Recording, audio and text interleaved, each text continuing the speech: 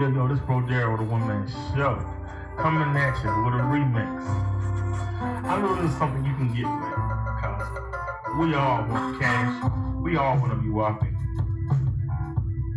Here comes my intro. Yo, when it comes to women, I'm selfish. I don't want to share them. I want to be rich so I can own a harem. Most brothers can't satisfy one. Shucks, give me 5 and I'll make them all come. Shoot, give me 6 or 7 and I'll be in heaven. But ain't nobody in this world wants to give me nothing. To get something, you have to earn it or take it. The ends justify the means, so take it any way you can get it. Don't sweat how, just get it. I want to die and Baltimore, but not poor. I want to be chilling with my minions on the eastern shore or the suburbs of DC. Yo, nod your head if you're feeling me. I don't want an apartment or a fraggy or home. I want 5 acres so my seed can roam the prairie. And I can have parties and mad cookouts. See, that's what I'm talking about. Some say I'm never satisfied, that's true, but you can always be better. So realize, wake up and smell the coffee. Don't get that man joke off me. I refuse to label all my life and I vote. That's not a joke, but that's the lifestyle of my black folks. Unless you got talent, and that's no guarantee. You got to have smarts, a lot of heart, and that describes me. Yo, I want to make $1 million, have money spending, God willing, I'm gonna make it. And no man, no government, no army is ever gonna take it. Yo, I ain't trying to front, money is what I want. I wanna be rich, so when I come outside, I see no free. My bottles, bums, and bags of debris. Yo, I need to make $1 million.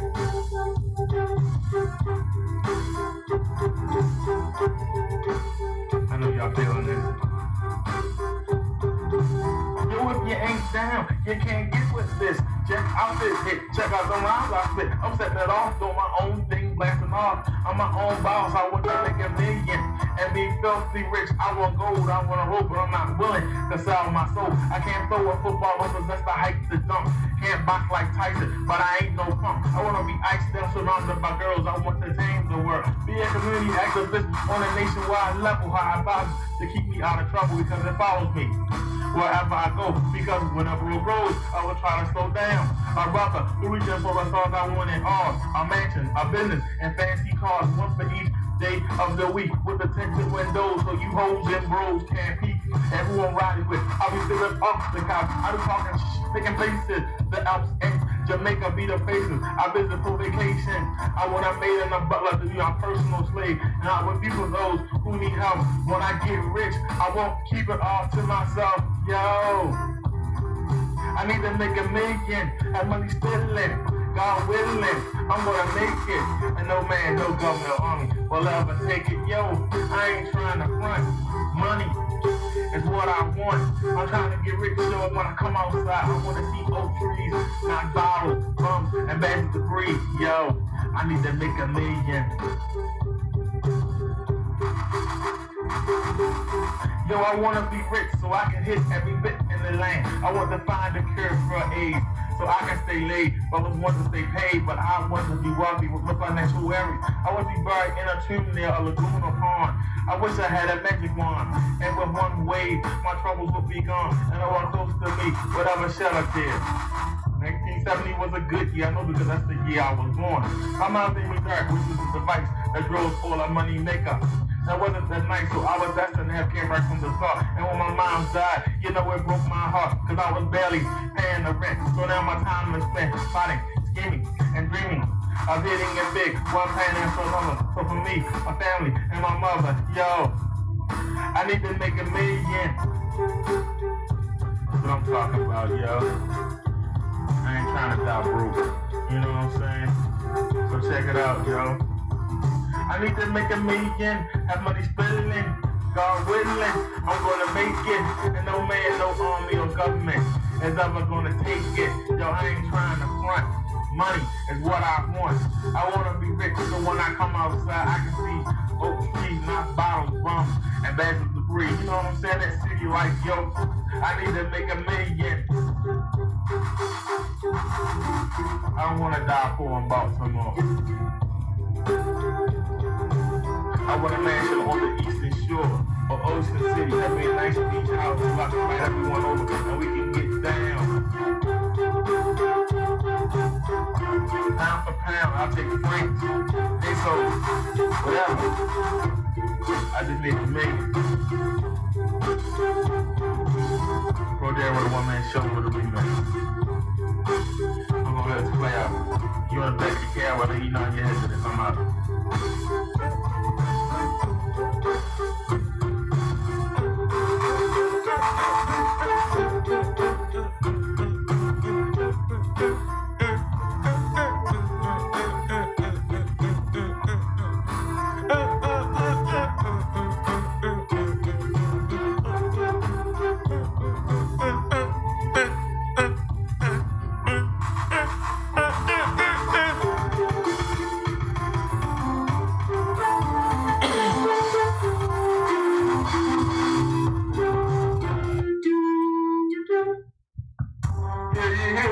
Yo, Yoda.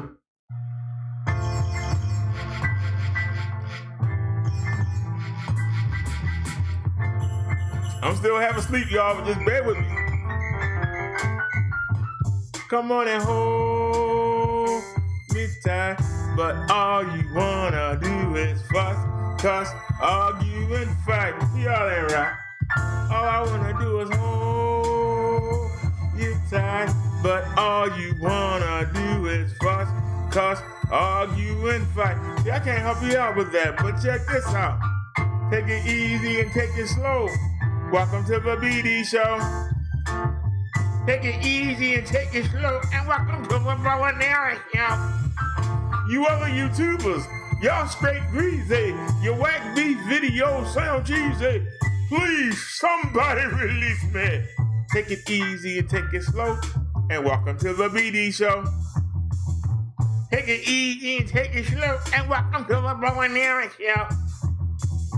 I ain't stressing, I'm here to teach a lesson. I ain't stressing, I'm here to teach a lesson. I ain't stressing, I'm here to teach a lesson. Keeping you other YouTubers out there guessing.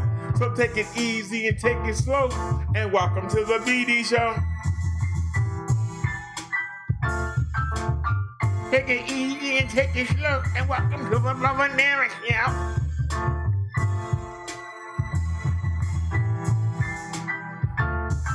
You other YouTubers, y'all straight greasy. Your whack beef videos sound cheesy. Please, somebody call Jeezy. Take it easy and take it slow, and welcome to the BD Show. Take it easy and take it slow, and welcome to the Brother DERRICK Show. Hold me tight, hey, don't turn off the light. Hold me tight, hey, don't turn off the light. Bring my beat back. Hold me tight, hey, don't turn off the light. Don't turn off the light, but take it easy and take it slow, and welcome to the BD Show. Take it easy and take it slow, and welcome to the Brother DERRICK Show. You other YouTubers, y'all straight greasy. Your whack beef videos sound cheesy. Please, somebody release me. Take it easy and take it slow, and welcome to the BD Show.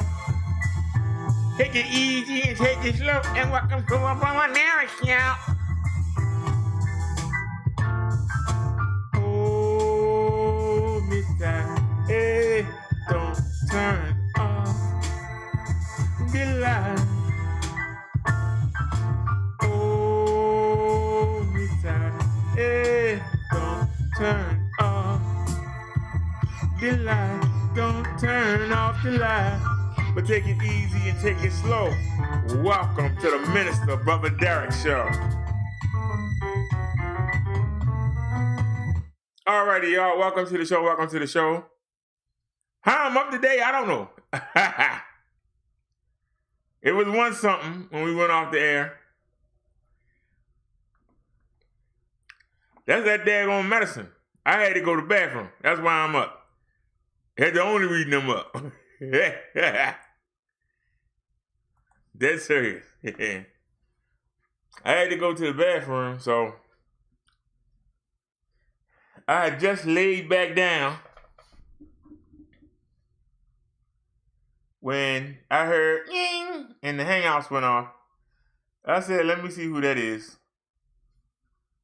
And so, but at 7:15, I had laid down. This was about 6:30 something. And I looked at the clock, it was 7:30. I said, I told Liz I was going to be on at 7:30. So I made myself get up. We're a little late, but we here. How I'm back up, I don't know. Now I'm still glowing, I don't know. It was a daggone 3 hours sleep. But we are up. So, it's Terrible Tuesday. Or Trifling Tuesday. Trick 'em Out Tuesday. Trick or Treat Tuesday. Or Naya would say, Happy Tuesday. I'm happy that I'm not one of those victims of the CV. I'm happy of that on this Tuesday. And if you don't have it, you should be happy. Liz sent us some links. So let's go ahead and start with that. So let me get rid of that animation. It's already set up for us. That's what I was doing. First song was playing. Between 10% and 20% of the U.S. CV cases are healthcare workers, though they tended to be hospitalized at lower rates than other patients, officially reported Tuesday. The Centers for Disease Control and Prevention reported the first national data on how the pandemic is hitting doctors, nurses, and other healthcare professionals. I hate when they do that. Read the next story here. You kill me with that, man. Now I go open another page when I already had the page open. Had the page open for 5 minutes so they can get all the animations and all that done. And you just took it all away. And where are we at?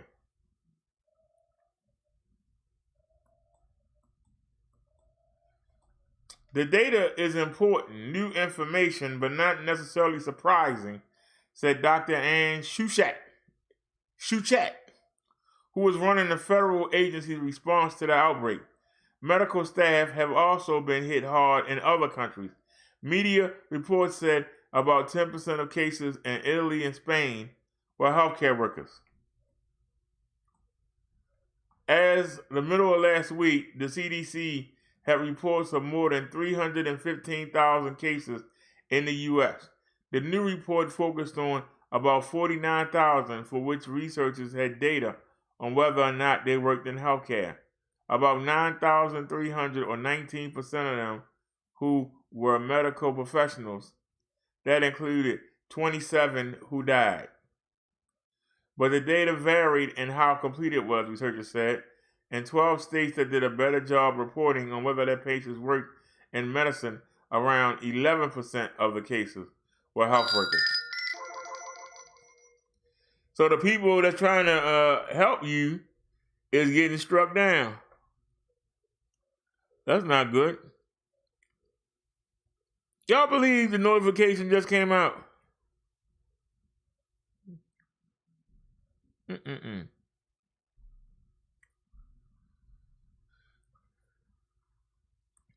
Compared with U.S. cases overall, larger proportions of diagnosed healthcare workers were women, were white, were young or middle-aged adults. That's consistent with the demographics of who works in healthcare, researchers said. About 10% of healthcare workers were hospitalized with symptoms, compared with 21 to 31% of overall cases. That may reflect the younger age of the workers as well as prioritization of testing for healthcare employees, the report said. Slightly more than half of a group of infected healthcare workers study said that only known exposure to the virus was at work, but researchers say it's hard to know for sure how different people caught the bug. A second report Tuesday released looked at 3 healthcare workers who became infected after treating a patient in Solano County, California. and was one of the first instances of the disease spread to medical personnel in the U.S. Workers didn't initially know how the patient was infected with the CV. All three did not wear eye protection or some other form of protective equipment.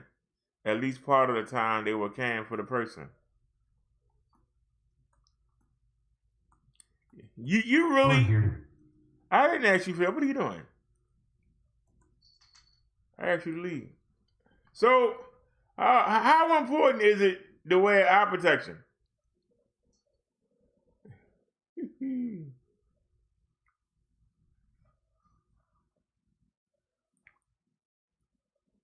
Liz said she think her internet is better now. She said it keeps buffering. He said you should make it more positive Tuesday. Well, give me a word that starts with a T, and I'll change it. Give me a word that starts with a T.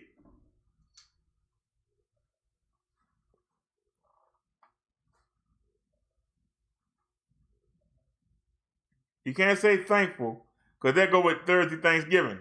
Give me another.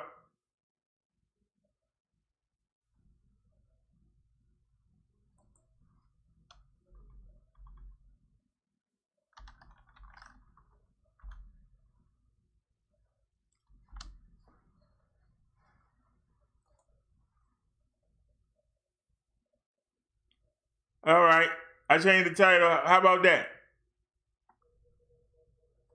Can you say it?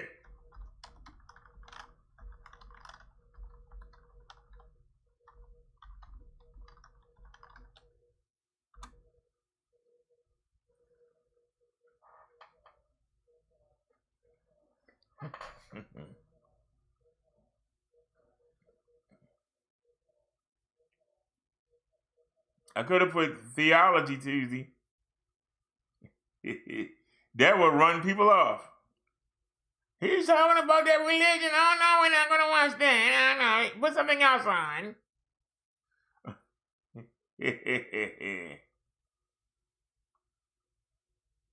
I'm going to smoke my weed or take my drink. I need to be reminded. Don't put that religion on.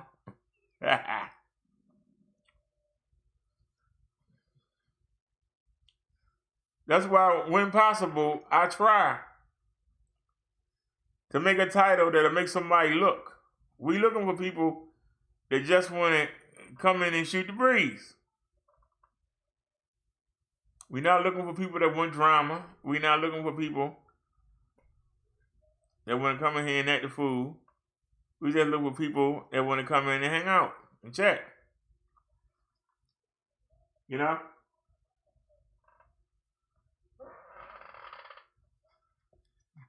But we have topics.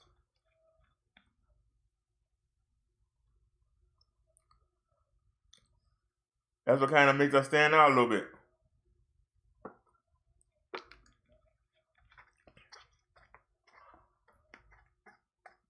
Even though a lot of people won't admit they watch the show, I don't know if y'all realized it, but we got 123 yesterday, and I think we got 187 for today. Now, what y'all could do is hit the like button. It brings in other people when you hit the like button. It shows the video. Anybody you might be sub to will see it, and it might come. I'm going to push the system, but I'm going to give myself a like. Maybe the 1,072 people that sub to me.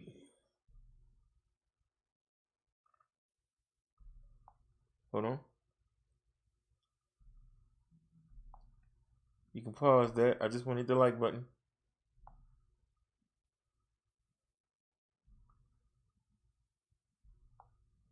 All right, and we'll stop it and restart the radio. Hopefully we didn't break up. You know what? If you look at your screen, I can't see. Let me scroll down some. Oh, we do got 6 viewers. It's amazing how I'm always talking to 2 or 3 people, but, I'm grateful. A lot better than one. A lot better than none.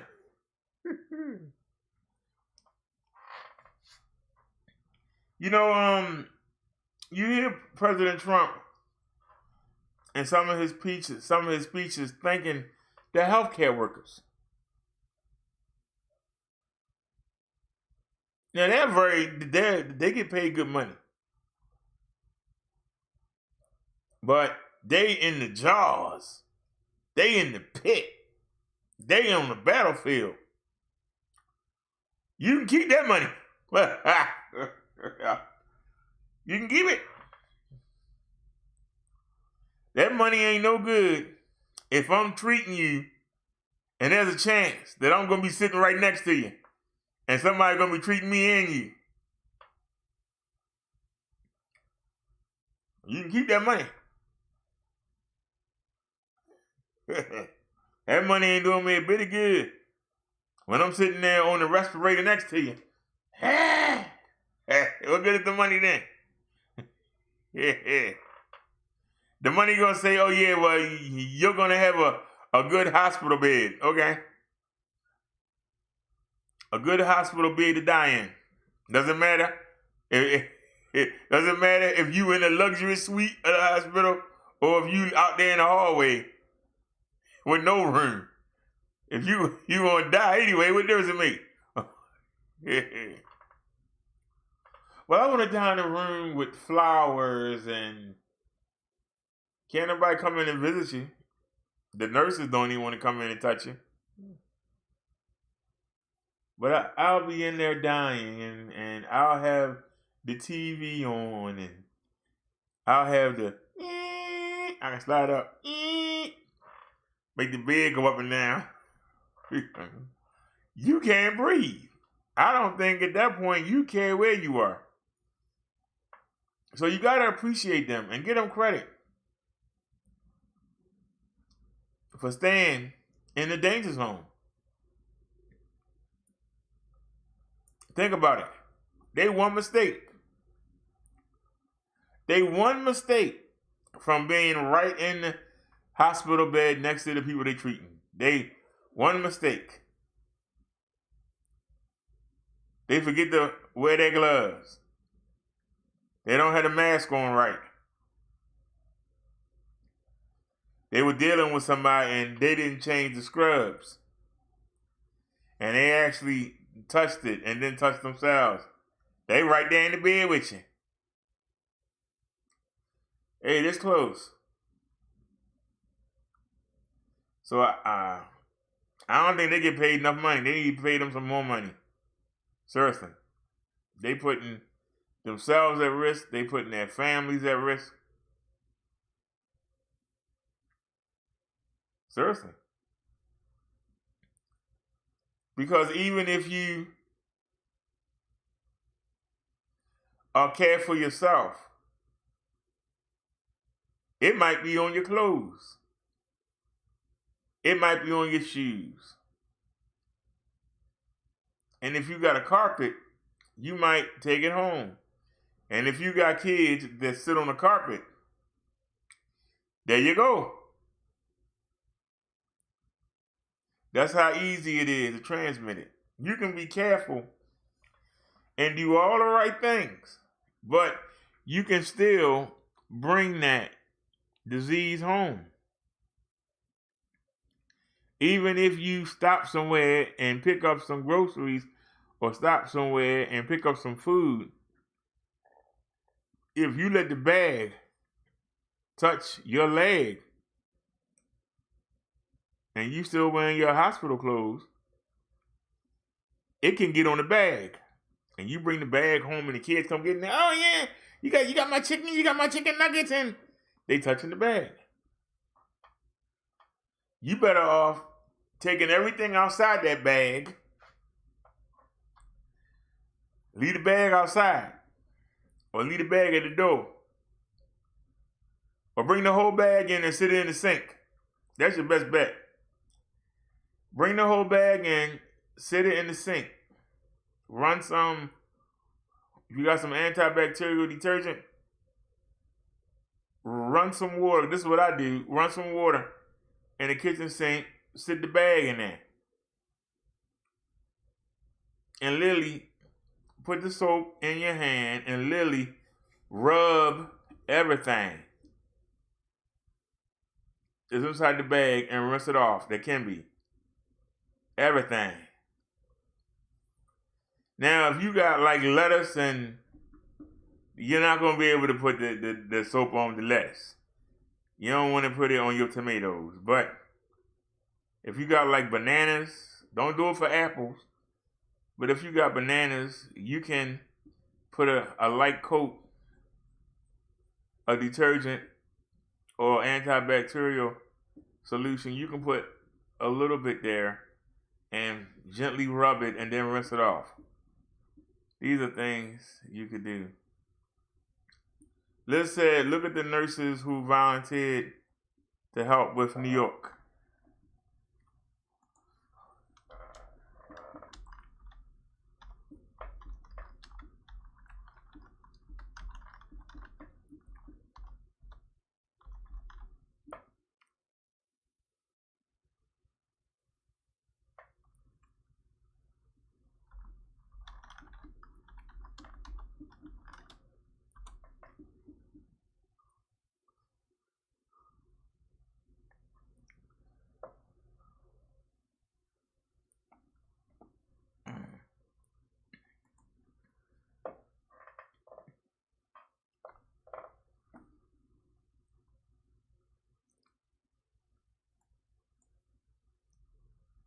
Is this the one where you got to hit a subscription? Oh, man, I ain't doing no subscription. Yeah, you blew that. That was a good story, too. Damn.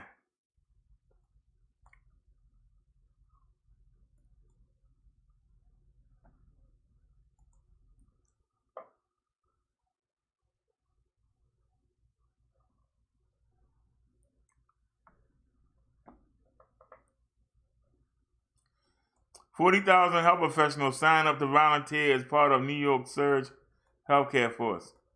Well, I wasn't going to play the video, but since it's already started, hey, go ahead. Where's the volume? Hospital system. Thank you for that breaking news update. Let's head to News 4's Tracy Strahan. She's at the Javits Center on the west side. Tracy, they're trying to build essentially a backup for the city's hospital system. That's right. They're supposed to be hosting the World Floral Expo here. Instead, there'll be a field hospital, possibly, David, as early as next week. Now, this morning, Mayor de Blasio took to social media to kind of give a preview about what the weeks ahead have in store for New Yorkers. But first, let's talk about the protection gear that is needed as a result of the corona spread. So far, Governor Cuomo said the National Guard has set up 1,000 hospital beds here inside of the Javits Center at what will become known as the New York Hospital Station. But New York State still needs 140,000 beds and up to 40,000 ICU beds. All right, ho. Ain't nobody in this story have on a mask. Anybody know that? Did y'all know that? Nobody in this story has a mask on. Them soldiers did not have a mask on. The people that were standing out front of the building, they didn't have a mask on. Did y'all notice that? But you wonder why the cases in New York are so high, don't you? I ain't seen nobody with no mask on. Did y'all? Nobody. They're on shame. As right now, the state only has 3,000 available. Now, the city originally asked the federal government for 15,000 ventilators. Tuesday, a shipment of only 400 was received. The mayor took to Twitter and Instagram this morning to launch what he says will become a daily update in which he'll give New Yorkers a preview of what lies ahead for the coronavirus and field questions, giving also a timeline on just how much longer he believes the virus will impact our area. It will be two of the toughest months, I believe. I believe April will be tough. I believe May will be tougher. And after that, we'll start to come out of this. It'll be really, really difficult, but we can get through it. We will get through it. We will get through to better days. Now, the mayor says The mayor says using the hashtag #AskMyMayor on social media, questions can be asked about COVID-19. Again, as we bring you back live to the Javits Center, it is expected to be a field hospital up and running possibly as early as next week. Now that man got a mask on. Back to you.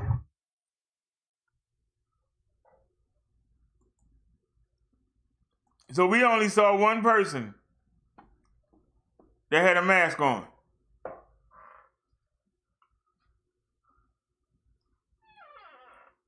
Y'all understand why we got the problem that we got? Seriously. Y'all understand why we got the problem that we have?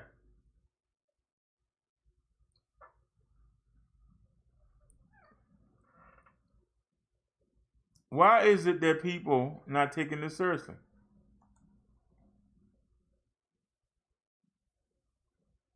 I understand you want to go to work, you want to get what you got to get. We up to 16,624 cases, 26,016 deaths, 38,721 are recovered. And we still hanging there. 38,071, 60% of discharge, 40%, 26,016 have died. So we got a 60% chance of beating it or surviving it, according to these numbers. I think you got to take these numbers and you got to put them back.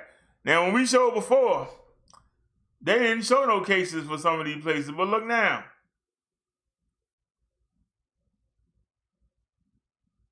New York State, 203,123. New York has 203,123 cases. They picked up 7,468. I believe that's more cases that's in the state of North Carolina. Double what's in South Carolina. They picked up more than what I think those states have, unless they jumped up. Total deaths, 10,834 New Yorkers are dead. 778 died today. We saw that number earlier.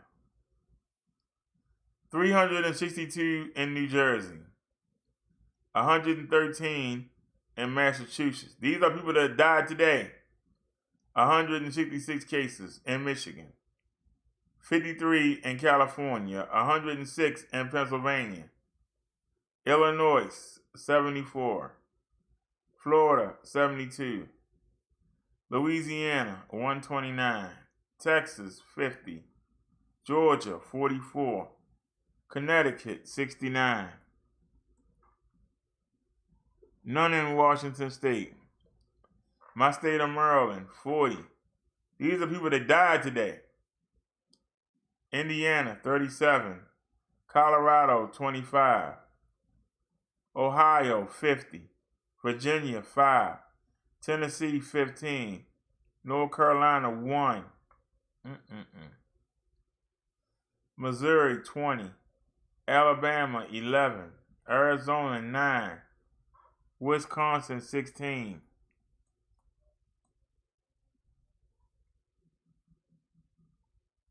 South Carolina, 10. Rhode Island, 7. Nevada, 10. Mississippi, 13. Utah, 1. Kentucky, 11. Oklahoma, 9. District of Columbia, 15. Delaware, 2. Iowa, 6. Minnesota, 9. Oregon, 2. Arkansas, 2. Idaho, 6. Kansas, 7. New Mexico, 5. New Hampshire, 5. South Dakota, no deaths today. Nebraska, 2. Vermont, 1. Maine, 1. West Virginia, 1. No deaths today in Hawaii or Montana. North Dakota 1. Alaska 1. Wyoming, none. So Wyoming, Guam, Mariana Islands, Puerto Rico, and United States, Virgin Islands, have no cases. The U.S. military, 1. Navajo Nation, 4. Altogether, 2,376 people died in our beautiful United States today. 2,376. But I want to take a look at something. Somebody remember this in their mind. Because I'm going to ask you in the chat. State of New York has 10,834 deaths. State of New York has 10,834 deaths. We're going to go and we're going to look. Where is the countries? 10,834. 10,834.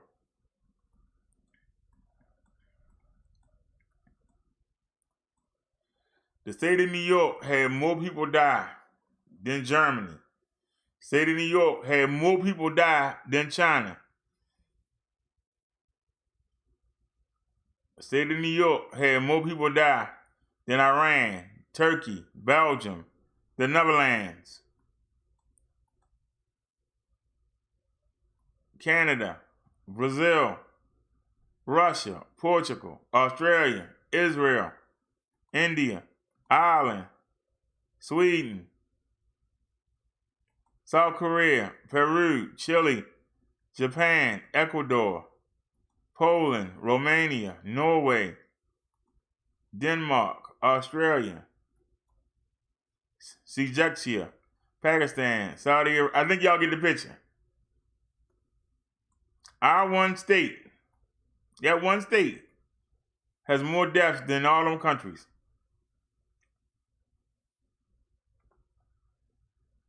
We have. Do y'all realize that this started in China? China only got 82,000 cases. Do y'all realize that we have 6 times as many cases as China did? 3 times as many cases as Spain, 3 times as many cases as France, Italy, and Germany. We got 6 times as many cases as the UK.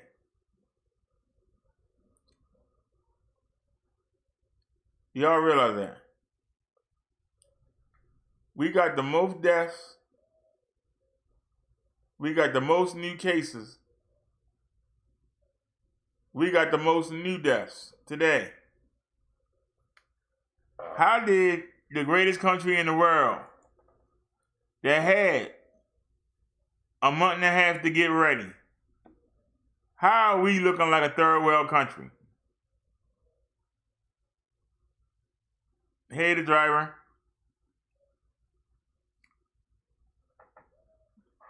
The governors are angry. Somebody bring a link. Because Trump won't open back up the country. How? We just showed that we got 3 times as many cases as Germany, Spain, Italy. As many cases. New York State by itself has beat every country except for Spain, Italy, and Germany. We have more deaths in the state of New York than they have in the countries around the world, except for Italy, Spain, and Germany. Italy, Spain, and Germany are the only ones, if the China's numbers are accurate. Are our numbers accurate? We're only doing 2% of the population. Is anybody's numbers accurate? So we don't even know if the numbers are accurate.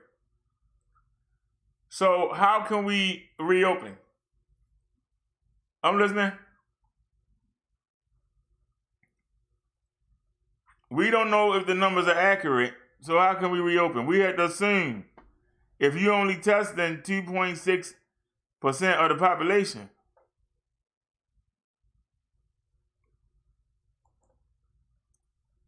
I'll give you an example. You remember yesterday when I was describing about dropping frames on the OBS. When we drop frames, the picture might stutter for a second.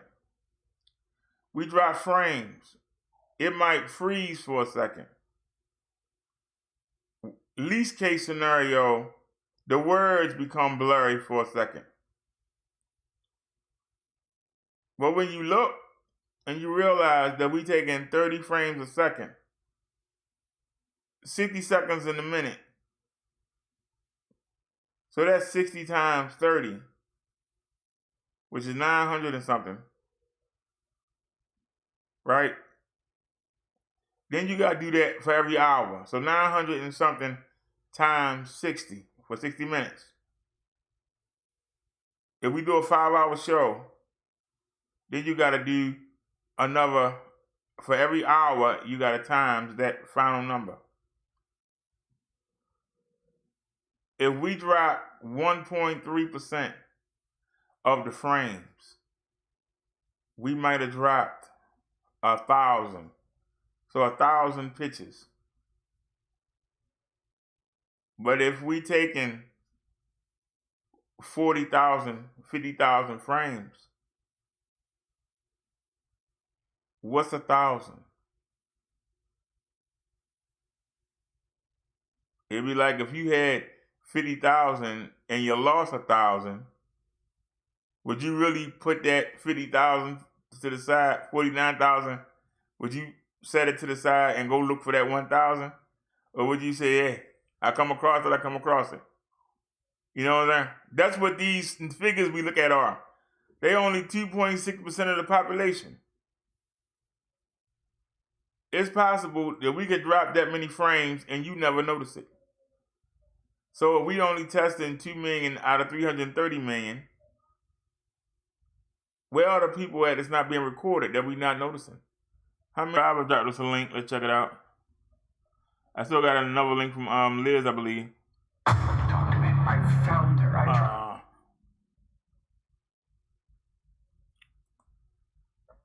Dead bodies were being stacked up in storerooms in Detroit, and more than 1,500 Americans died of the coronavirus. Oh, we already saw this. Furious President Trump opened his press conference not with a reference to the virus. It's a fake newspaper, and they write fake stories. But a pre-prepared attack on the media and a video to ram home the point that he alone had acted early to thwart the virus. It's true, on January the 31st, he did ban non-Americans entering from China. But in countless appearances after, Donald Trump made it patently clear he wasn't taking the threat of COVID-19 seriously enough. Like this rally in New Hampshire on February the 10th, where he blithely promised this. The virus. They're working hard. Looks like by April, in theory, when it gets a little warmer, it miraculously goes away. And reassured this. We only have 11 cases, and they're all getting better. And on March the 6th, as he toured the offices of the Centers for Disease Control, he was still making comparisons with the flu. If somebody is old and in a weakened state or ill, they're susceptible to the common flu, too. When challenged yesterday as to why he squandered the month of February instead of preparing, he lashed out. You're so disgraceful. It's so disgraceful the way you said it. His press conferences are usually cantankerous affairs, but this one was especially heated. What did your administration do in February with the time that your travel ban got A lot. And in fact, we'll give you a list. What we did, in fact, part of it was up there. We did a lot. Look. You know you're a fake. You know that. Your whole network, the way you cover it, is fake. The president of Iran was furious at comments by his top diseases expert, Dr. Fauci, who over the weekend admitted that more lives could have been saved had the country been shut down earlier. A chastened Fauci was made to publicly retract his comments as the president looked on. Are you doing this voluntarily or is No, I'm doing it. Everything I do is voluntarily. Please, don't even imply that. And then there was this extraordinary claim in response to governors saying it was their decision, not his, to reopen their states. The President of the United States has the authority to do what the President has the authority to do, which is very powerful. The President of the United States calls the shots. Has any governor agreed that you have the authority to decide when their state I haven't is asked back up? anybody because But I no don't. one has- You know why? Because I don't have to. Go ahead, please. But who told you the president has the total authority? Enough. But this was the governor of New York's response this morning. What the president said last night, it was a breaking of the Constitution. He basically declared himself King Trump, right? Look, the governors are in charge because the president put them in charge. He's right. As recently as Sunday, the president reiterated that governors had to get their own affairs in order. But as we've come to understand with Thank you all Donald very Trump, much. Thank what he says one day doesn't necessarily hold to the next. Hold that neck down again. Well, in his daily press conference earlier, the governor You're like of a New damn York, gargoyle. we saw there, Andrew Cuomo, Well- insisted that he wasn't interested in fighting Yeah. President Trump, but that he would fight with all his might to maintain the safety of New Yorkers.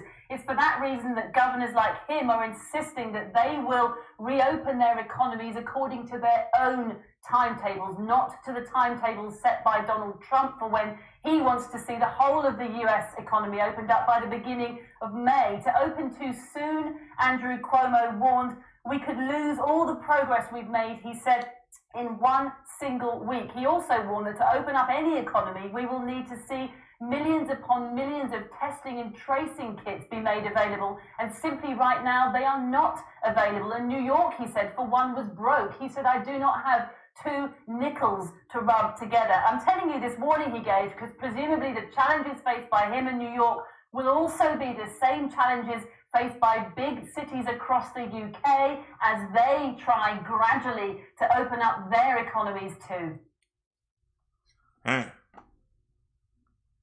Wee-hee-hoo. I said a wee-hee-hoo. I hope they ain't going from China. New York Governor Andrew Cuomo has rejected the US president's claims he has total authority over the state's coronavirus response. He says America's founding fathers already decided the country's governance model, and he would defy the president if ordered to reopen his city if it puts people's lives at risk. If he ordered me to reopen in a way that would endanger the public health of the people of my state, I wouldn't do it. And we would have a constitutional challenge between the state and the federal government, and that would go into the courts, and that would be the worst possible thing he could do at this moment. Mr. Cuomo and the governors of 6 other northeastern states are working on a plan to gradually ease social distancing measures. President Donald Trump has aimed a tweet about mutiny at the group. He says, tell the Democrat governors that Mutiny on the Bounty was one of my all-time favorite movies. A good old-fashioned mutiny every now and then is an exciting and invigorating thing to watch, especially when the mutineers need so much from the captain. Too easy. Whoa! Whoa! Oh, well. All right. We can tell. We can tell right now. The president's starting to fall apart. Why? Because he was under the impression that this will go away. And then by the time he realized it wasn't, it's too late.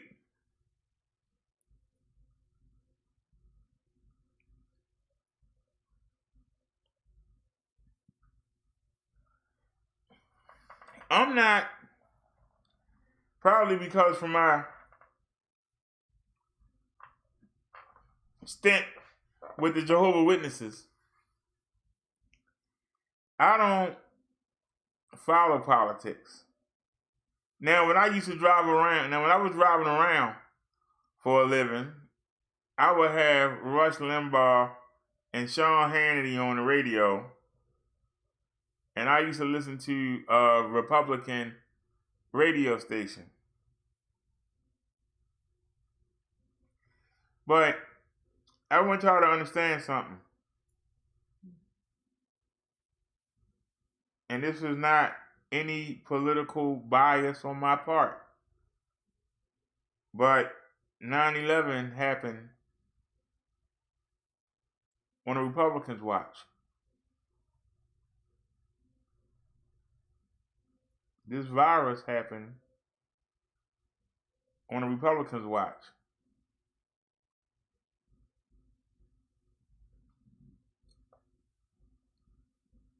The racist confrontations that happened in the Carolinas a couple years ago, where the woman got run over, that was on the Republicans' watch.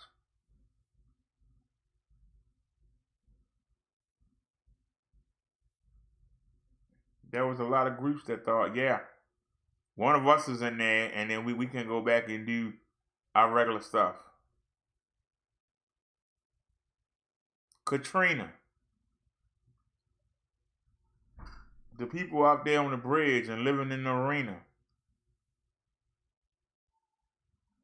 Even though I blame them for not doing anything about it, that was on the Republicans' watch.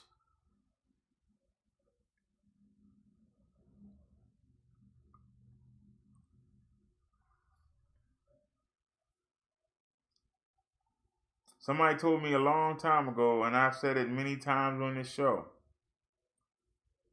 the Republicans will say, if you want me to do business with you, reach my level. I'm not going to help you get to where I am. You get to where I am, and then I'll deal with you. But until you do, I won't deal with you. Democrats say the opposite. Don't do anything. We'll give you a crappy apartment to live in. We'll give you free health care. We'll give you money you can barely live on. Just vote for us. You ain't got to do nothing.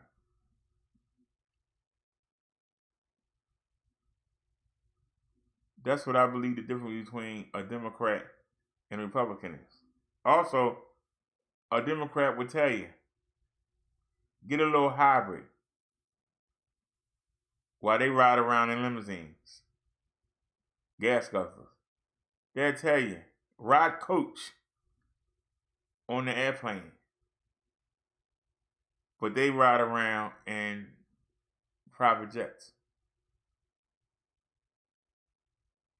I don't take either side. But I will say this, why is it that the tragedies happen on the Republican watch? And why they always late to the damn party?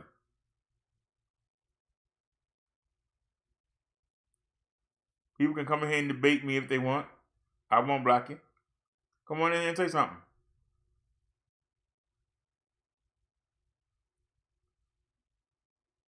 I don't want to misquote myself, because it was either the Katrina situation, but I think it was 9/11, where George Bush was at an elementary school reading a book to children. And the aide came in and said, "Excuse me, Mr. President," and whispered in his ear. And the president went back to reading the stories to the children, even though he heard that the towers just got bombed. The Capitol had a plane go through it.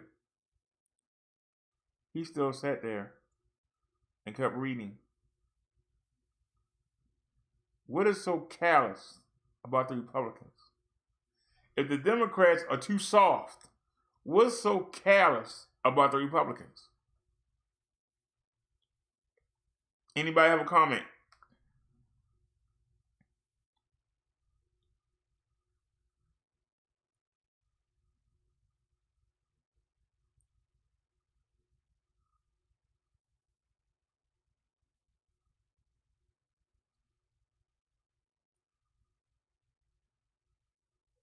George Bush left them people on that bridge for days with a helicopter flying over top of them.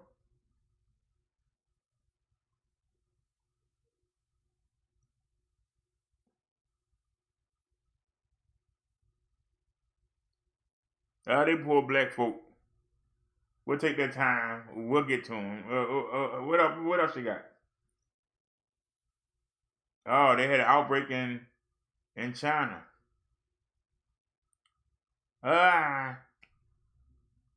Maybe it's like SARS. It won't come over here. Keep business as usual. If I'm wrong, somebody tell me I'm wrong. If I said something that wasn't correct, somebody tell me it wasn't correct. I'm not blaming the man. It's the Chinese people's fault. We got this. And how are we going to punish them? When this is over, do we need to go to war? Do we need to go take over China? China can't manage their own affairs.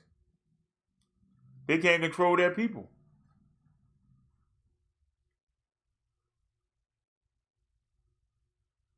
You know, we criticize the Romans for changing the Christian religion to bring the heathens and the pagans in so they could control them and see what they were doing. Why can't the Chinese do that with their people?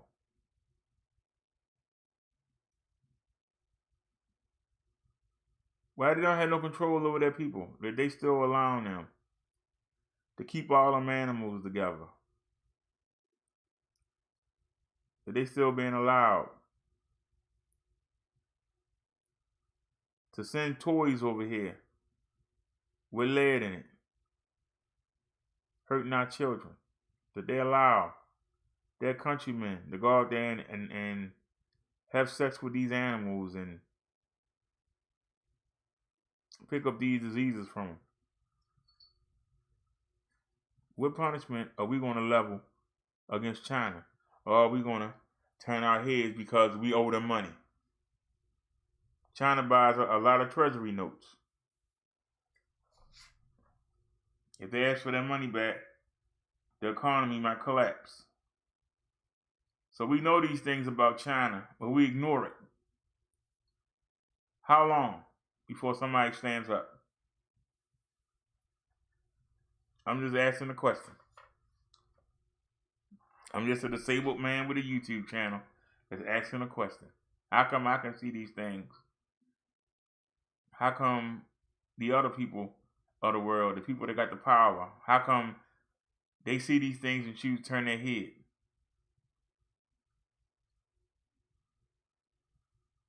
You're there focused on money, that you don't notice the other things that's going on around in the world. Trump says that he has a good relationship with Chung Sang-un, whatever his name is, from North Korea. Yet we saw in the video today that he set off a bomb in the East Sea.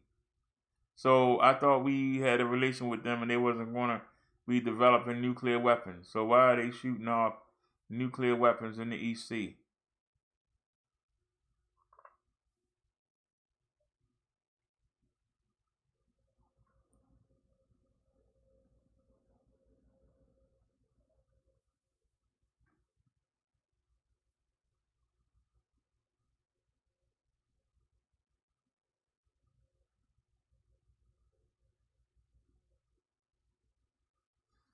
You can say what you want to say. But when Obama got Bin Laden, we didn't have no problems out of Chung-un. But now that Trump's in there, he back to setting the bombs off again. If I'm wrong, somebody correct me.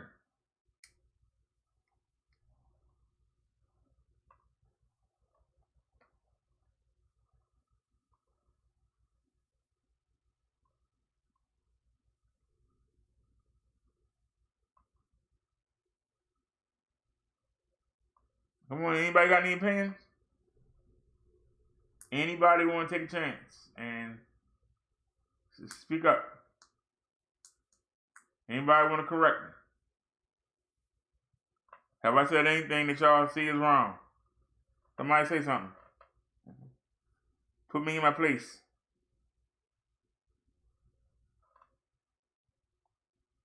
Somebody tell me y'all know what I'm talking about.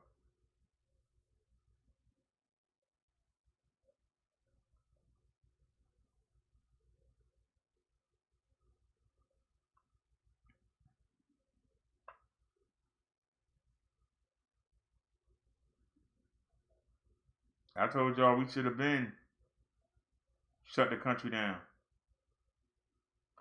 This man talking about he want to reopen it.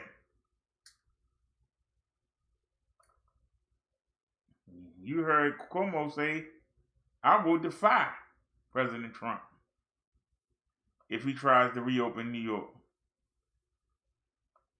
So what's going to happen there? Is there going to be like, they're going to have to send the army in there to reopen New York? I mean, do y'all understand what I'm saying?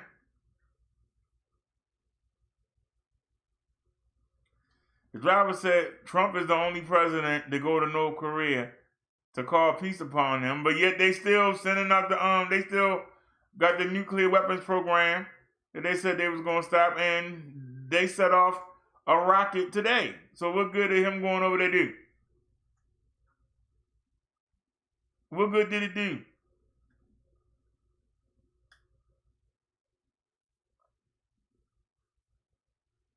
I'm just asking the question. What good did it do? Trump says that he's been very tough with China. Yet, we sitting here dying of a Chinese-created disease.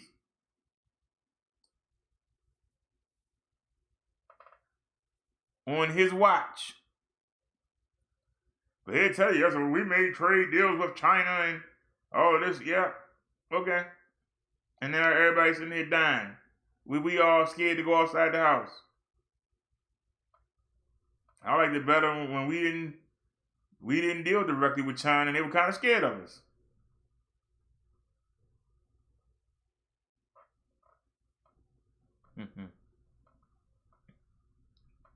The driver says no other president couldn't go to North Korea. You haven't answered the question. The man still shooting off his nuclear rockets. The nuclear program he got is still going. What good did it do? Did him going over there empower them to think, yeah, this guy about money, we can go ahead and set that rocket off. They say anything, we'll send some money somewhere. Send him some money. He'll shut up. I'm just that. I'm only talking about what I see. Maybe I'm wrong. But tell me that all the tragedies tend to happen on the Republican watch.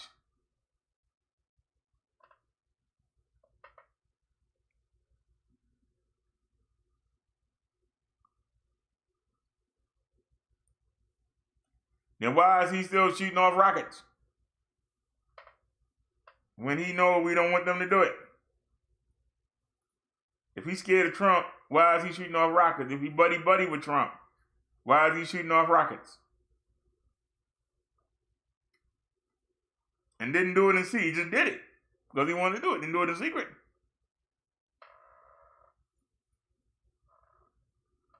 He had to know we was going to do it.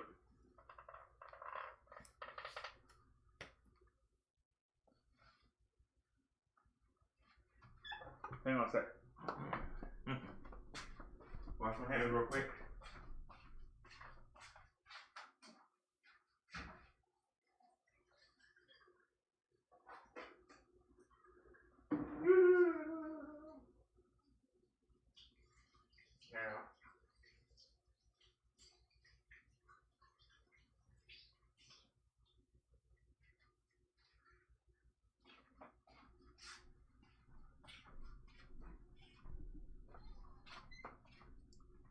Now, I'm not one of them people that get into politics. I don't care if it's a Democrat or Republican in there. I just hope we get somebody that's going to do a good job. I haven't criticized Trump personally, but I can call out that the things that he's talking about doing are things you do after a crisis.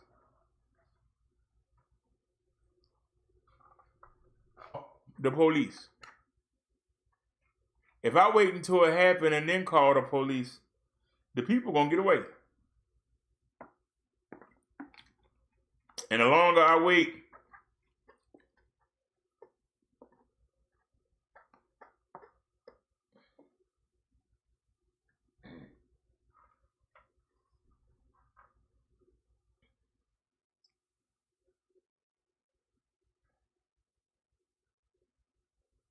the driver, you missing what I'm saying to you. I haven't said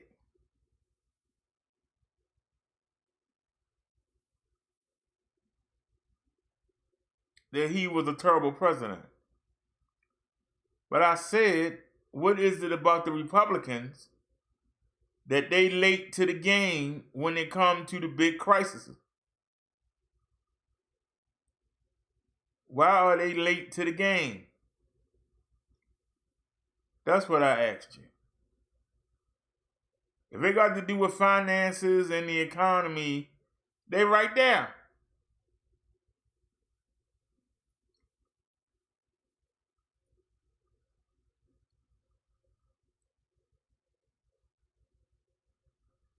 And helping take down ISIS. 3 years later, Trump sent an order to have that man taken out. Then we get an airliner shot down out of the sky for no reason. And we get 2 of our bases bombed.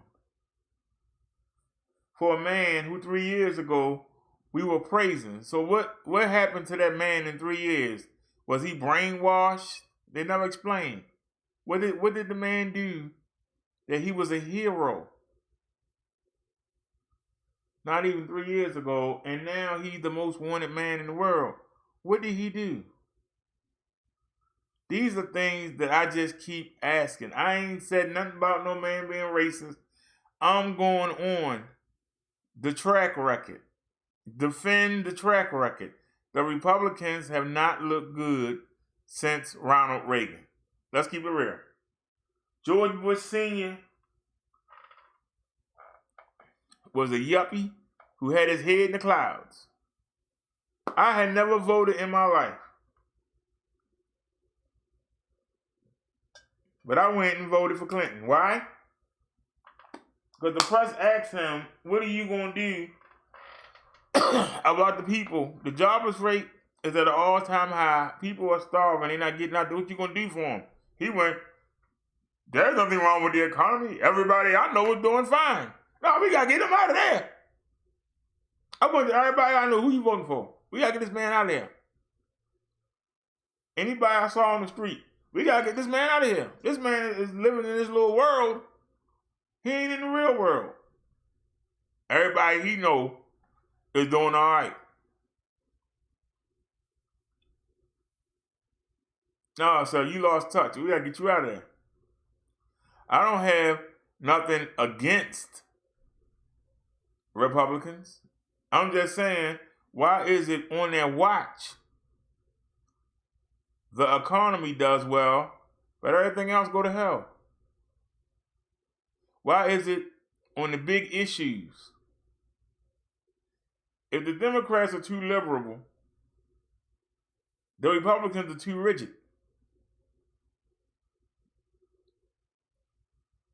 Seems like when the Republicans are in office, that's when stuff go to work. Like, we're going to bomb. We're going to terrorize this. We're going to do this. I'm not blaming Trump for this matter. I'm not saying he's a bad man. I'm just saying his response was slow to deal with this crisis. The same way that George Bush 1 and 2, or Junior and HW, GW, whatever you want to call them, both of their responses were slow to the crisis they dealt with. I'm just asking you, why is it just those? And now you see him becoming argumentative because he know it. So are you still going to try to defend that? He's argumentative because he know it.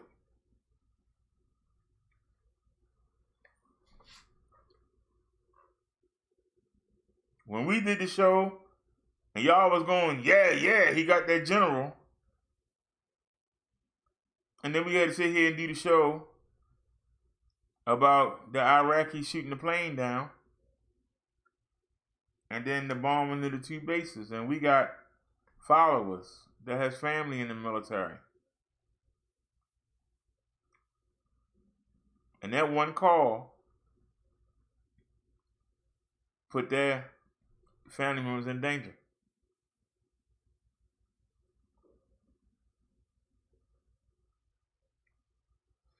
But we also called out the Russians.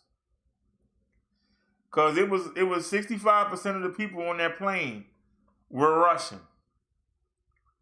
And they took the money from the Iraqis, I think it's a 600 million or 6 billion is one of them numbers. They put that system that they had, the system that shot the plane down, the Russians came and built that for the Iraqis. So they gave them a death ray, as you could say. And they turned around and used it on their own people. But if we wasn't trying to look, if somebody wasn't trying to look good and get all rah-rah and take out a general who, to this day, I still don't know why we took him out.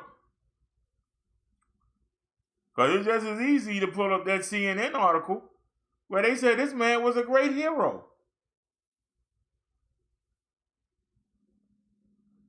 Why are there Iraqi people saying death to Americans? What are you? Something's not right. Something wasn't right with that.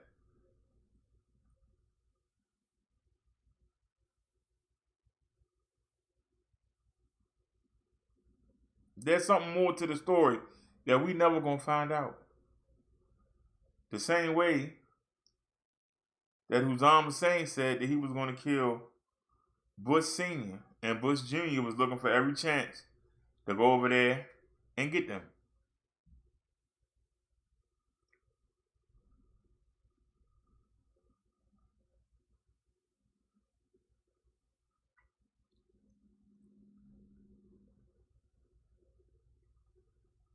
You know?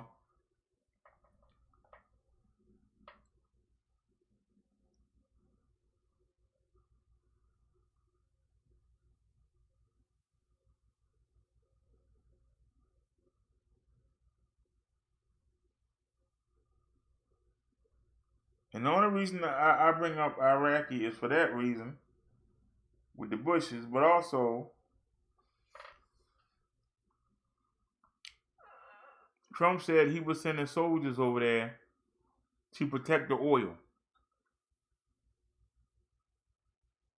We sending our sons and daughters over there to protect oil that we can drill for ourselves.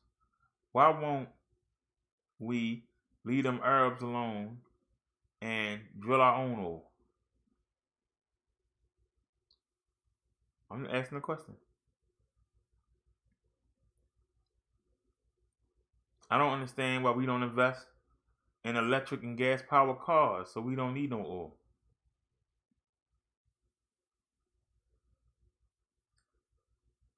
I'm just asking a question. Why are we allowing jobs to be sent overseas, where the people over there, maybe we wouldn't have these problems coming out of China if they actually paid the workers some money, but didn't have so many U.S. companies willing to go over there and get the stuff made. Maybe the people could afford real meat and wouldn't have to eat meat that they catch out there in the woods. These are things you can ask. There might not be an answer to them. But why does it hurt to ask the questions? Why does it hurt to ask questions? It doesn't make me anti-government. It doesn't make me anti-Trump. It doesn't make me anti-anybody. I'm just somebody asking a question.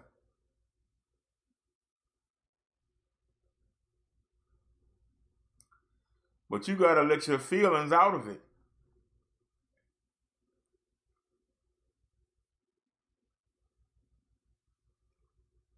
And just look at the facts. Look at the facts.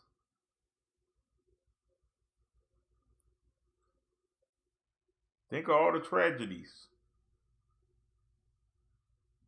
that we've had in just the past 3.5 years. Why is it that when a Republican is in office, it seems like we have more big issues, big troubles?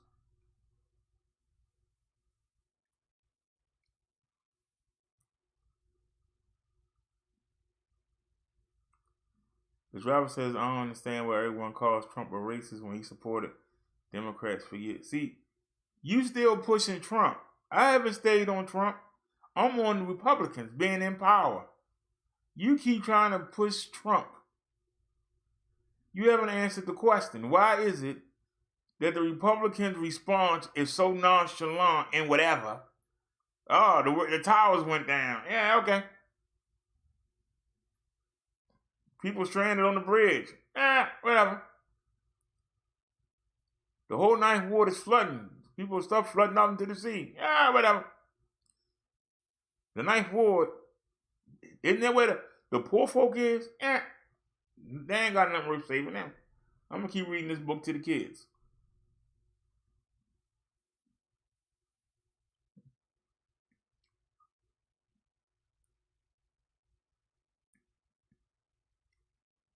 I ain't said nothing that wasn't true.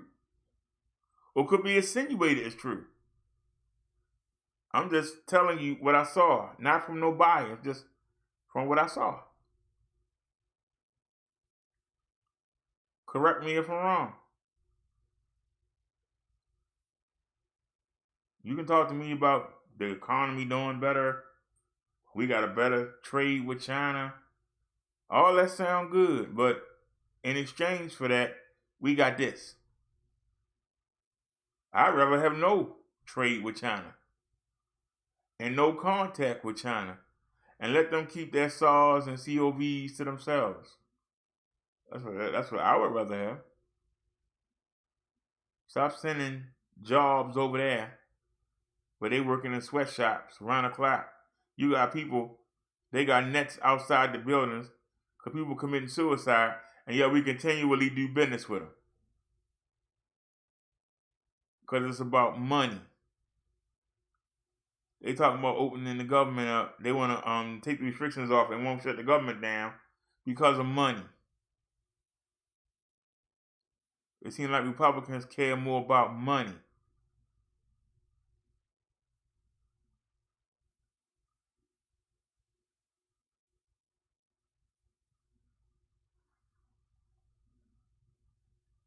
You got Republicans fighting with Democrats holding up the stimulus package because they don't want to give the people an extra $400 a month, an extra $100 a week.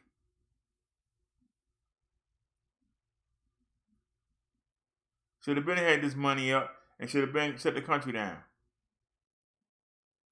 It ain't their money. Why are they crying about $400 a week in a month? They crying about an extra $100 a week. Held that thing up for daggone 2 weeks for $100 a week. We sat here and watched it. Slow.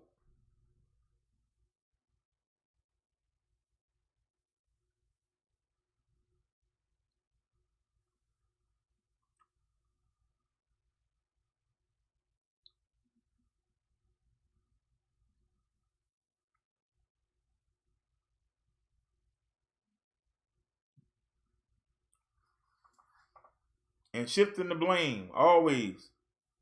Well, if he would have bought some more ventilators, if you shut the country down, he wouldn't need them. I'm calling out what I see. There's no biasness. I could care less who the president is.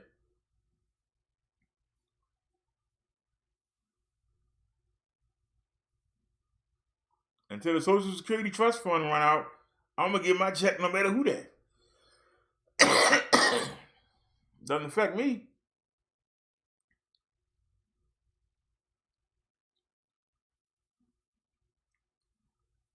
Whether the economy go up or down, I'm still going to get my disability. Doesn't affect me. I don't have no hand in the game. I don't have nothing to gain from it.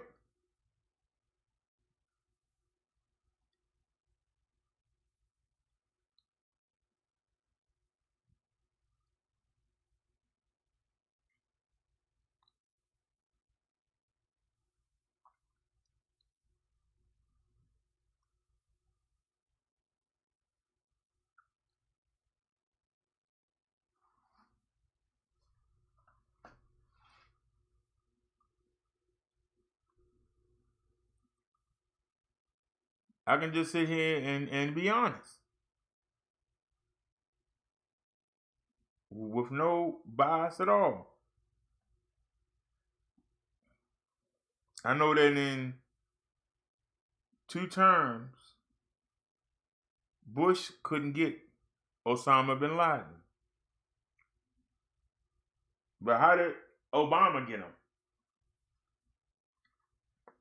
And he got him and there wasn't no fallout. But yet, Trump take out a man who everybody say was a hero, who fought against ISIS. And then look what happened. Now the Russians are mad for us.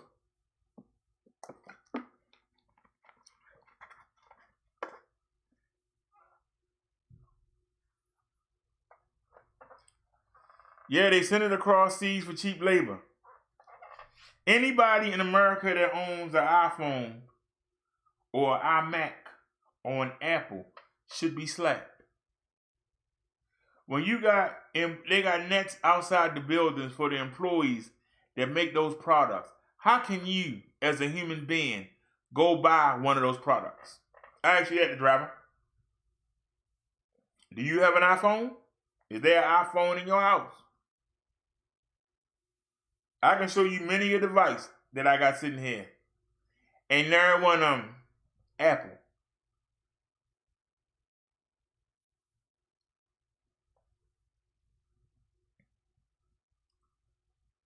And I can tell you the same way that the nerd turd that's been stalking us will tell you also.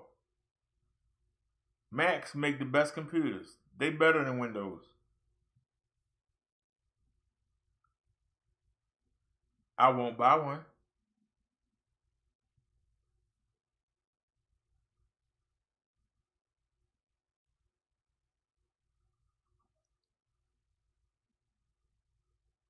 People paying $400 for a pair of Jordans. Them people in China make them shoes for less than $10.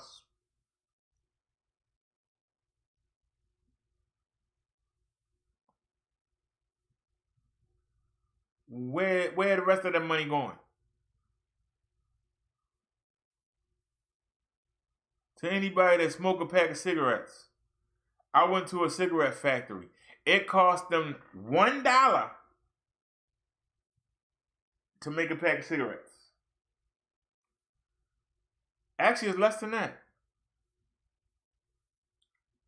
It's less than $1 to make a pack of cigarettes. Yet they go for $14 in New York. Where that money going at? When you go buy gasoline, whatever that price says, you do realize that only a third of that price is the price for the oil, for the gasoline you putting in your car. Where's the rest of the money going? It's about money.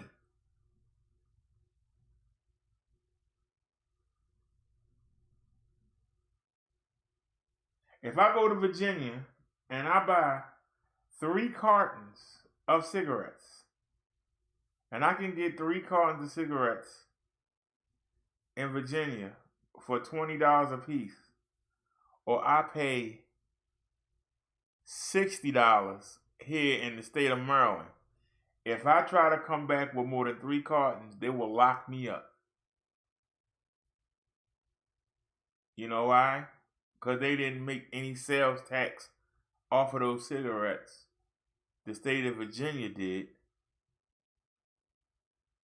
And they're afraid I'm going to sell them to people, and the people not going to buy their cigarettes, and they're not going to get their tax money. Because remember, it costs less than $1 to make a pack of cigarettes.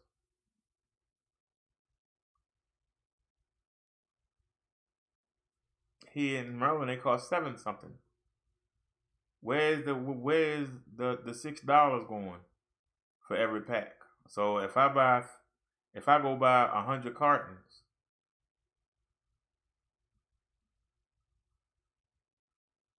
and I go sell them, I might make $100. But if the government gets you to just buy them from any store or convenience store, they're going to make $6,000 or $7,000. That's why they're killing people for selling loose cigarettes. It's about money. Why doesn't the money? Why is it always about money? We could have been shut down. When we saw the tragedy in New York, why we didn't shut down? At least shut down New York City and New Jersey. Why we didn't shut it down? Because Atlantic City is in New Jersey. Money. Because of Wall Street. And all the production companies and the music companies in New York. Money. They should have shut them 2 down. Why is California raging right now? Even though the governor of California shut down California from the get-go. But guess what? He didn't do a total shutdown, because now they went from being at the bottom, they right there number 4 and 5. Because of what? Money. Florida was at the bottom. There's a Hollywood in Florida too. Florida got a bunch of cases now. It's a lot of money in Dallas. We showed the president saying, oh, there are places like Texas where they're not having anything. Look at them now.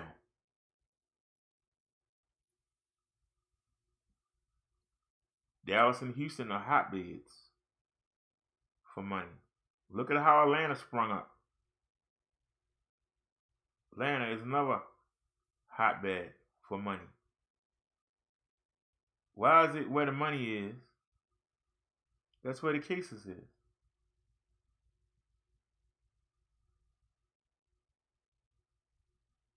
My state, Maryland. But the majority of the cases wasn't around Baltimore City. They was out there where the money is. I found it amazing how DC number stays so low, but yet DC is right next to PG County and Montgomery County, 2 of the richest counties in the country. But there was a few cases in DC, and people that live in Montgomery County and PG County work in DC. And there are a lot of people that work in DC that move to Maryland just across the line because it's cheaper. Those cases grew. I remember when it was just 20. It was 20 in one and 40 in the other. Now I guarantee you it's thousands. But I was telling y'all that 2 weeks ago. How come I can see it? DC had locked down. But then DC stopped. And now DC has sprung up. DC didn't have... I used to say, whoa, this girl Columbia ain't got no cases. How come we got all these cases here in Maryland? On the DC side. We got all these cases on the DC side. The side that touched DC. And they ain't got none. I think they were lying. Because if you look, I told you that the two big counties, and we showed it. I showed it to you on the map. They showed you the counts. Everything was in those two. And then it started moving out. It went to Howard County, remember? I told you that Howard County, you actually come down 40 or you take, what's that highway? Shoot. Is it 795? It's two ways. You can take 95, 895, you can take 40, or you can take I can't think of is that 395? Anyway, they all go out to Howard County. That's how you get to Howard County to Baltimore County to get to Baltimore City. And I said, uh-oh. You got the two richest places where all the money is. That money, somebody's going to go see somebody in Howard. Somebody's going to see somebody. And Baltimore County is a circle around Baltimore City. And it touches a lot of counties going in that circle. And I said, you watch. As soon as somebody from one of them two counties go to Baltimore County or Howard County, it's going to stay right there. And we showed you. Everything was right there. How come I can see it and show it to y'all? I ain't no brain surgeon. But I was able to show y'all that. And if we pull the map today, I bet you the map still look the same. The majority of the cases are still going to be in Montgomery and PG County, where the money is. They're going to be in Howard County, where the money is. And it's a little bit of money in Baltimore County. And Baltimore County circles Baltimore City, which means we're going to have it. But when you get over to the east side, I guarantee you, there ain't that many in Harford County, Wacomico County. Ain't gonna be that many in Kent County. Carroll County got some money. It might be some there.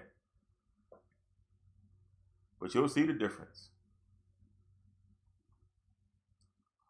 I was able to show y'all that 2 weeks ago. And we ain't gone from 40 cases to almost 9,000 cases. But this gonna go away.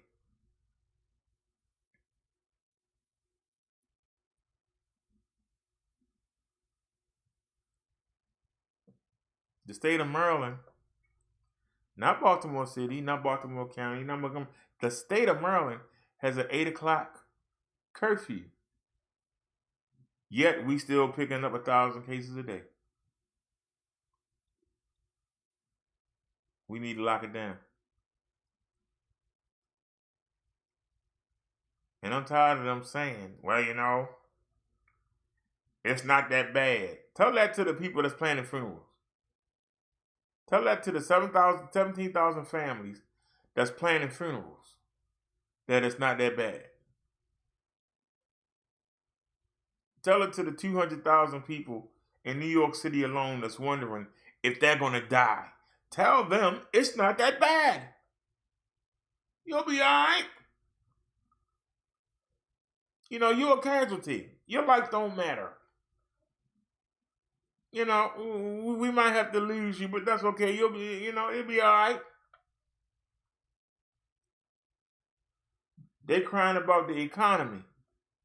Screw the economy. I care about people's lives. That's the danger of putting a businessman in charge. I'd have rather had a whiny Democrat that would have said, we got to shut everything down. The people getting sick and I don't want this to be on me. We got to shut down. Somebody say, oh, we got to get things back going. We can get the economy going. Because as sorry as a liberal is, he's not going to sit there and let people die. But somebody careless and cold-hearted, a business person, money at all costs.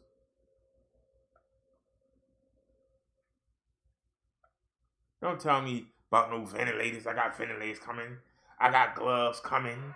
I got masks coming. I got hospital ships coming.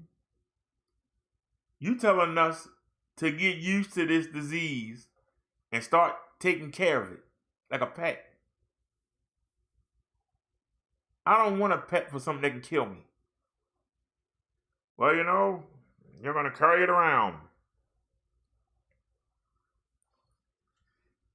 They say some people that get chicken pox, that when you recover from it and you don't start showing the spots no more, they say you still have it. And it can break out at any time because it don't go nowhere. I don't want a disease that's going to keep hanging around. It can kill people.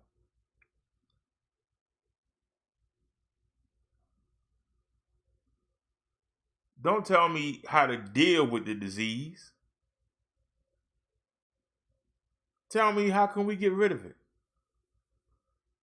Don't tell me, well, you know, I know the drug dealers create all kinds of problems on your block, but if you just be cool with them and get along with them, and hopefully you'll be able to stay out of the way of their bullets.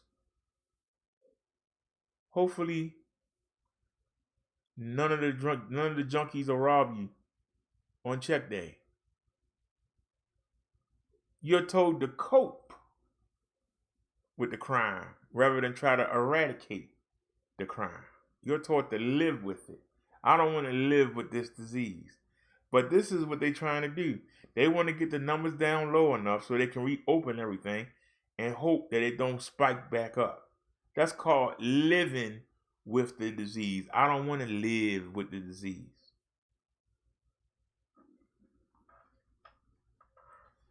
Now somebody tell me how you make sense out of that. If you got cancer in you, and they tell you, well, we can give you medicines that'll keep it in you. You still gonna die, but you might get 4 or 5 more years. But if we go in there and we take the cancer out, you might get 25 more years. Which one do you want? Would you rather go through the radiation and get 20 more years, or would you rather just take some medicine and live 5 more years or less?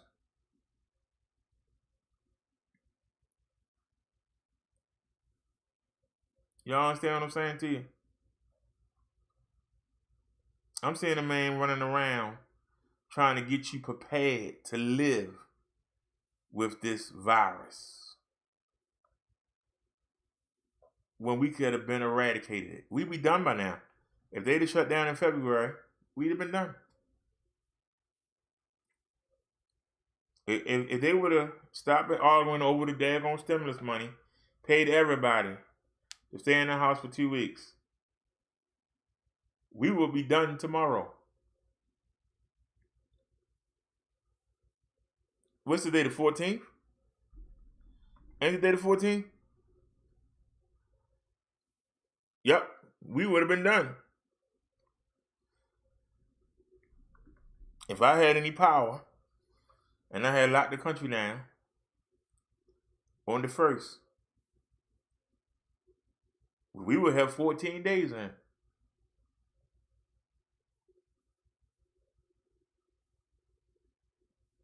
We would have 14 days. You said hospital streets What, Naya? Hospital streets won't cure it.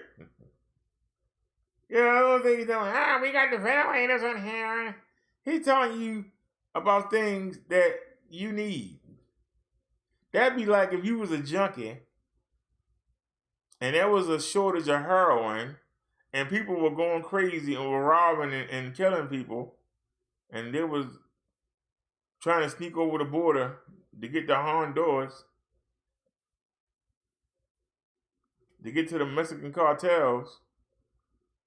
It was going down there robbing them, and then they was coming here and taking it out on regular people. And you would say, well, you know, I got syringes for you. You ain't got to do all that. I got syringes for you. I got clean needles for you. I got alcohol pads for you.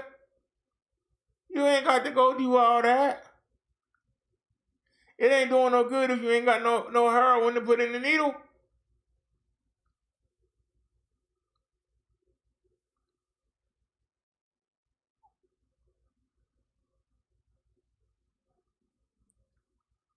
Well, we've done more testing than anybody else. You only tested 2.6% of the population. That's not good enough. You need at least a 50% test. Then you can say, okay, we tested 50% of Americans. I could believe that. So why you worrying about getting gurneys and worrying about, why you not testing? We got 330 million people. 2 million people is not enough. That's not a good job. That's only 2%.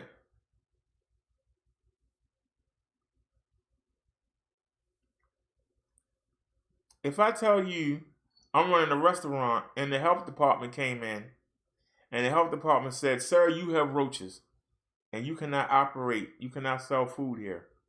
And I call an exterminator and I say, can you get rid of these roaches? How fast? And you tell me, I can get rid of 2.6% of them. So if it's thousands of roaches in that restaurant, you're going to take out 300 of them, but there's still going to be 3,000 and something still running around. When the health department come back and look again, they're going to see roaches because you haven't dealt with it. And the way they multiply, it's going to be times. You got to give me a better odds than that. I can't tell a health worker to come back here. I still got roaches. You might have took out some of them, but the majority of them still here.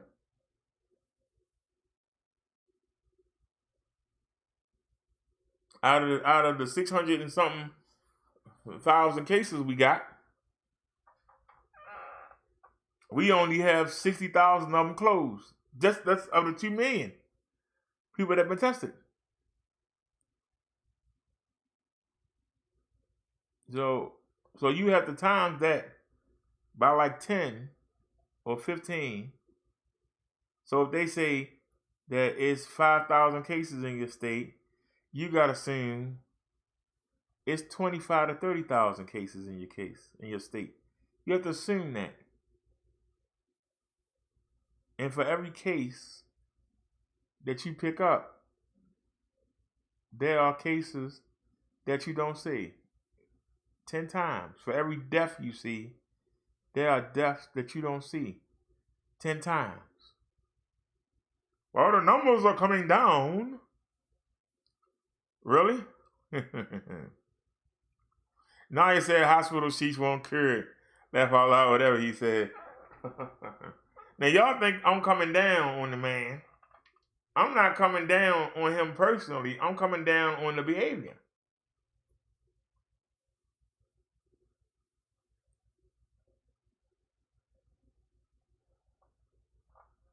It'd be like if you got some intel that the Russians was coming,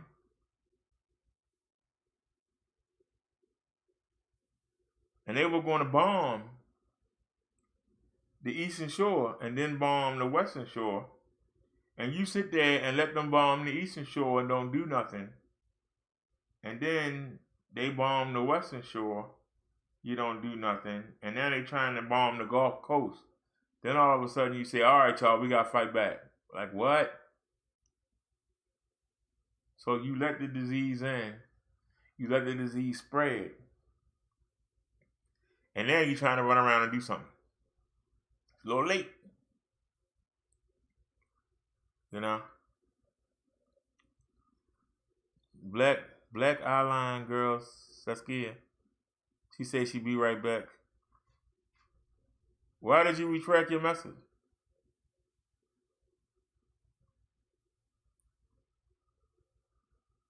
I'm just saying, why now? They're going to the Gulf Coast? Because we drill oil down there. No, you can't bomb the West Coast. No, now we got to go fight. What is the trigger? The numbers getting worse and the people telling you?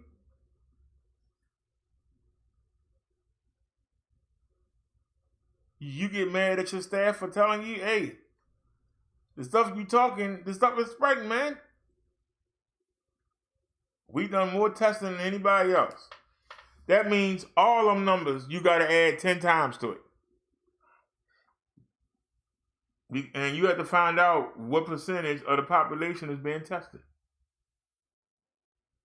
We know we only done 2 million. Now 2 million is a lot, but not against 330 million.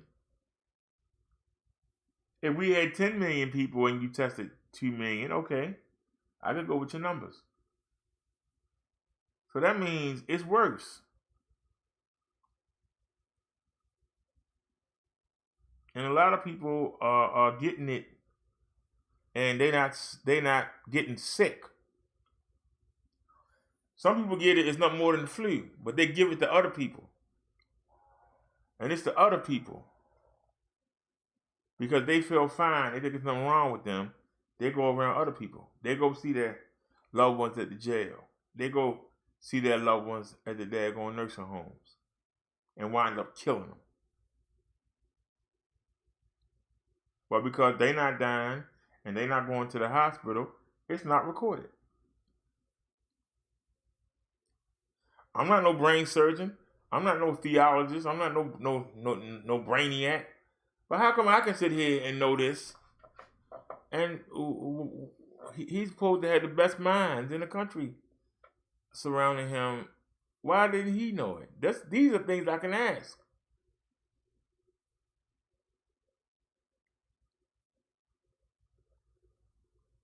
I'm not asking you to be emotional. That's how President got done, and I love him all the way. I'm not asking about your loyalty. I'm asking about your common sense. Just ask yourself.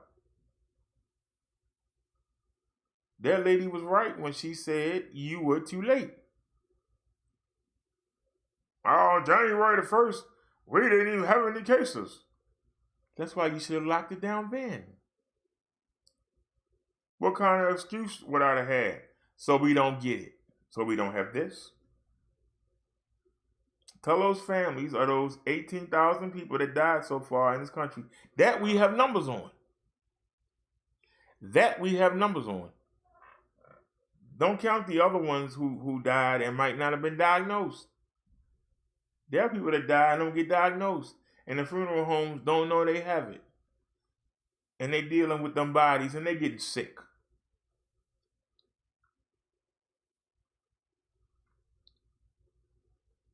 And what about the funerals?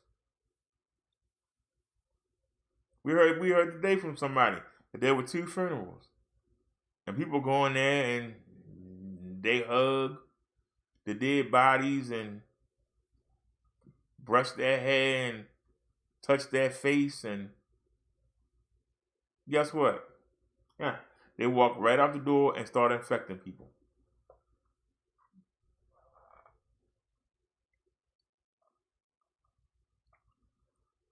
If we had to lock down the country, we wouldn't have to deal with it. And we can talk all day, but you're not going to win that battle.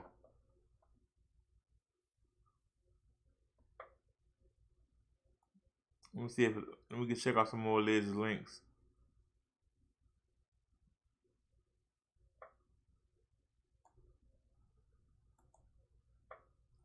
Did we see this already?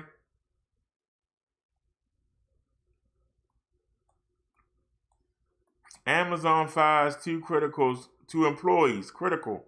Hey, stop doing that, man. You gonna do it again? Can I read now? Amazon fires two employees critical of warehouse working conditions. The Seattle-based firm has been facing public scrutiny over safety and working conditions after cases of CLV were reported in some of its facilities.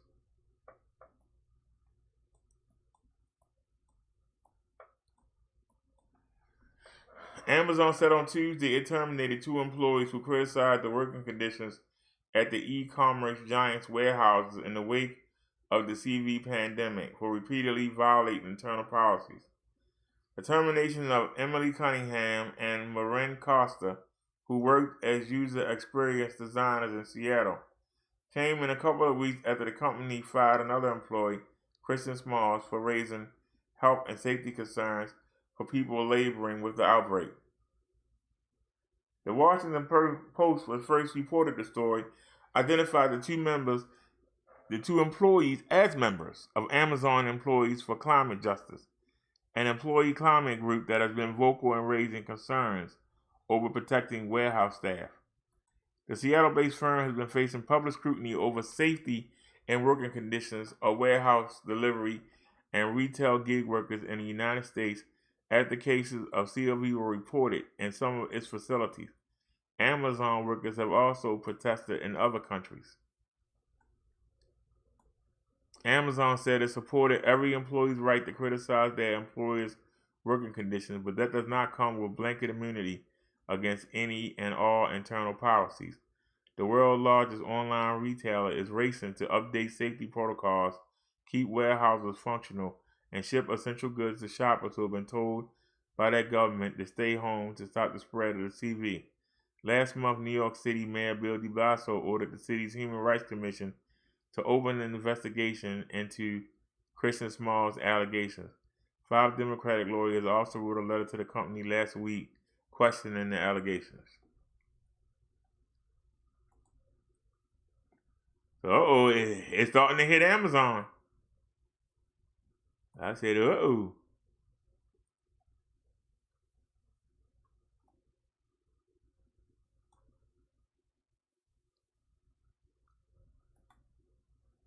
All right, another link from Liz.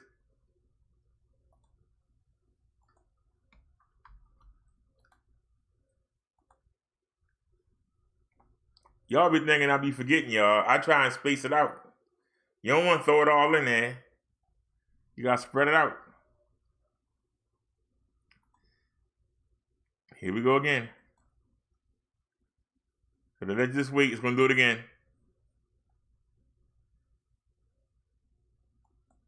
See?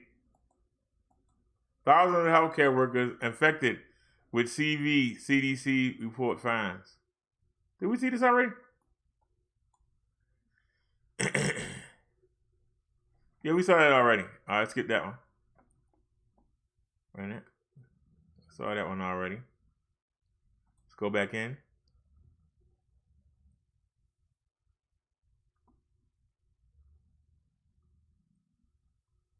Uh-oh. Uh-oh. This ain't good. This is about my state. Oh, no. I don't know if I want to see this. Let's get it. Maryland damn. Say what y'all want to say. Maryland hospitals prepare for surge in CV cases. Let me see if I recognize anybody there. You can't tell. Oh, that's Channel 11. Channel 11 cool. Now we got commercial.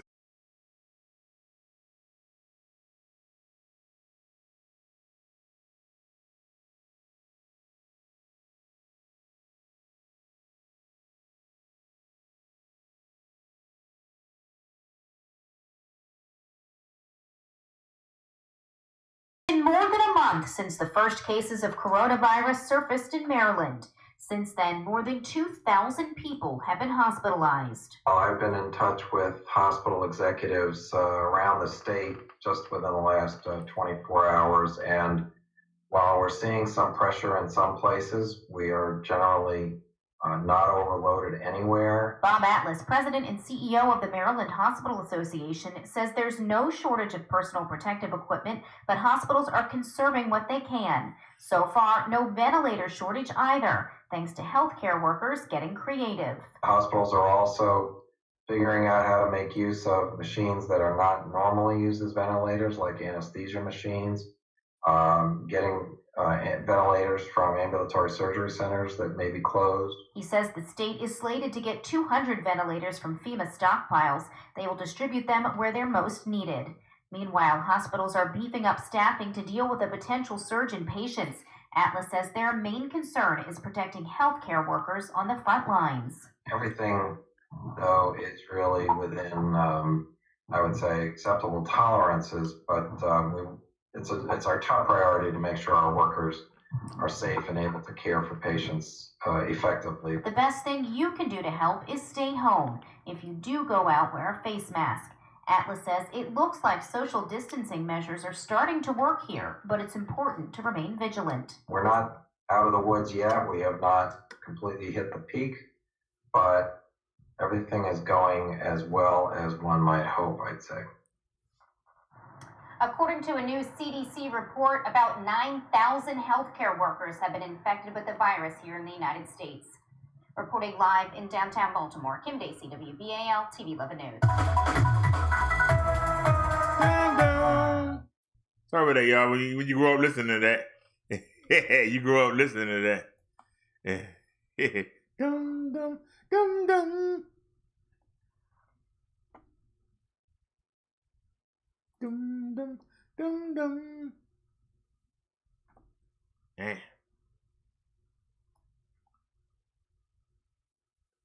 They hit a little too close to home. All right, we got another one here.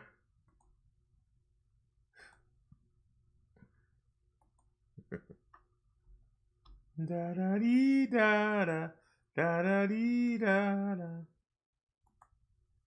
All right. Bill Gates believes travel for work will never be the same after the CV. There are a few things like business trips that I doubt will ever go back.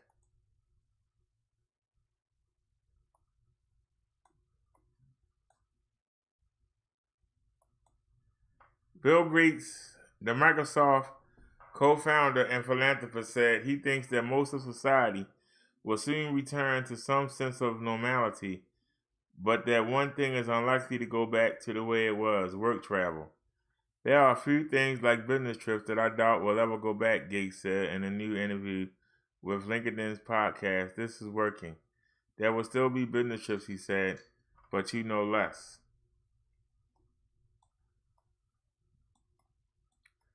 With much of society shut down during the CV pandemic, the big question on everyone's minds remains, when will things go back to normal? The answer isn't straightforward and in some cases can be hard to swallow.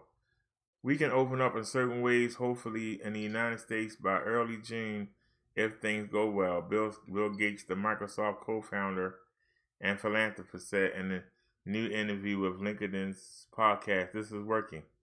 But it won't be where you're doing large public gatherings or even filling up a restaurant.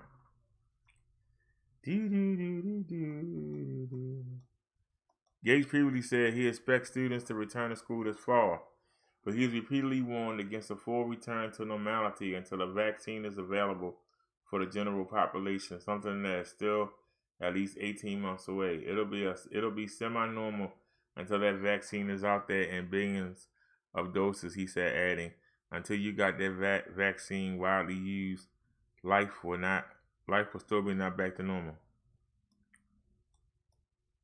There are some things, he said, that are unlikely to ever return to normal. There are a few things like business trips that I doubt will ever go back. It's simply a matter of necessity and risk, Gates said. In case of high school, I think the social activity, making friends, hanging out, that you get by being there physically, that's just totally irreplaceable. But business trips, not so much. There will still be business trips, he said, but you know less.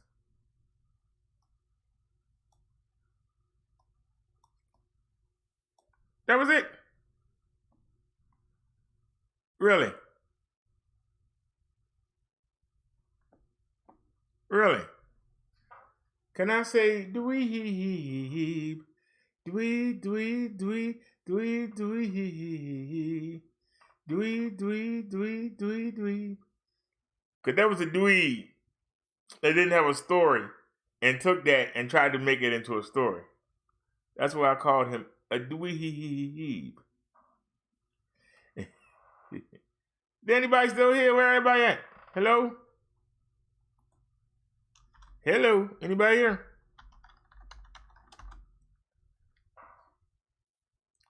What in the world? Oh, that was my fault.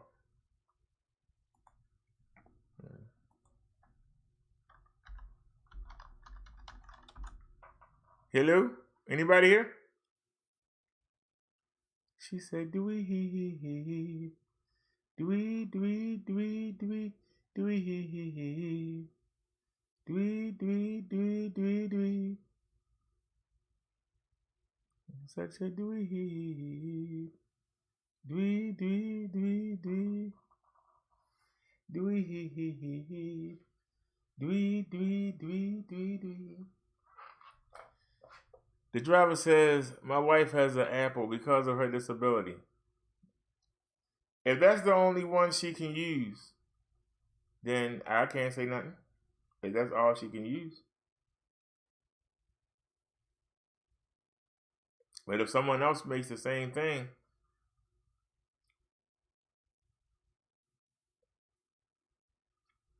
I'm going to be honest with you.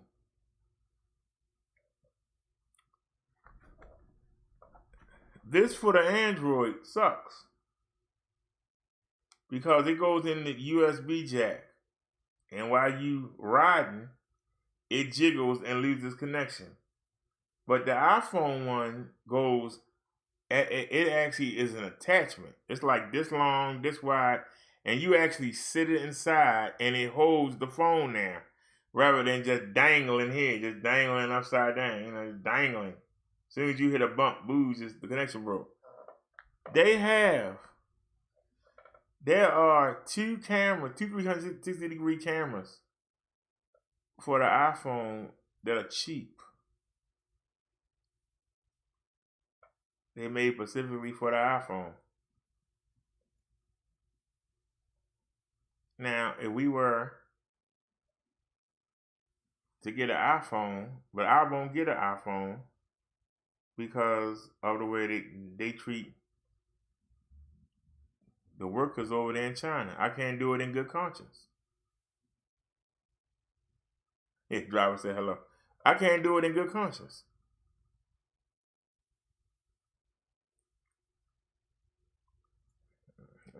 They got one you can live stream with. But like I said, I don't want to profit off people committing suicide. Now, some people will say, oh, but that's their problem. Who doing it? I'm getting a deal. And that's why the country the way it is.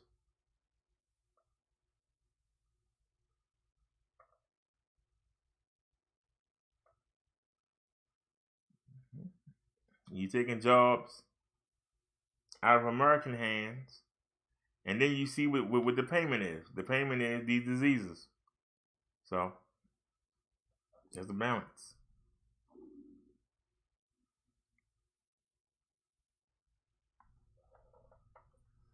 Let me put some music on. I gotta go to the bathroom for a second, so hang on, y'all.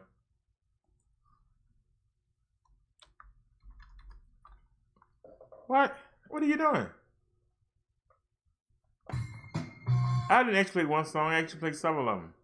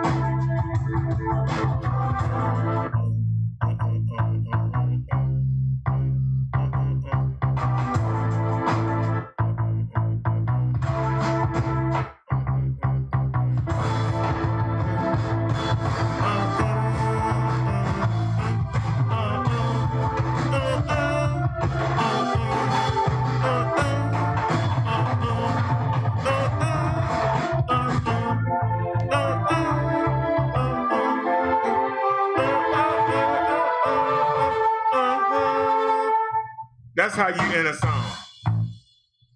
That's how you end a song. Song should have a beginning. Song should have an ending. If it just start out playing and they just turn it off at the end, you know that song was sampled. Because if they had the ending, they would make it. You should have a beginning and you should have an ending. That should be rules number 1. Every song should have a beginning. Every song should have an ending. If not, that's not that song.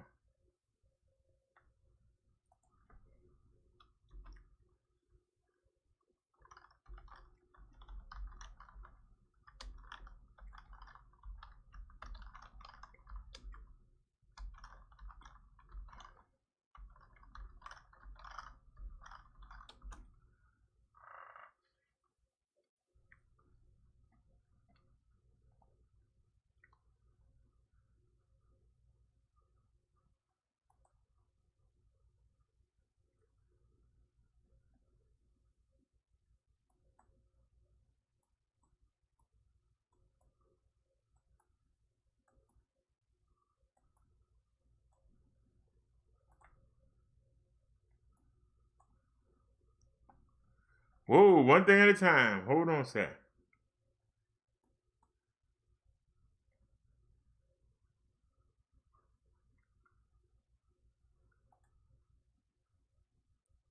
I see a video, but is it going to show it?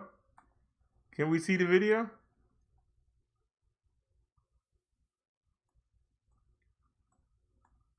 Memphis, Tennessee. City of Memphis leaders are preparing to fight the CV virus and a particular surge. Leaders say it's coming, but it's not clear when it will hit. There are at least 3 models giving different dates for a surge. A study from the University of Washington said Tennessee surge will be this week.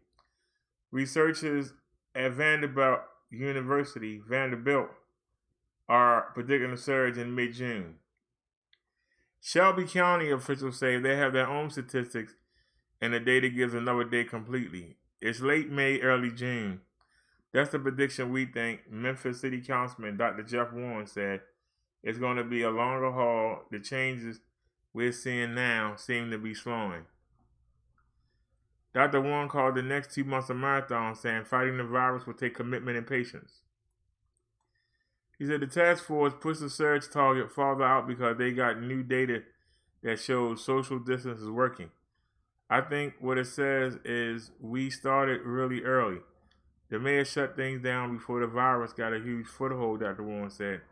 A surge in late May gives officials more time to prepare. On Monday, they announced they're building a second makeshift hospital at the former commercial appeal building on Union Avenue. They will work immediately. It takes 2 to 3 weeks to build it out. Memphis Mayor Jim Strickland said officials will need to find ways to start apart to make projections less damaging. Find ways to stay apart to make the projections less damaging. According to officials, wearing masks is another way we can stop the spread of the virus. Dr. Warren says essential workers should be wearing them at all times.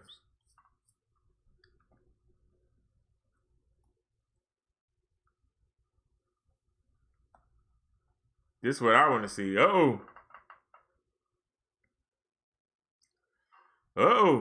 Might be some bad news for some people. Might be some bad news.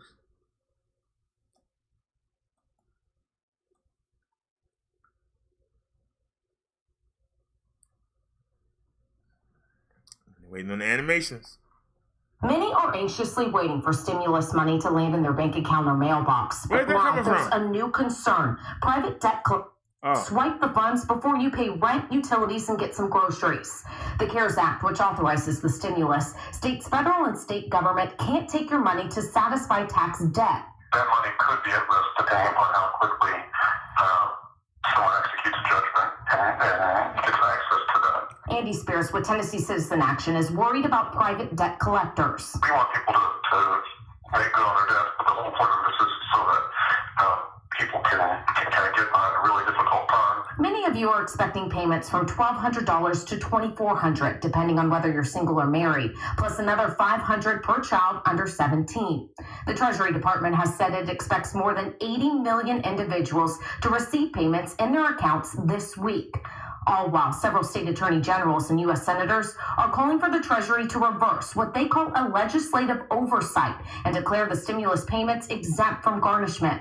Spears is also asking Governor Bill Lee to issue an emergency order to stop all or some garnishment orders, like other states have already done. A lot of people are suggesting that debt collectors should take a month or two off and give people a chance to recover during this kind of difficult time. Email the governor and just ask him to issue an order protecting the stimulus checks. We reached out to Governor Lee's office, but have yet to hear back. Jessica Gortler, WREG, News Channel 3.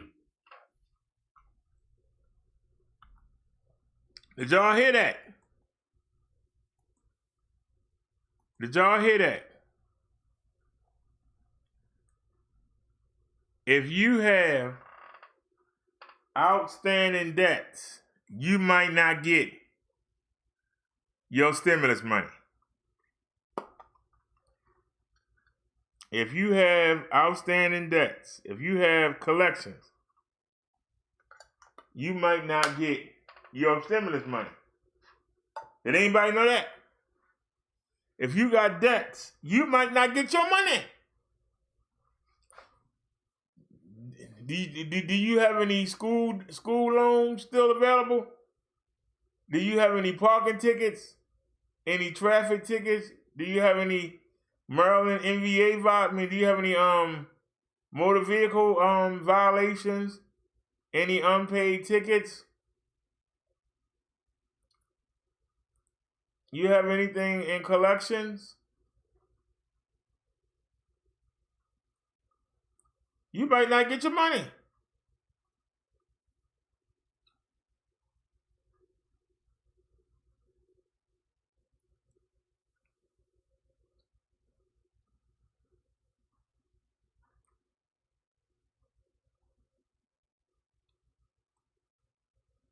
Comcast say that they want $300 and something. Would they be able to take it out the stimulus check before I could give it to them? Would they be able to take it off the top before I could even call and say, hey, would you say I owe again? Can we make a deal on something right now?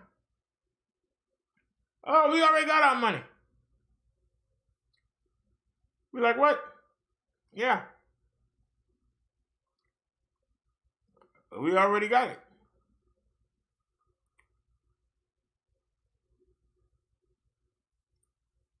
That'd be crazy. So if you owe any child support, you got any parking tickets, you owe any fines for, you didn't pay your property tax, or you got fines from the city for not fixing your gutters or not mowing your lawn at the proper height or whatever laws you might have.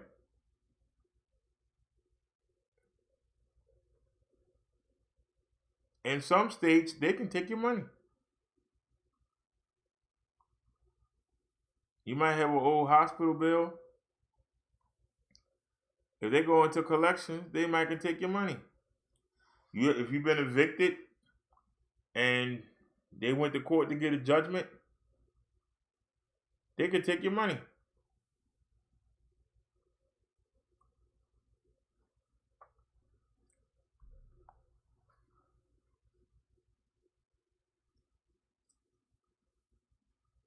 Now, I'm sure the Democrats didn't put that in there.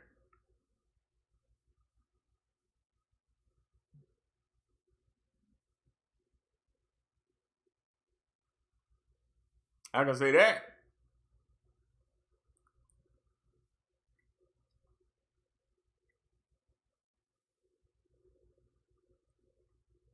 with certainty.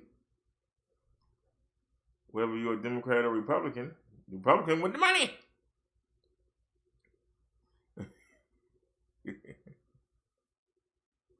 But imagine that for a second.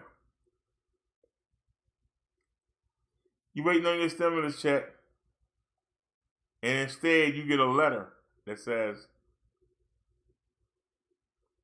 "We taking your money. You ain't getting nothing. You ain't getting nada. Nothing.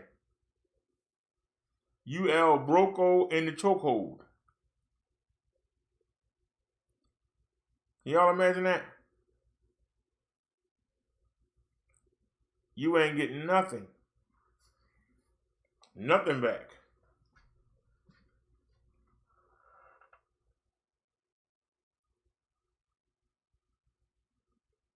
You ain't been able to work. Your job closed down. The landlord calling you every day. "You got my money? I need the rent. You got my rent? I need the rent. I gotta pay the mortgage on this house. I need the rent."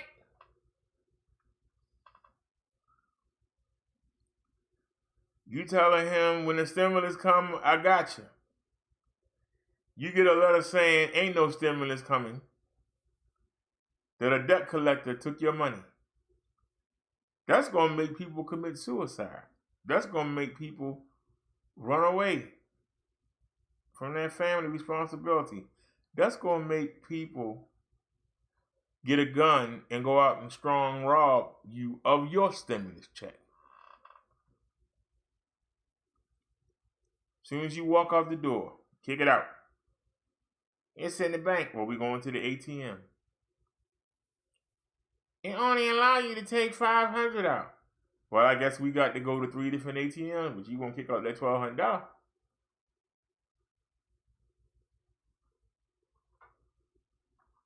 They took my money and I gotta take yours.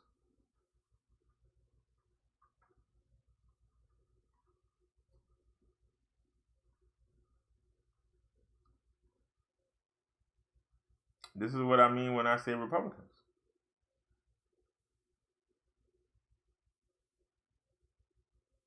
So you either gonna commit suicide, you're gonna leave your family and abandon them,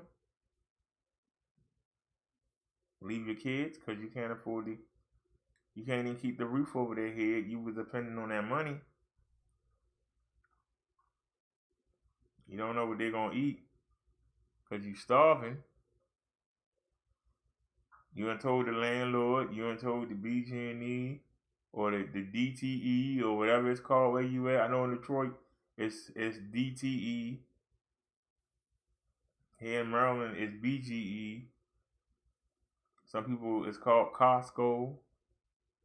Wherever you live at, whatever the company that brings you the gas and the electricity to your home, you told them you were going to pay them when you got your stimulus bill money. And then you find out that you're not getting it because a credit agency intercepted the money. Why would the government give you a stimulus plan for you to go out there and spend money to keep the economy going, but they're going to let credit agencies take that money? Somebody talk to me.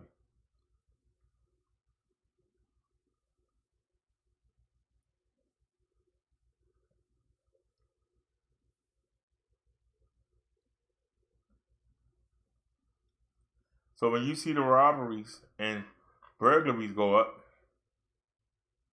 don't be surprised. When you start to see people getting killed for their stimulus checks, when you see sons and daughters killing their mothers and fathers to get their stimulus money, don't be surprised. Do not be surprised. I'm telling you. Don't be surprised.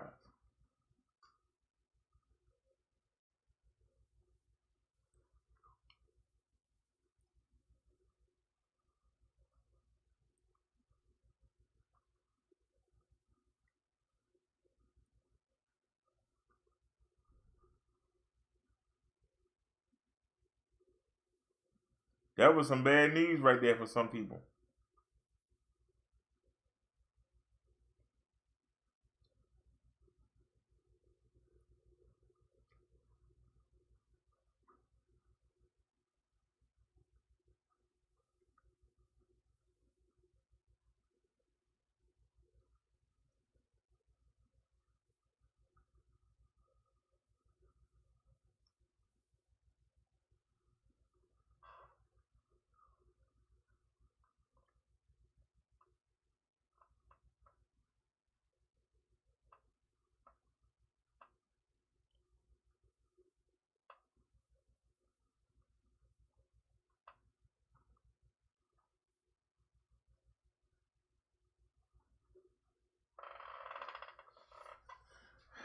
That's daggone shame, y'all.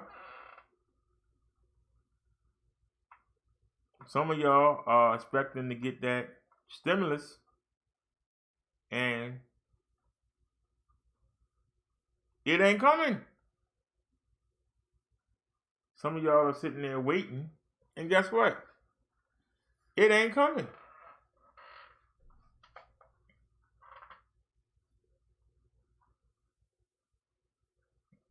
You remember when the cartel tried to dox me? One of the things they did show was the hospital bill from Sinai.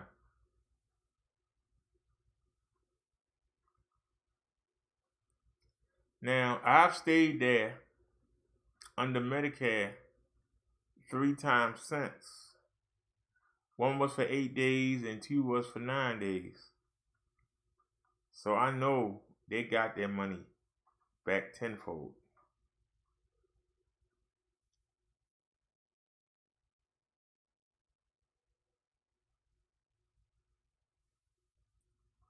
But you never know.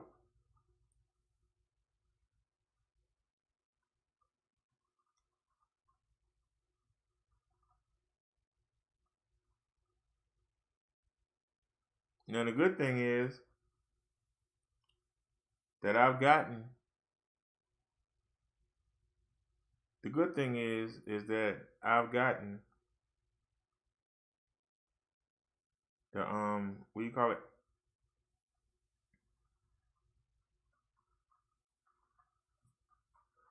I think my last hospital stay was 2014.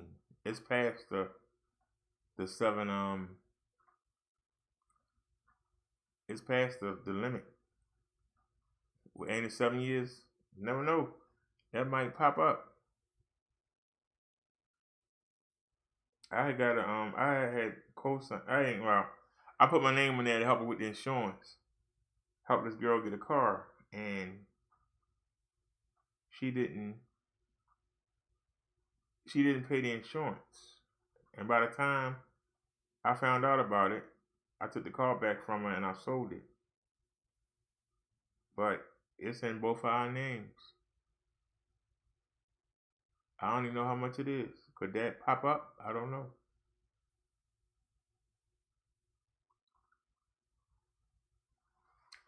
That's why I didn't get excited about it.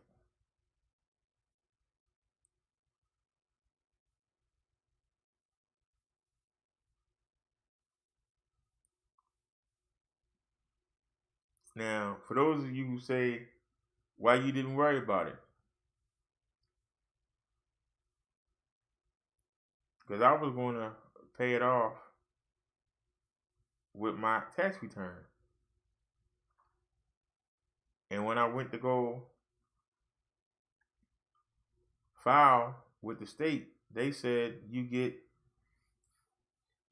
$75 back. And I said, okay, I'm going to go put it on the state bill. They said they already took it. So they've been taking, I have never got a state tax return since then. So I figured, well, long as, I'm working and they taking the money every year, it'll go away. And one day I'll get a check for the Maryland.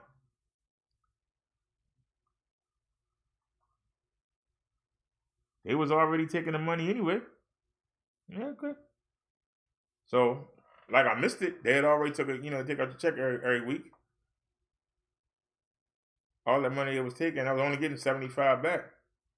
I don't know what she owed, but I know I paid them. They took that money like 5 years in a row before I stopped working. So don't know.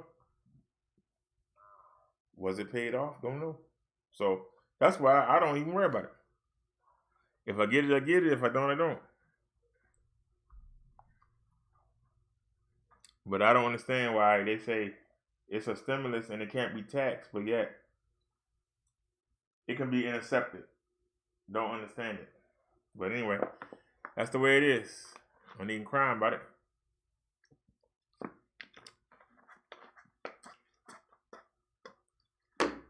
I knew that girl wasn't no good and I still kept messing around with her. That's on me. I wised up too late.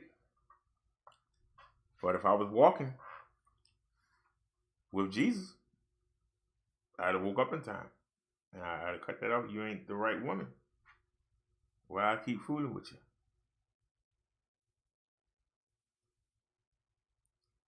That's why I say mistakes we make when we young and dumb, they come back to haunt us when we get older. And that's why I come to be the example. So hopefully y'all don't make the same mistakes.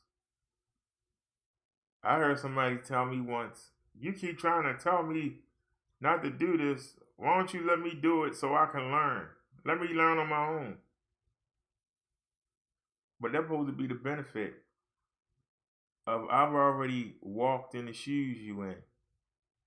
Let me navigate you so you don't come down the same road. Oh, you ain't no better than me. How you gonna tell me something? I'm not no better than you. But you can heed the warning.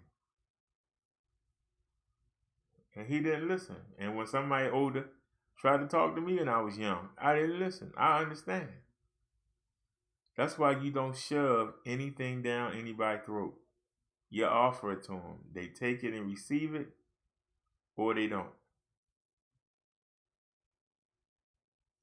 The driver says, I know the feeling. Naya says, you can see who your creditors are. The driver said, I was in a situation before. I'm on disability now. There ain't no way I'm going to buy a house. I'm not going to get a car. Credit doesn't mean anything to me right now. Doesn't do me a bit of good. Anything you would want to buy with credit, I can't get it.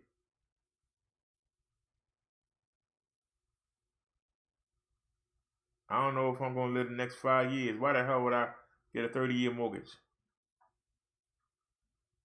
What would be the purpose of getting a 30-year mortgage if I don't know if I'm going to live the next 5 years?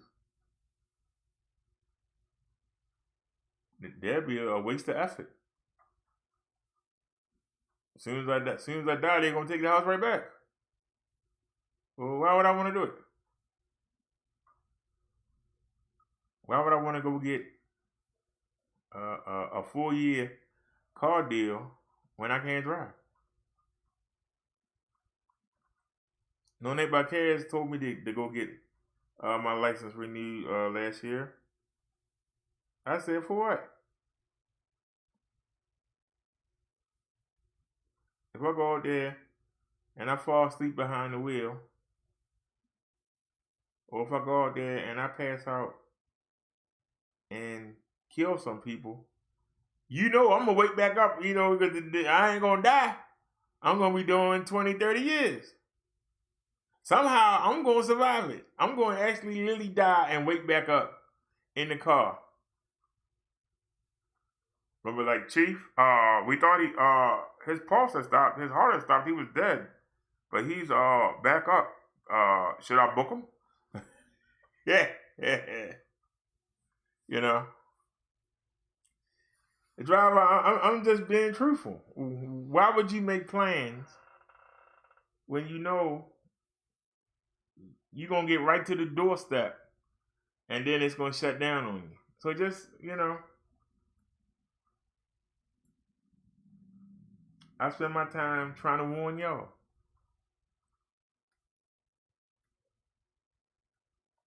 I ain't had a good life. I got a lot of good memories. But now I'm looking forward to the last journey.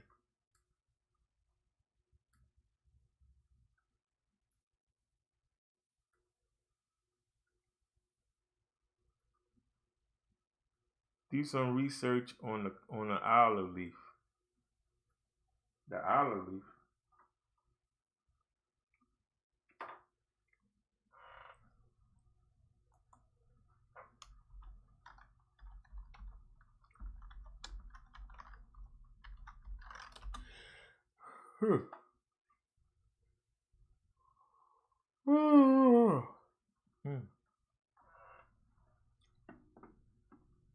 Best leaf supplement.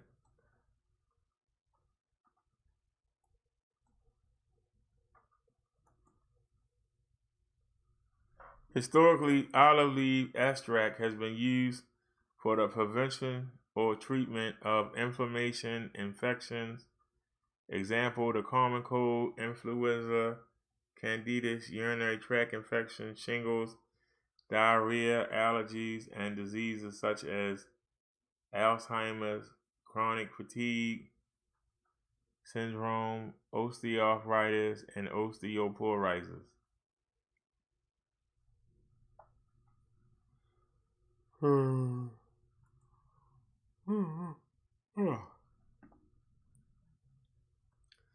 The health benefits of olive leaf extract. Long used in traditional medicine, the olive leaf extract comes from the leaves of the olive tree, Olea europea, and has a variety of health benefits. Research shows oleuropein, the main component in olive leaf extract, has antioxidant, antibacterial, antimicrobial, anti-inflammatory, and immune-stimulating properties. Historically, olive leaf extract has been used for the prevention or treatment of inflammation, infections.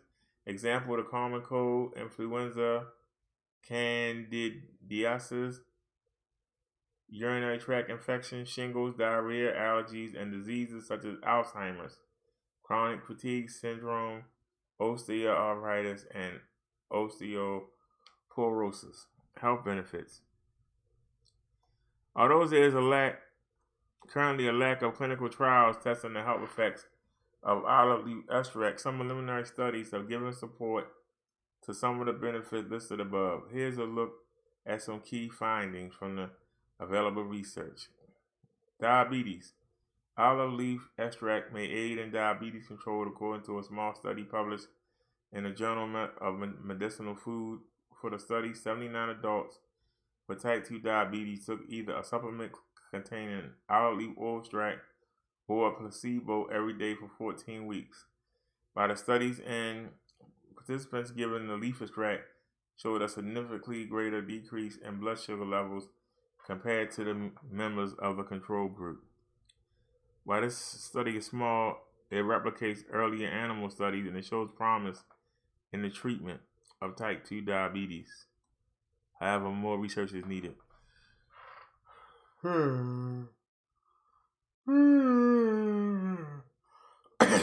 Olive leaf extract shows promise in the treatment of hypertension and is supported by a 2017 study published in the European Journal of Nutrition, which found that phenolic-rich olive leaf extract reduces blood pressure.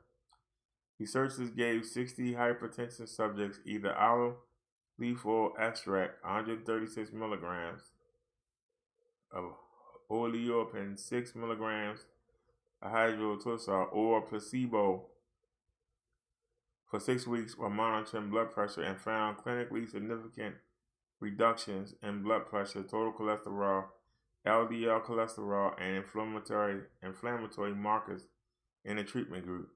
While this was a small study, it replicates previous human research and animal studies, shows promise for olive oil extract as a treatment for high blood pressure. Viruses. Olive leaf extract has antiviral properties and is used in holistic medicine to treat certain viruses. In laboratory testing, olive leaf extract was shown to effectively fight herpes, mononucleosis, and rotavirus, and it may also be used against influenza and HIV. While the research is limited to cell cultures and olive leaf extract benefits have not been proven in human studies, strong anecdotal evidence suggests it can effectively treat cold sores. Olive leaves come in capsules, soft gels, and tinctures. There is no recommended daily allowance for olive leaf extract. The standard dose ranges from 500 milligrams to 1,000 milligrams a day. Most supplement labels recommend splitting the dose, taking 250 to 500 2 to 4 times a day with food.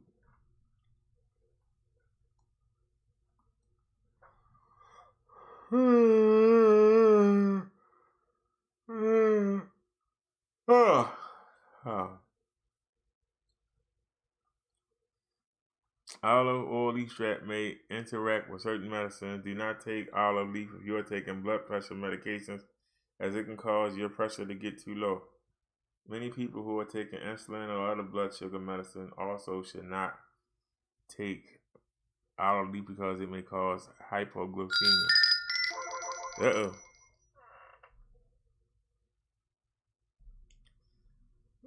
Facebook, leave me alone. We don't even use it.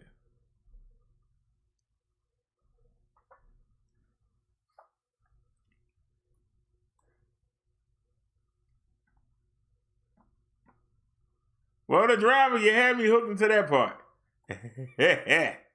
I was getting ready to put someone on the watch list. You had me hooked to that part, sir. Black seed oil. I had got a bottle once. I liked it. I just couldn't afford to keep getting it. The black seed oil, I knew that didn't hurt. Oh, yeah.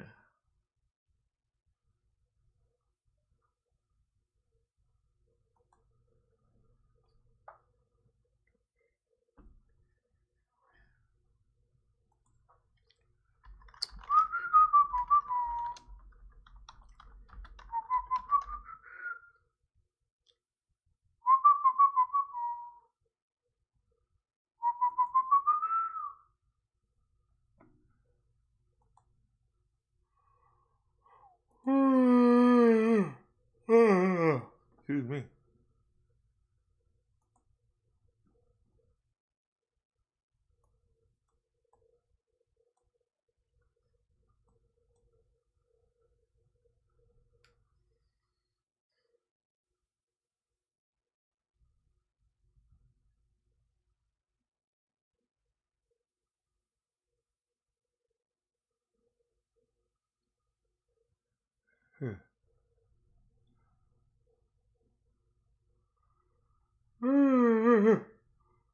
Oh, excuse me.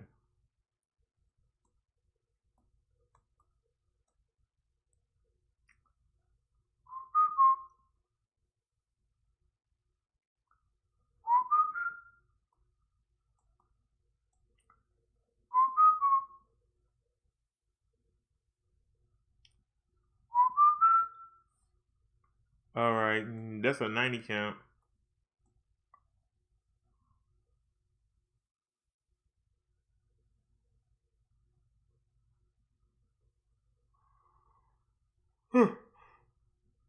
Huh. 60. That's 120 capsules.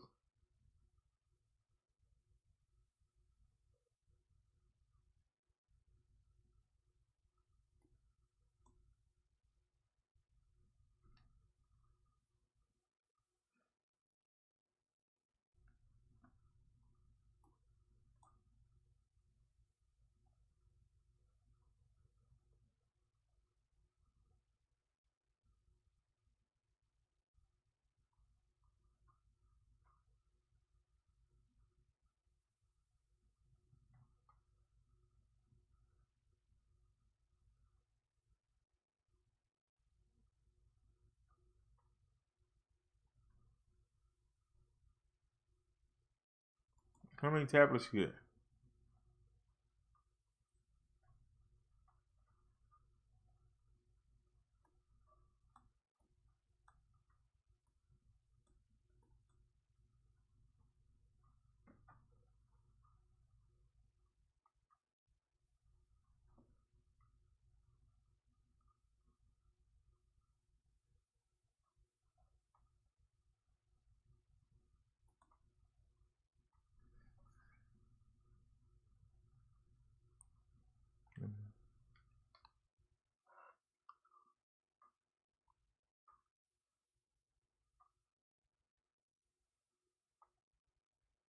Wait a minute, the driver got a link for us. Hold on, I'm gonna add that to the Amazon list. Add the list. If anybody would like to purchase that, it's on the Amazon list. Link in the description. Let's go take out the driver's link. So I know I can take the black seed oil. I'm not sure about the olive oil. That I take blood thinners.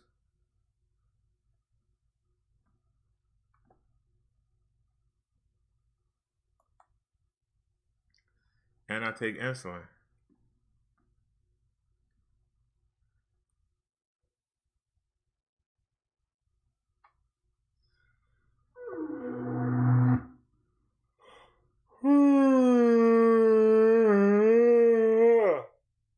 Popular in the past couple of years. People say it's good for bone health, anemia and all sorts of diseases. But is it really that good? Okay, in today's video, I want to talk about 14 proven scientific-based benefits of moringa and its uses.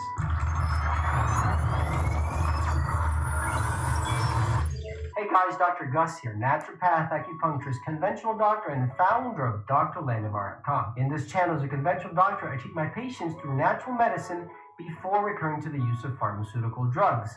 So if you're new to my channel, consider subscribing and press that bell down below to receive notifications and be the first one to watch a new video. If you need an online appointment or quality supplements for your disease, visit DRLandivar.com.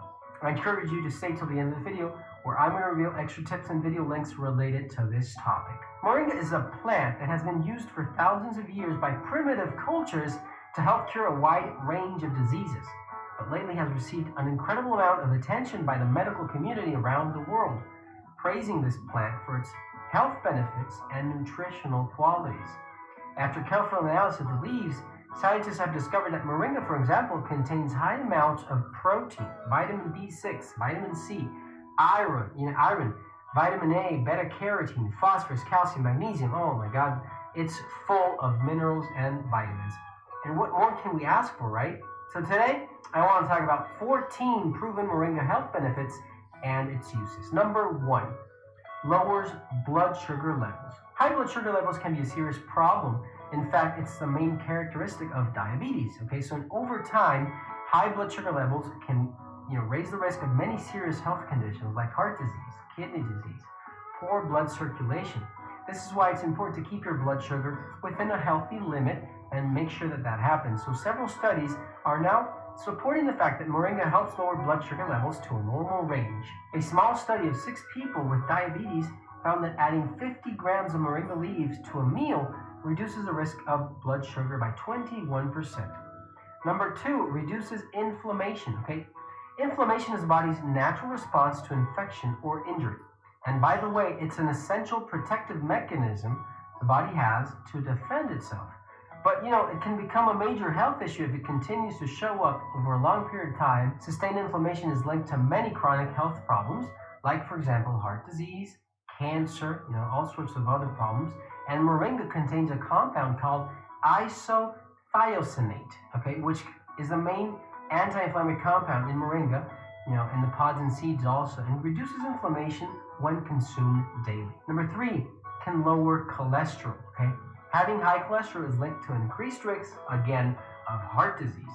And there are many plant foods that can effectively reduce your cholesterol. For example, these are garlic, flax seeds, oats, almonds. But moringa is another useful tool for those who suffer from high cholesterol level. Both animal and human-based studies have shown that Moringa oleifera, which is the scientific name, can have a similar cholesterol-lowering effect. Number 4, balances hormones. Okay, a 2014 study published in the Journal of Food and Science and Technology tested the effects of moringa along with amaranth leaves. Okay, and the results showed that supplementing with moringa and amaranth caused significant increases in antioxidants with significant decreases in markers of oxidative stress. Researchers concluded that these plants have therapeutic potentials in helping prevent complications due to aging and natural hormone changes. Number 5, birth control. Studies have shown that on top of regulating hormones, moringa can increase sex drive, according to some studies. But although it's been used as a natural supplement to increase sex drive, it seems to help reduce rates of conceptions. Okay, so stay away from moringa if you are trying to conceive. Number 6, protects and nourishes the skin. Okay, moringa contains natural antibacterial, antifungal, and antiviral compounds that protect the skin from infections. Okay, you can use moringa for many common skin problems. For example, you can use it for athletes, for eliminating odors, reducing inflammations associated with acne, fighting off gingivitis, and helping heal insect bites, for example. You can apply moringa oil directly to the skin as an astringent oil to kill off bacteria and help with fungal infections. Number 7, protects the brain. Okay, protects brain health. Moringa is a rich source of an amino acid called tryptophan, which is the precursor to the feel-good hormone called serotonin. Again, moringa is also rich in antioxidants and compounds that improve the thyroid health, which help fight off fatigue, depression, low libido, mood swings, and insomnia. You can take about 5 tablespoons of moringa leaf with your meals every day. Number 8, bone health. Okay, moringa also contains calcium and phosphorus, which help keep bones healthy and strong. And let's not forget that it also contains anti-inflammatory properties that can treat conditions such as arthritis and may also help you heal damaged bones. Number 9, asthma. Okay, it has also been heard that moringa may help reduce the severity of some asthma attacks and protect us against bronchial constriction, because a lot of people have bronchitis. It has also been shown to assist with better lung function and breathing overall. So if anyone is suffering from bronchitis or any other respiratory condition, we'll go ahead and have some. Number 10, digestive health. Okay, moringa's anti-inflammatory properties have been known in India for treating stomach ulcers, liver disease, kidney damage, fungal and yeast infections such as candida, digestive complaints, and infection. Okay, a common use of moringa oil actually is helping in detoxifying the body of harmful substances like heavy metals and toxins. Number 11, urinary health. Okay, Ayurveda medicine in India uses moringa to aid in urinary health. It might also be capable of helping to fight off kidney stones, urinary tract infections, constipations, fluid retentions, and edema. Number 12, antibacterial and antifungal. As I mentioned earlier, moringa has an antibacterial and antifungal and, actually antimicrobial property. Okay, moringa extracts, not the common leaves, can combat infections caused by Salmonella, Rhizopius virus, and E. coli. Number 13, prevents cancer. Moringa contains compounds that suppress the development of cancer cells. The extract actually is wonderful to prevent cancer from developing or even doing a metastasis. Number 14, protects the liver.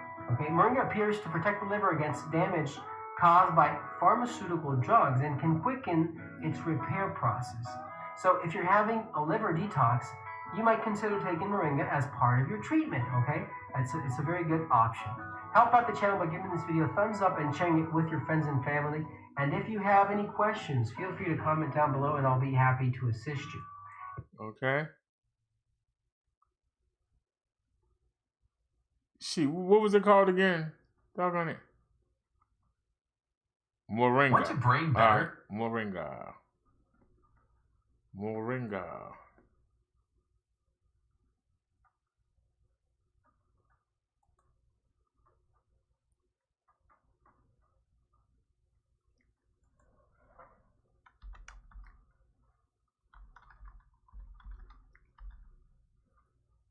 All right, you said to get the seeds.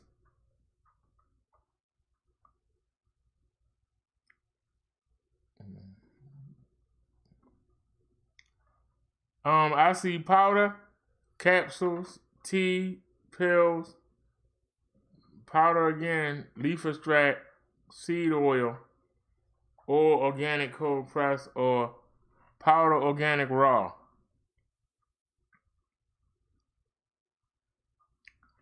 Let me pull it up.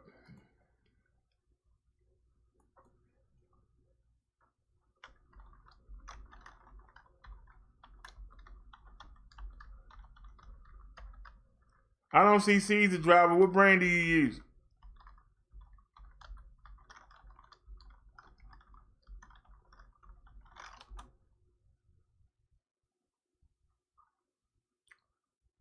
He said seeds.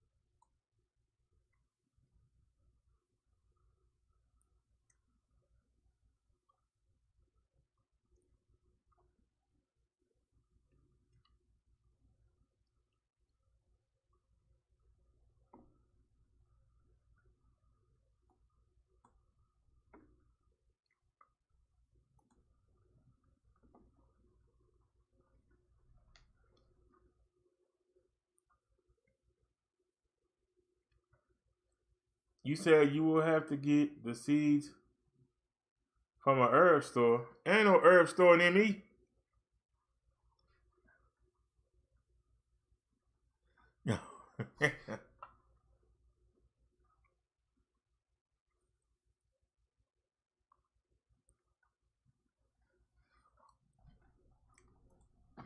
What was the cheapest one? First of all, how many seeds do you take a day?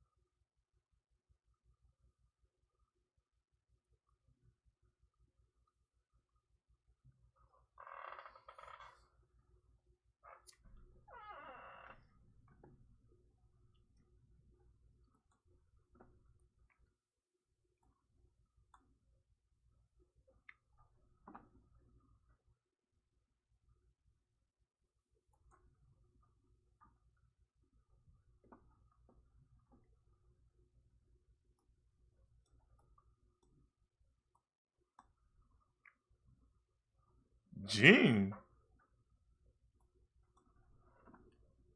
Whatever the cheapest. What's the next cheapest?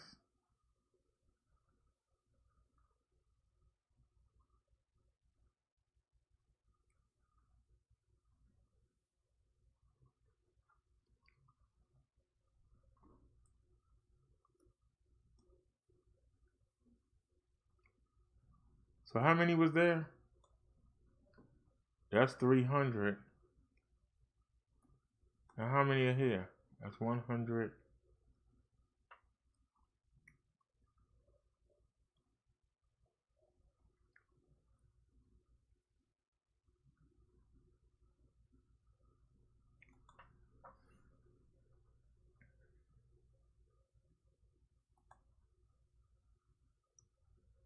He said he take 3 a day. Oh, man, I didn't mean to do that. Now we'll just go ahead and close that out. You done messed up, man.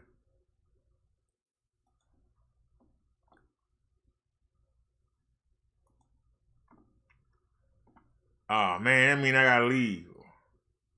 Well, that's $1,000 for $15. Oh, hold on, you can save $3 on WikiBuy. You know what I'm saying? Just out of curiosity. Say you can save $3.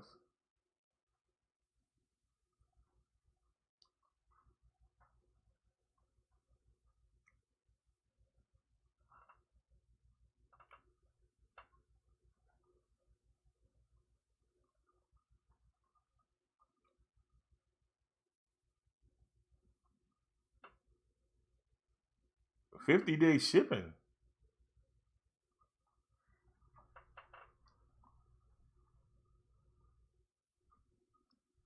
No, thank you.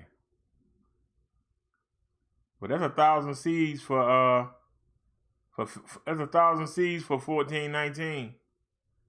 Hey, I'll put that on the list.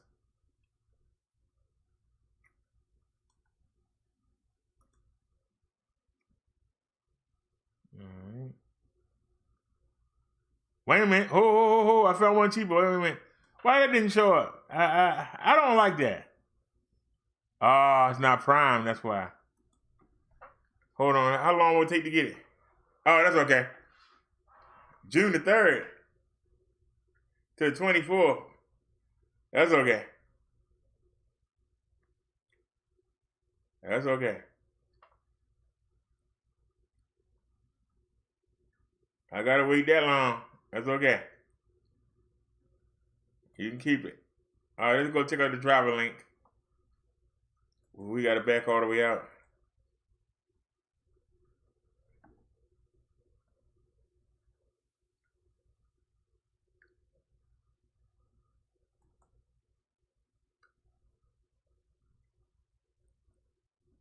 Hey, so I just tried this organic moringa powder by Maju Superfoods, and I just wanted to, let you guys know if anybody is thinking of trying moringa. Oh man, What's good, my that was an ad.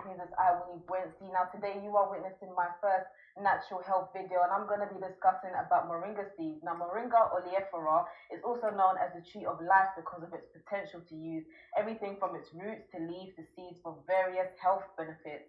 Moringa is mostly grown in the tropics of Asia and Africa, and it is rich with antioxidants, vitamins, amino acids that can help with various health conditions such as high cholesterol, high blood pressure, and digestive issues. Now, in order to get to the actual seed, you need to remove its outer shell, or what most folks call the outer wing. I think it's safe to say that for once, I'm actually benefiting from wearing acrylic nails. When you get to the actual seed, it should be off-white in color. When consuming it, it will strike you as bitter, but after continuous chewing, it will become sweet. Some people recommend having it with water for extra sweetness. Moringa seeds can be roasted, steamed, boiled, or eaten raw as a snack. Now let's get cracking and discuss the 8 health benefits of moringa seeds. Lowers blood sugar levels. Diabetes is one of the biggest health issues in society today. Diabetes affects the body's ability to produce insulin. According to the Doctor's Health Press in 2014, a study showed that moringa seeds lowered the blood sugar levels in rats. Another study in the Journal of Diabetes found that moringa pod extract helped to increase insulin production and protein levels and reduced blood glucose levels. Along with diet and exercise, moringa is a good way to manage diabetes. However, make sure you consult your doctor or healthcare professional before consuming. 2. Lowers high blood pressure and cholesterol. High blood pressure left untreated can lead to various things such as stroke or other heart conditions. Moringa improves the heart contract, making it easier for blood to pump around the body. Moringa seeds are 70% oleic acid, which protects cell membranes from free radicals and helps to reduce blood pressure. 3. Promotes healthy skin. Moringa seeds contain 70% oleic acid, meaning it can penetrate deep into layers of skin. Moringa seeds are high in over 30 antioxidants and vitamins, including vitamin A and C. 4. Increases energy. A single serving of moringa has 3 times the amount of iron than spinach. Really? Moringa is also a great natural alternative to your usual sugary energy drink. 5. Promotes healthy digestion. Moringa is high in fiber, which equals to healthy bowel movement. 6. Highest plant protein. Moringa contains 40% protein and 9 essential amino acids. That is 9 out of the 20 that our bodies can only produce from food. 7. Protects and benefits your eyes. Moringa is super high in lutein, which is a carotenoid known to promote healthy eye function and prevent macular degeneration. 8. Promotes liver function and detox. Moringa is high in chlorophyll, which you can think of as the red blood cell of the plant world. Chlorophyll is known as a superfood for its antioxidants, anti-cancer, and overall health benefits. I've actually been drinking liquid chlorophyll for about 6 months now, and I will be discussing this at a later date. I was just about to thank y'all for watching this video, and then I remembered I did not mention the 4 moringa seed don'ts. So here we go. Don't make the mistake of eating moringa seeds on an empty stomach. If you decide to do so, you may run the risk of literally having the runs, or you may end up becoming sick. Don't consume moringa seeds while you are pregnant. I would also recommend to not eat more than 3 to 4 moringa seeds per day, because although they may seem tiny, they are hella powerful. And last but not least, please, if you are on medication, seek professional advice before consuming moringa seeds. I am not a healthcare professional. I am not a doctor. I do not work within the healthcare industry. This is just me sharing the little bit of knowledge that I have with y'all. But yes, thank you very much for watching this video. Make sure that if you haven't subscribed,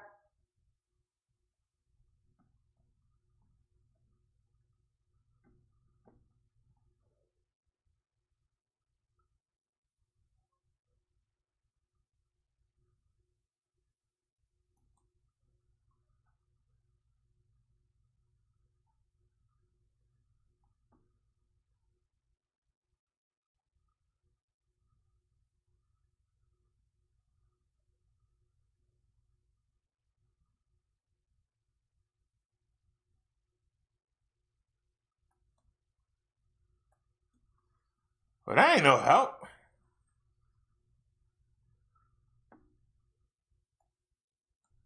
Do it like this.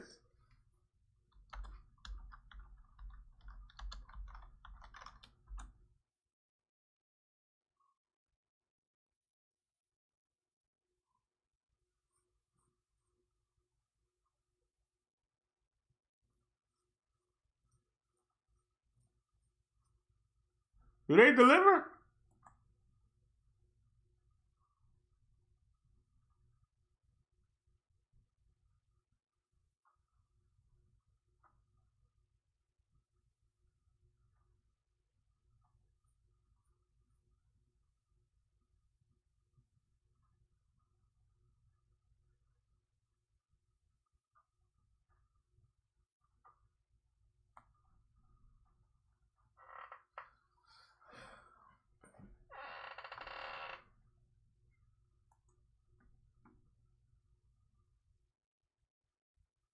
Do they deliver the driver? They ain't doing me no good. I can't get over there.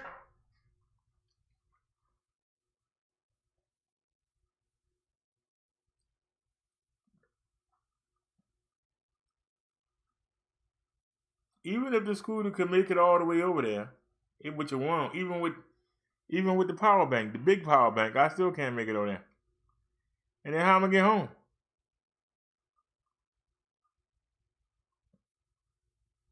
It would cost $20 to take a cab over there.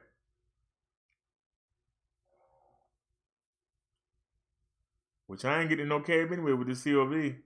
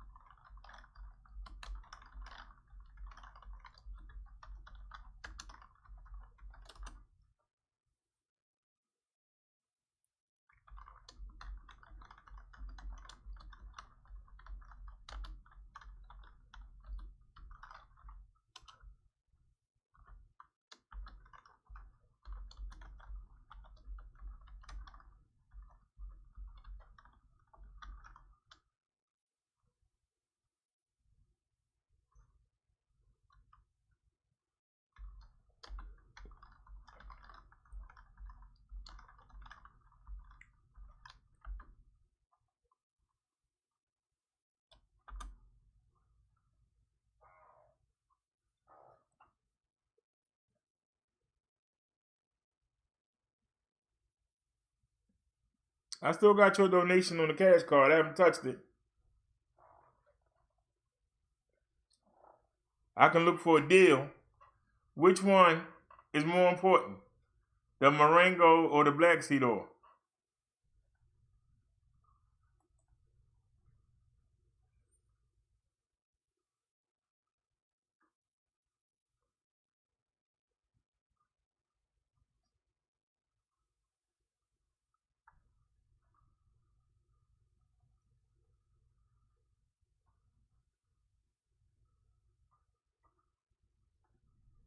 $68.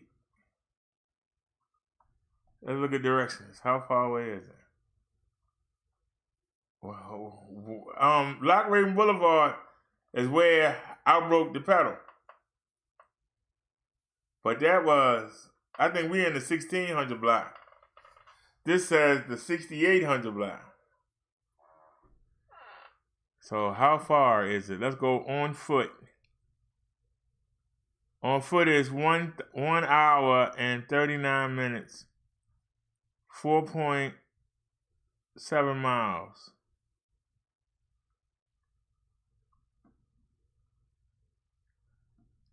And that's us right here. And we got to go up. Whoa. Whoa.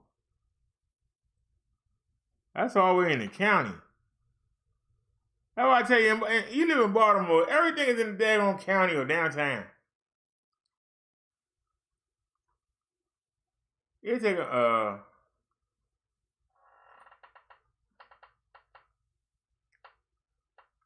4.7 miles.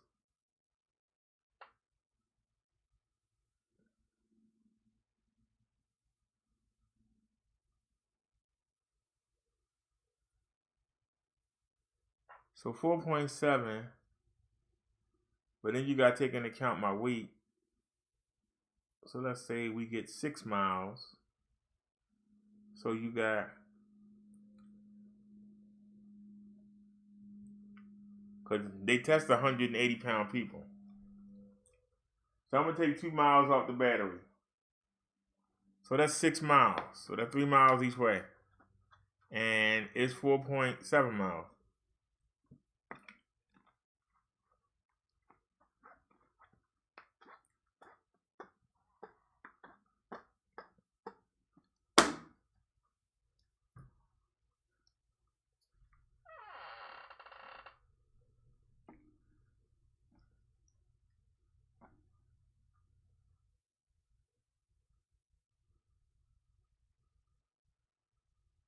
Nah, I'd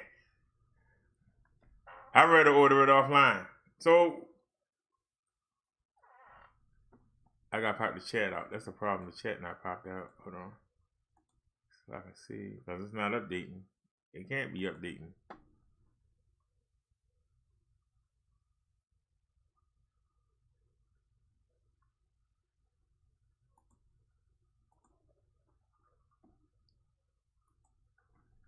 Which one, the driver? The Marengo or the Black Seed oil?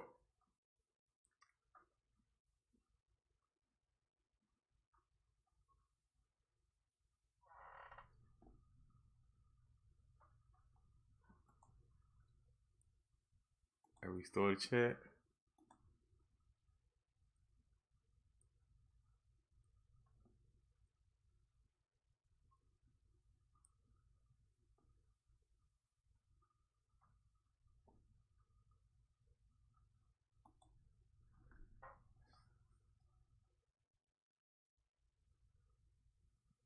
That's 28th Street.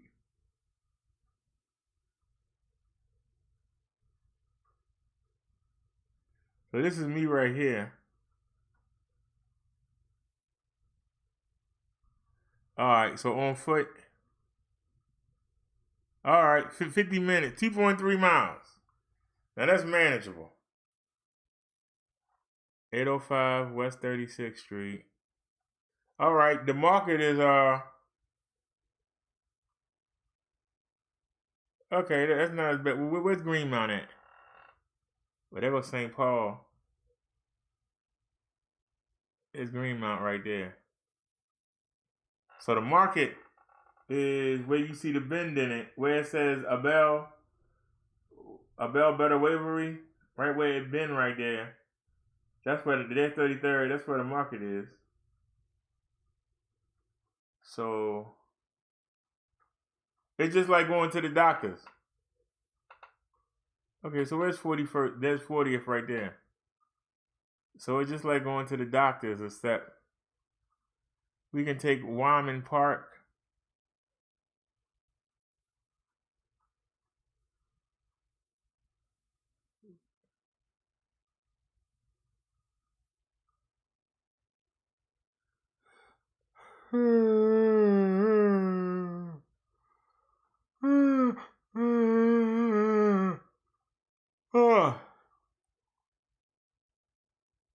Okay, so I can actually ride through the park. Or I could go around the park. Ooh, which one is easier? Is the question. Ride through the park.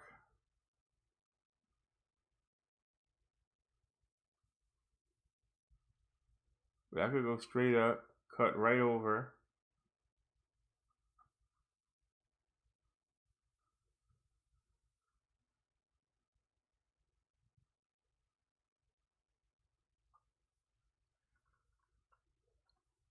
And I can either cut through.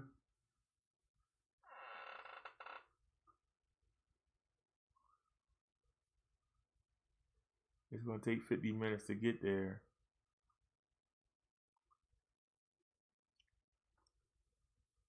Okay, I should be able to ride there and ride back. Okay. Can we go to the website?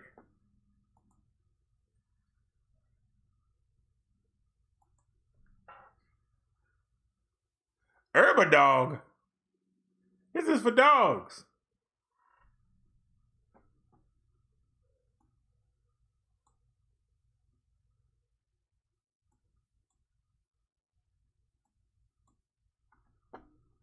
Hey. What's the matter with you, man? What's the...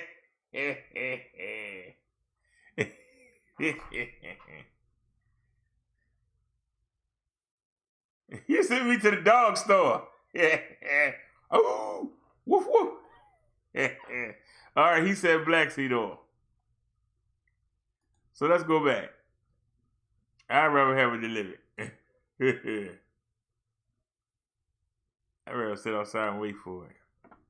So it costs more in the store anyway.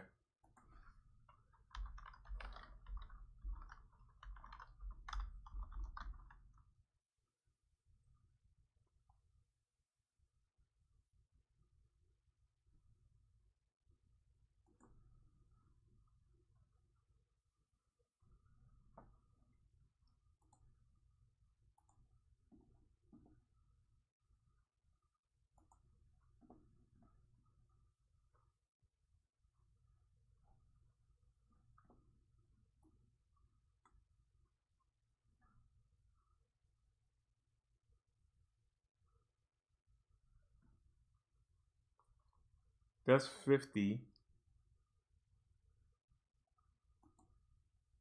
How many come in here?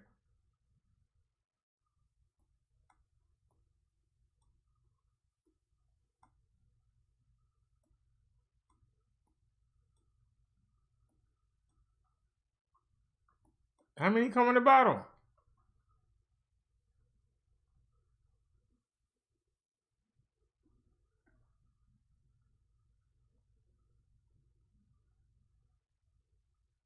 Doesn't say how many come in the bottle. What the heck with it then? Let me out of here. Trying to stay under $10. That's 60 capsules.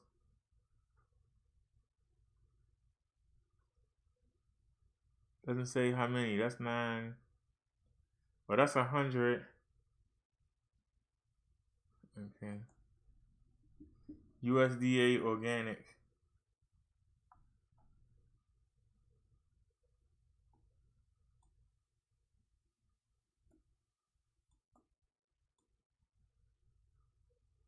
Oh, that's a liquid.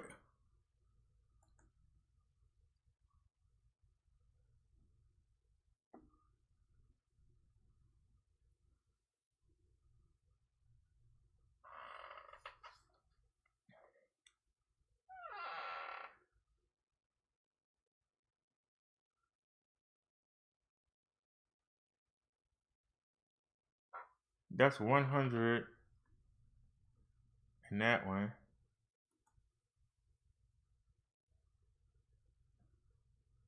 Non-GMO, what that mean?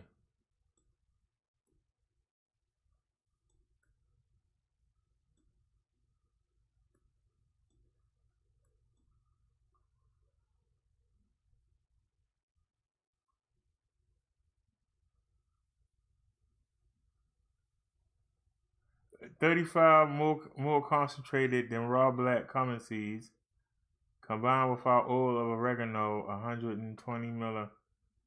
Oh, they asking you. I thought it was mixed in.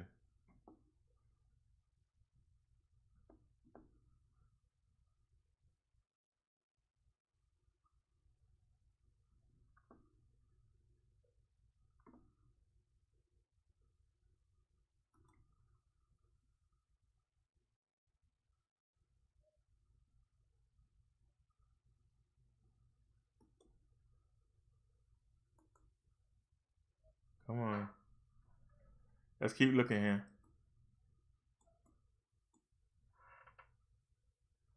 That's only 60. That's a 90 count.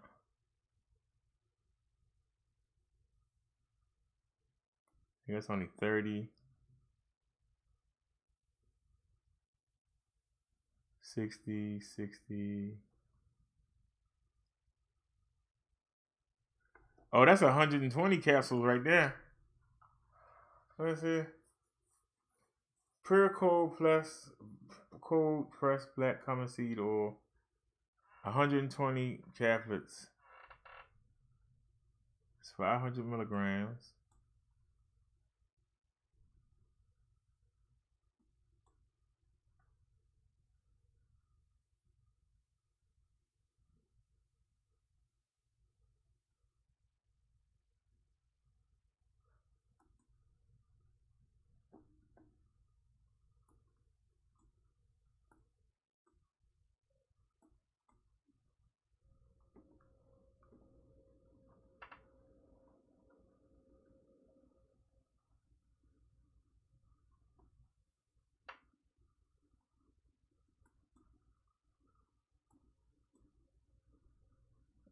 See, what is that?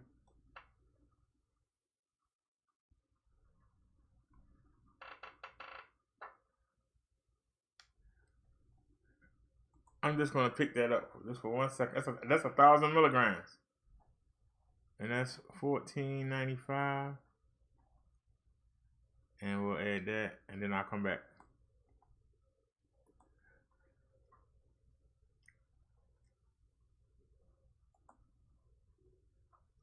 I gotta see the chat. Come on back so I can see the chat.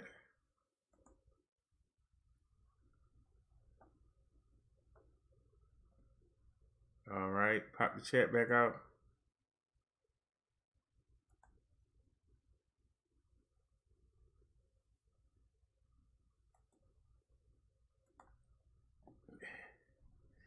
It's not for human beings, nah, it's for dogs. The only one I can get to is for the Poochie Woochies. It's a herbal store for animals. It was called Herb a Dog. It was for dogs. The driver said the liquid is nasty. Well, I've had the capsules before, and that's what I typed in, the capsules. But shit, I take so much medicine, ain't no deal to me. So, all right, let's review. I wanted to see what you say.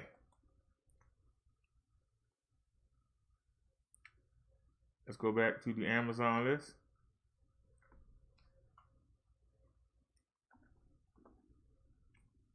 Alrighty, I picked out 4. This is 1,000 milligrams. The rest of them are 500 milligrams. But you get 1,000 milligrams for $14.95. Now, you can get 500 milligrams, which is half of those, but you get 10 more for $9.99.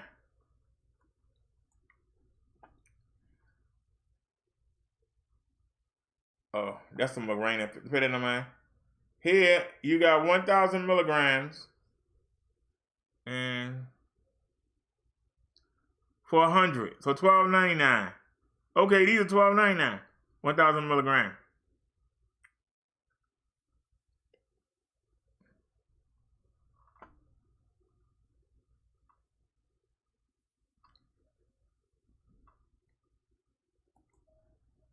Alrighty, can somebody donate $3 to the cash card? And I can get this one right here. 1,000 milligrams, 100% pure black cumin seed oil, 100 soft gels, $12.99. I got $10. Can somebody donate off to $3?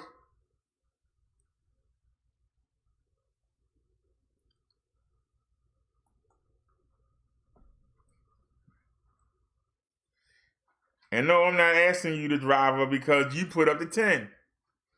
Yeah, we just need we need $3. Anybody? Anybody? 3 measly buckaroos.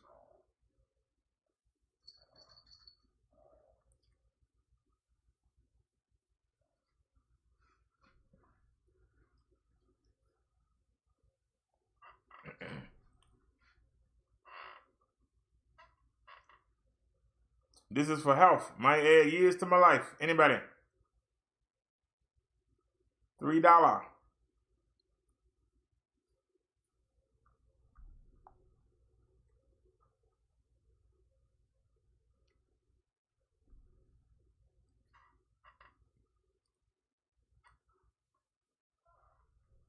Come on, somebody. The driver already put up 10.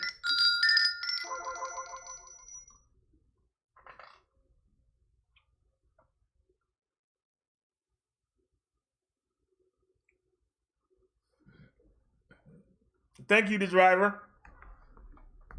So, which one do you want me to get? The driver? Do you trust the Pure Naturals better? 1,000 milligrams, 100 soft gels, or this premium black cumin seed oil soft gels, 1,000 milligrams. Oh, it only got 90. Oh, decision already made. No, let the driver make the decision. Which one?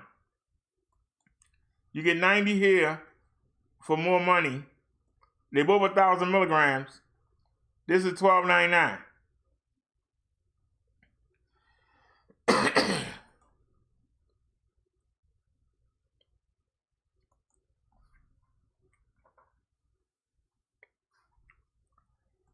I know how to solve it.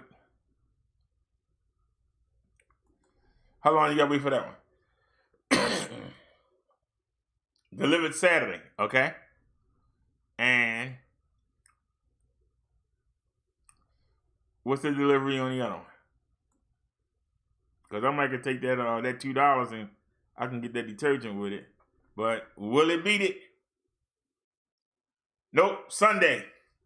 You lose. You lose. You lose. You lose. Get away from that $9.99. Get to the. Here we go. 1,000 milligrams. 100 gel. So it's 1,000 like the other one.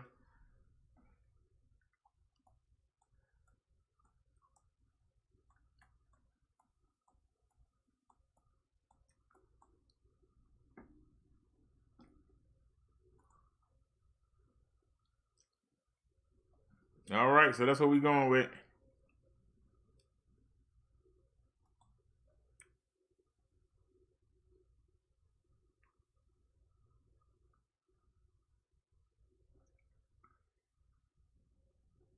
All right, serving size, 2 soft gels.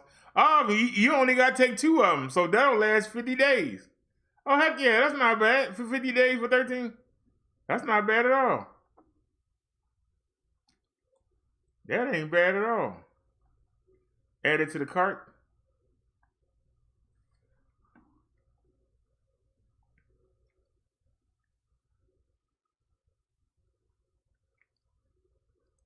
Which, but you paying for it, which brand do you use? What brand you use, the driver?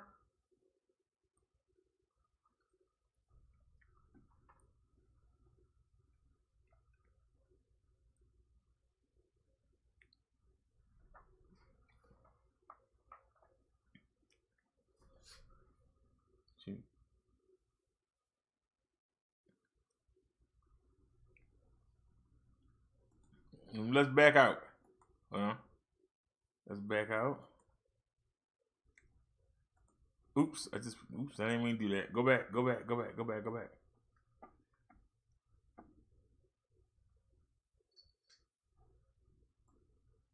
Okay, so that's the wish list. Hold on.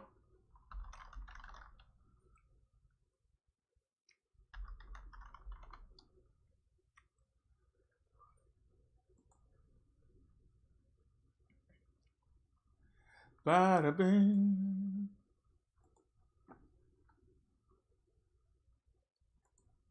All right, we got $15 to work with. Let's go. Come on.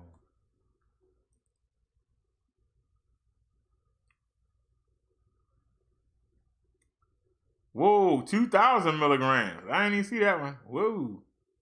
Oh, you only get 50. That's 25 days.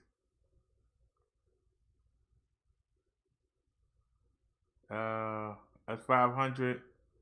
500.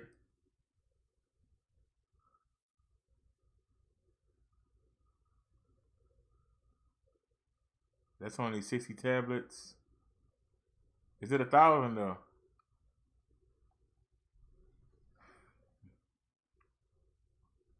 Black seed oil capsules.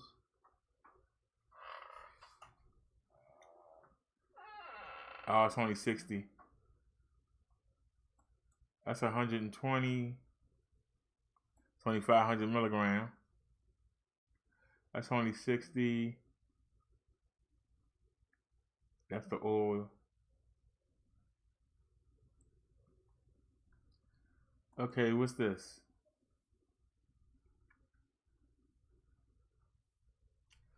$500 milligram. Boo, get out of here. We can get 1,000 milligrams. We can get on 500 milli.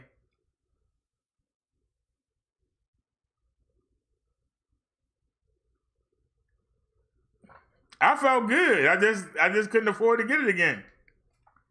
When I had it, it was back in 17. I had bought it a week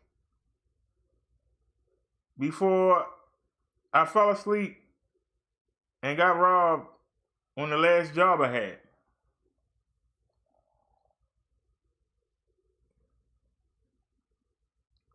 And that was the third time I had done it, and they wouldn't let me work anymore.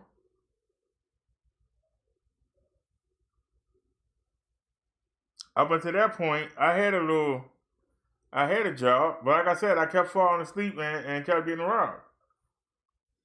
I actually woke up with somebody holding my own gun that I had on me. That was when it was time to stop. And I had just ordered a bottle like a couple days before, and it came on the Prime, and I had it, and it was pretty good.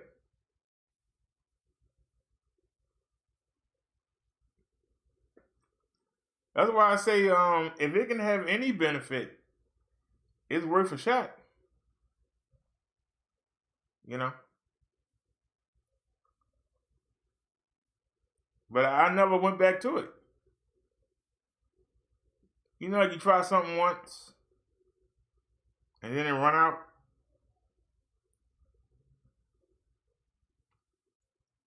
at that point, I was lucky that another worker, a mentor of mine, he gave me enough money to get home.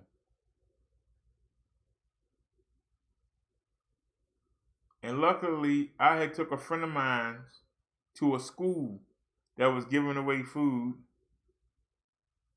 and I had grabbed a box, and it was a box of fake Cheerios. You know, the cheap Cheerios, the off-brand. And instead of getting the transfer, I took the subway and then paid to get on the bus. Instead of paying instead of paying for the full fare, it would have cost $4 to get home. I got home for $2, and I went and I got a half gallon of milk. And I would pour a little bit of milk on top of a bowl, and I would eat it. And I did that to the end of the month. That's why when you see that New Year's video, I had to go the rest of December. That's when I started making videos heavily, because I had time. I wasn't working. I started making the videos in December. Heavy. Because I wasn't working.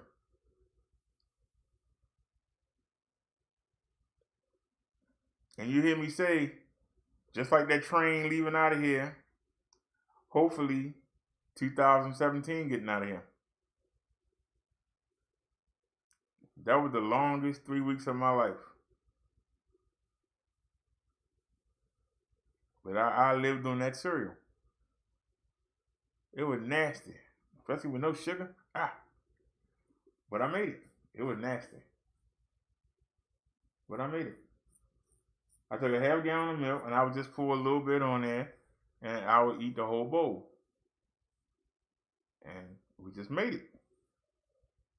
Now, if I'd known I could have went to the food pantry, if I'd known I could have went to the church, if I'd known I could have went to social services, I didn't know any of that.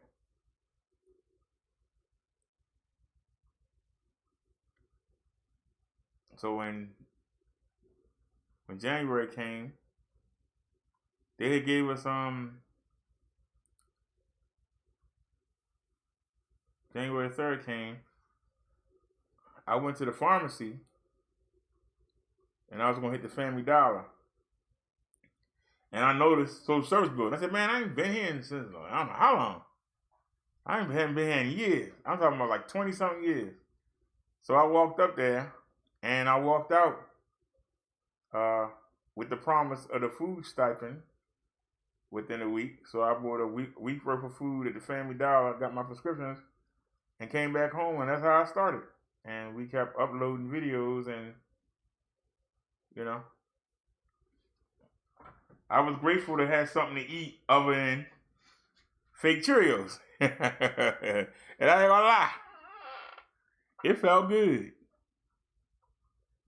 to eat some food. And that's why you say, how can you pay your bills and not really have anything left and make it? Because I went 3 weeks with nothing. If I hadn't took somebody and did somebody a favor, and then the people were like, well, we get ready to close up here and there's still stuff left, I was like, well, I'll take that box right there. I ain't know what was in it. It was cereal. I made that cereal last.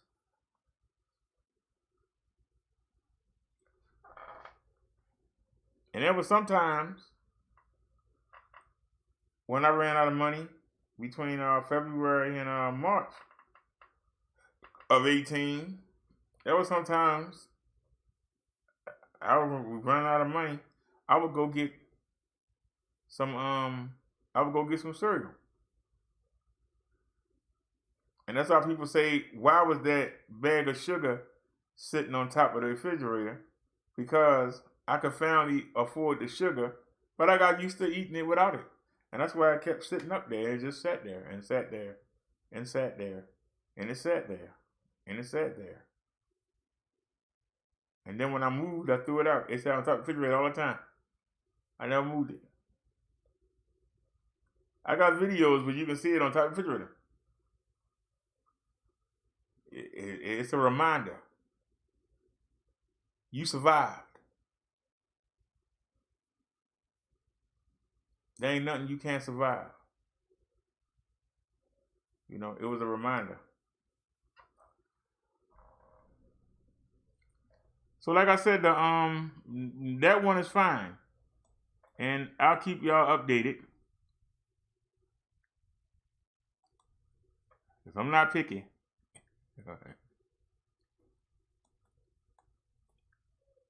It's 1,000 milligrams.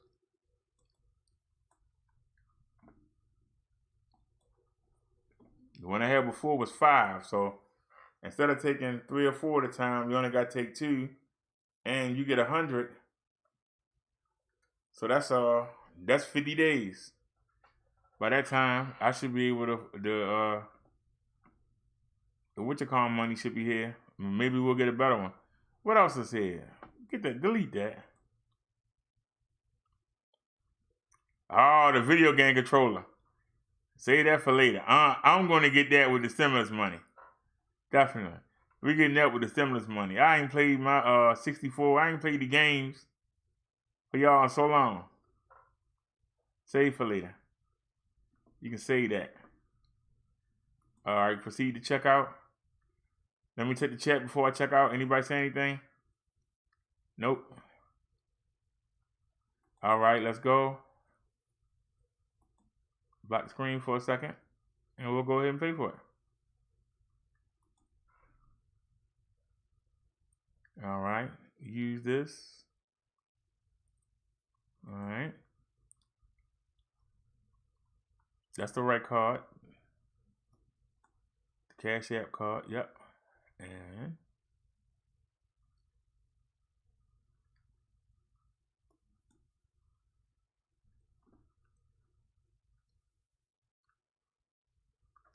I don't know why that card's still sitting there. That card is cut up. All right, use that payment method.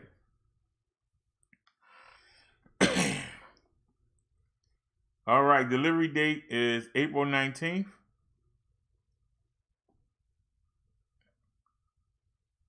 I don't like it. Well, the other one came. That's okay. Hey, man, why switch? Got a little bit of time. It went from Saturday to Sunday. I ain't going to say nothing. Whatever. I mean, we got to sit out there Sunday. But that's okay because the sermon's on Saturday. So, all right, go ahead and place the order. Sunday, April 19th. And there ain't no tax. Oh, man. That's weird. All right. Thank you, the driver, sir. As you can see, thank you. Your order has been placed. There's an order number.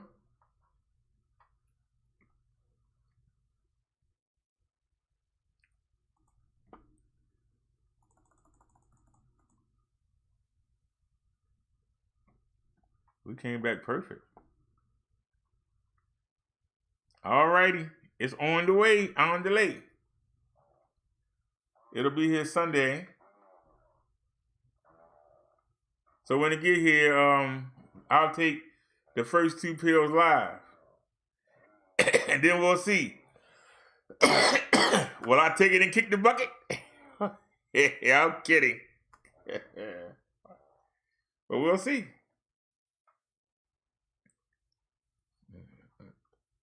Thank you, the driver.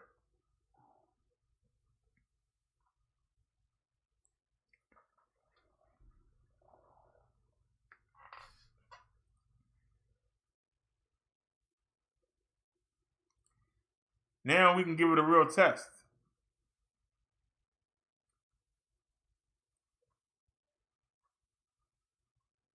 I didn't go anywhere because I didn't have nowhere to go.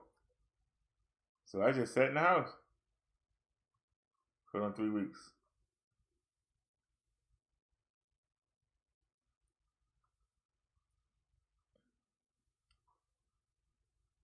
You don't go nowhere when you don't have no money.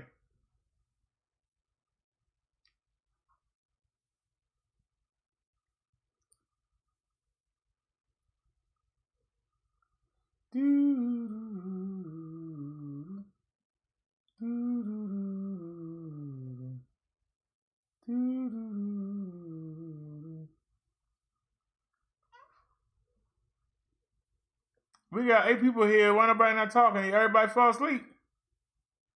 I mean, I appreciate y'all being here. Don't get me wrong. I'm just curious. Let's wake everybody up. Play a little bit of music here.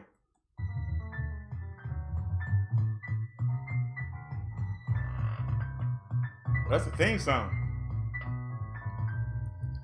Protect me from the night.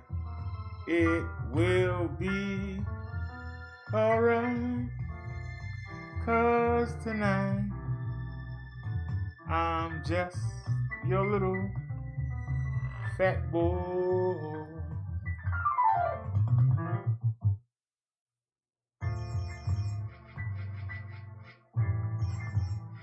That's only. Oh, that's why. That's the wrong one. Sorry, y'all. That was the theme song. Yeah, I'm retarded. I'm retarded. Now we heard that all right.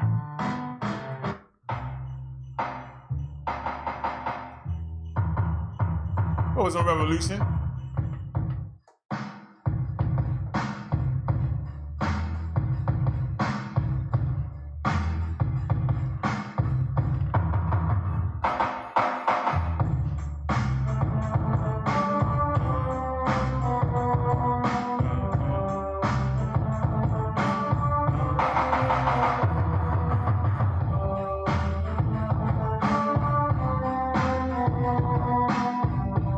Nixon.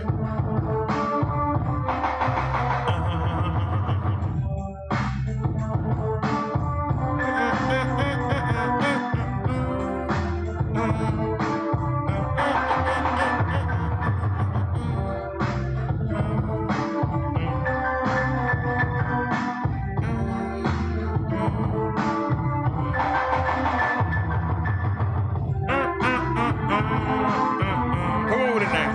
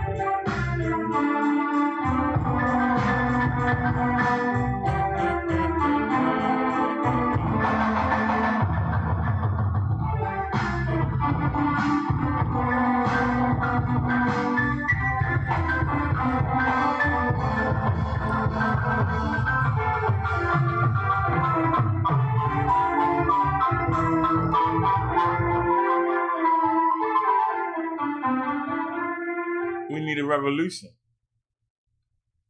Let's see, what do I want to hear right now? I just like this song. I know it ain't good. I just like it. I just like this song. It ain't that good.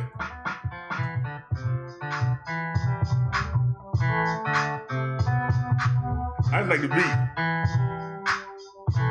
We did this live.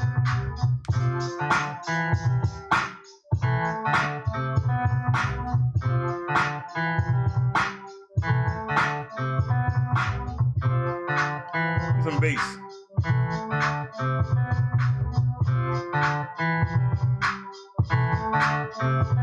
Hey!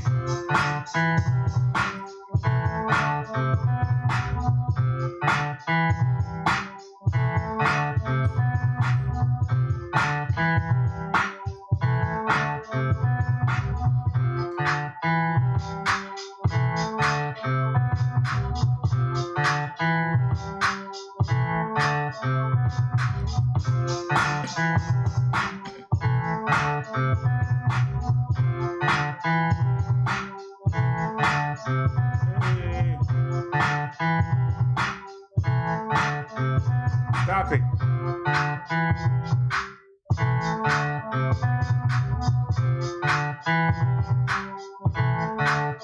Hey!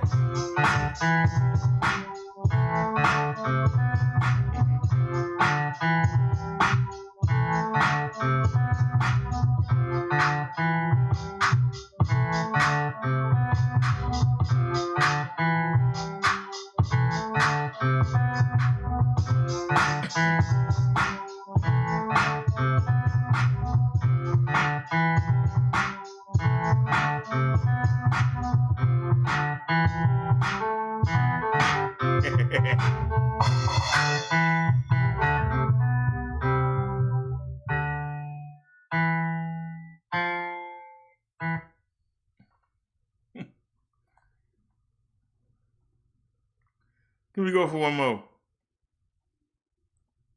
Here we go for one more. What do you want to hear?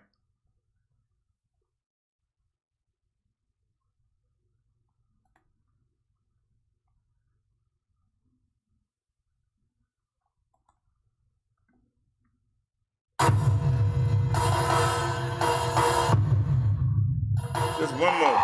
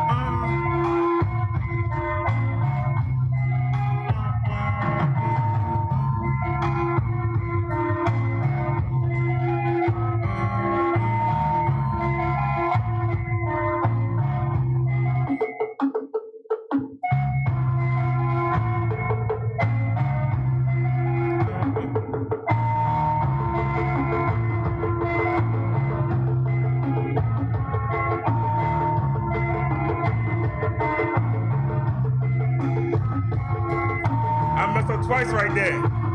You know this ain't sample.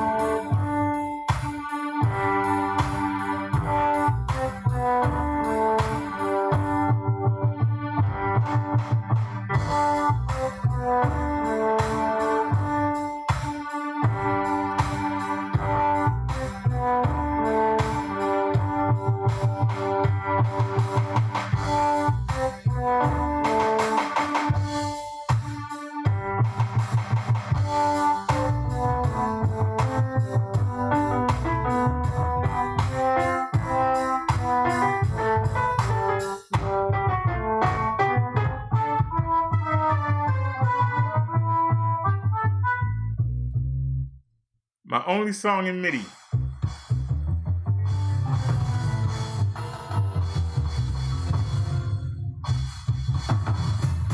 Wait a minute.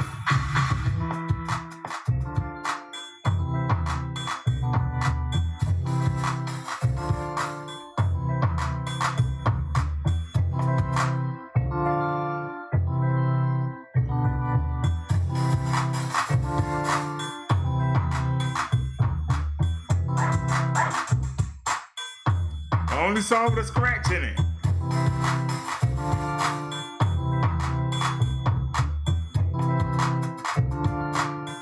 I composed this and then I ran it through the MIDI machine.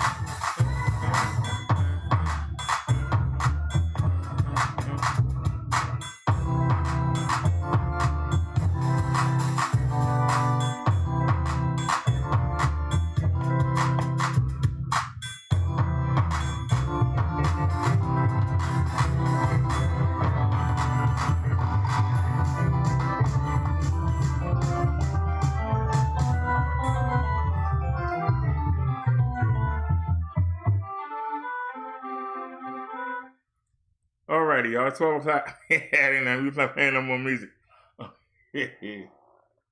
That's the only song that I ever used MIDI with. And I composed the song the same way y'all see me do it on the Audacity, except I was using a program. Shoot, what was it called? Oh crap. Cakewalk. I was using the Cakewalk program, and I was doing the same thing. You lay the beat, you lay the cymbals, you lay the bass line, you lay your melodies. Now when you use that, that's why so many different melodies in there. I think I got 5 or 6 melodies in addition to the beat and the bass line and the cymbal. And like I said, I laid it all down, and then I had the MIDI chords hooked to the back of the keyboard and to the USB of the computer. And then, because the music was on the keyboard, I had composed it on the keyboard, and then let's see what this MIDI do. And I put it on MIDI, and it changed what I did. It's still the same thing, but they just made little twists to it. That's not sampling, because they took my creation and put a little scratch in it. You know what I'm saying? And like I said, it's the only song I have that sounds like that.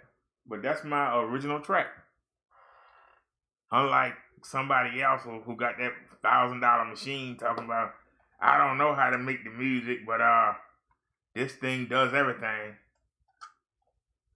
And then you want to brag about it. I don't need no $1,000 machine. I can give you a song with a little kitty keyboard. I can give you something usable. Shoot. We definitely be rocking the house. Matter of fact, I ain't bought the keyboard out in a while. Last time I bought it out, y'all told me to put it back.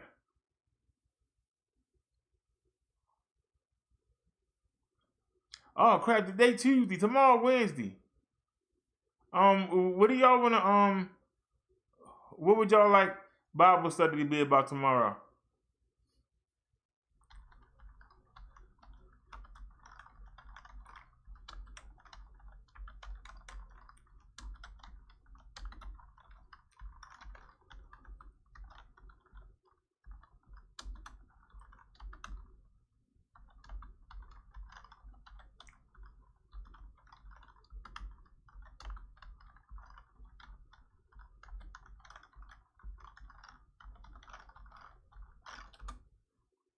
What? Not went through. I tell you all that for nothing.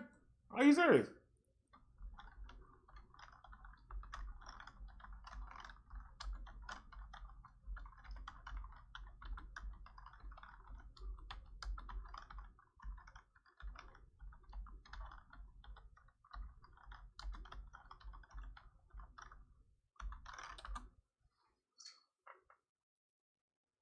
Anybody want to suggest a Bible study topic?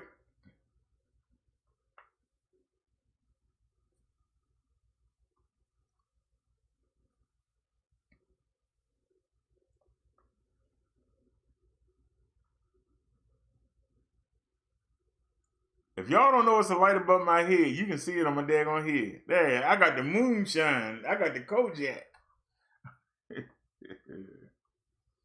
I got the Baldwin and Davis haircut.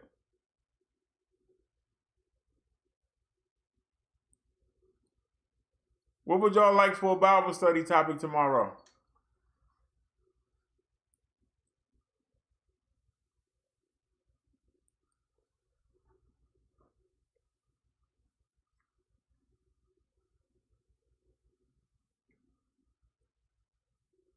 I might try and find that verse.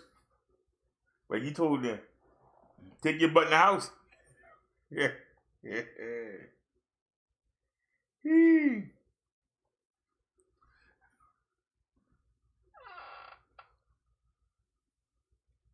Come on, we got 9 people here. Hello?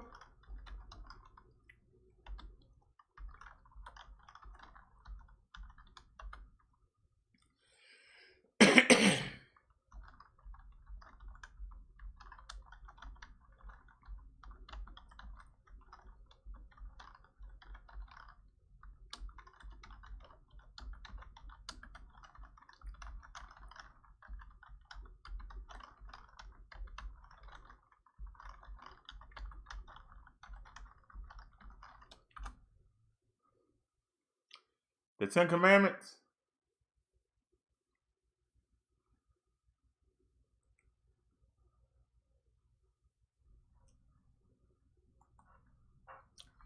What are the real 10 Commandments?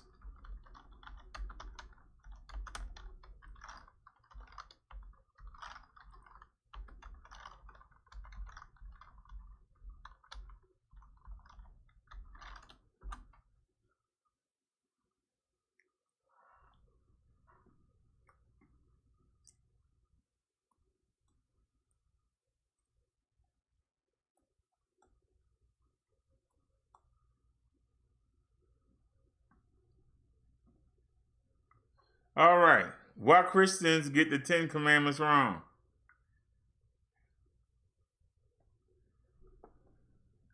Is something we can read? I see a video loading up. We don't want that, and we don't want that. Anything we can read? Yep. Something there readable. Bookmark. Copy.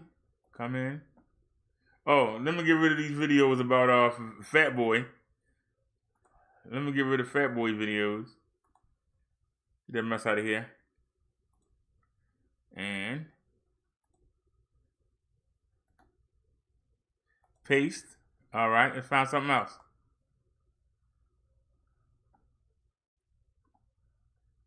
You ask, which is the real 10 Commandments?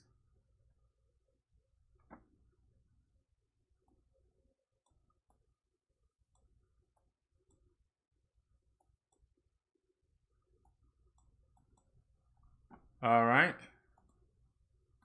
We can take that, copy, and paste.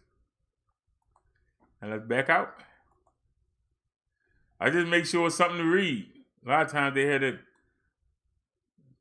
trying to say something.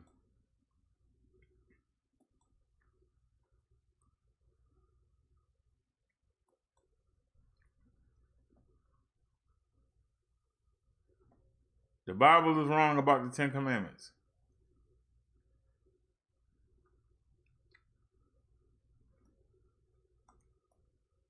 The truth is, all right, that's something we can look at. We're going to have a long one tomorrow. Wait a minute. Copy. You always get more than you need because you never know. Might not be no news tomorrow. All right. Now, we're going to go and type something else in.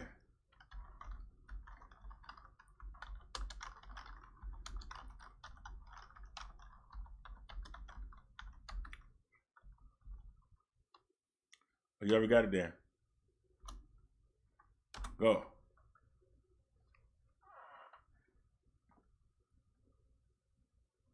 That looks good.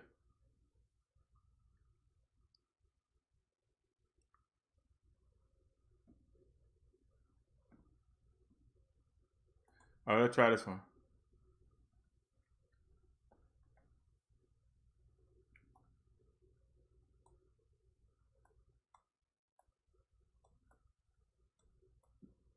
That was it. See, this way you gotta look at them. You ain't gotta read them. Just scroll down. Okay, that ain't worth messing with. Keep moving.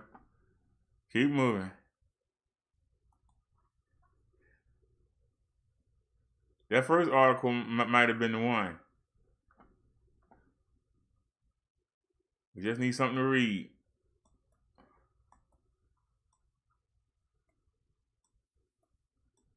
All right, there you go. And we good. Copy and paste. All right, we got full article there.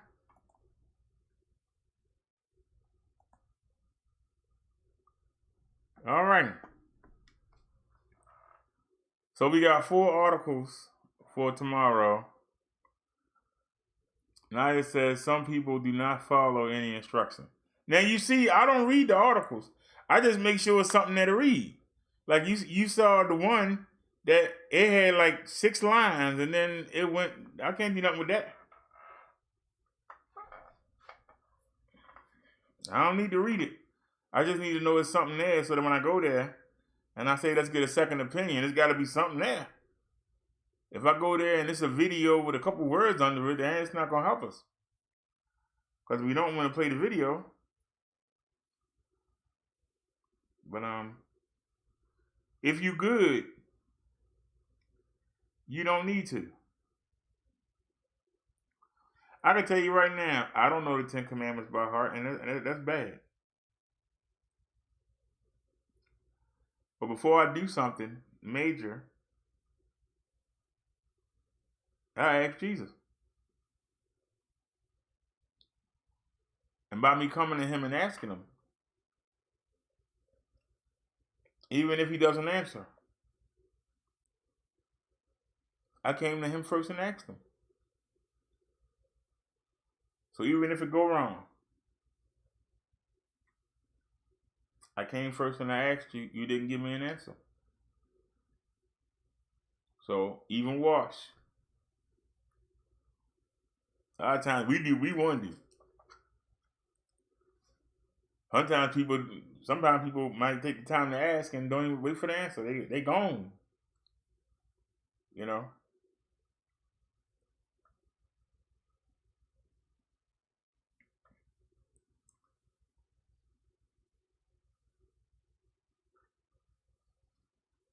Just like we could still be looking at the witchcom seed oil, but why? We got 1,000 milligrams, 2 or 3 bottles, and then they'll give us 150 days, and then we'll worry about it from there. But at least I'll have it.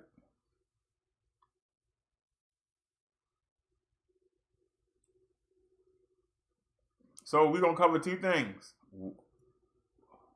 what they mean, and we're gonna cover the fact that the popes changed it. The popes changed 2 of the 10 commandments. They shortened one of them about the idols. If you got pictures hanging on your wall, you sinning. If you got knickknacks sitting up on your mantelpiece, pictures and trophies and things, you're sinning. You're not supposed to have things to look at. But people let it go by the wayside. The Catholics changed that. They shortened it. And they started putting all kinds of pictures in the cathedrals. Let me see.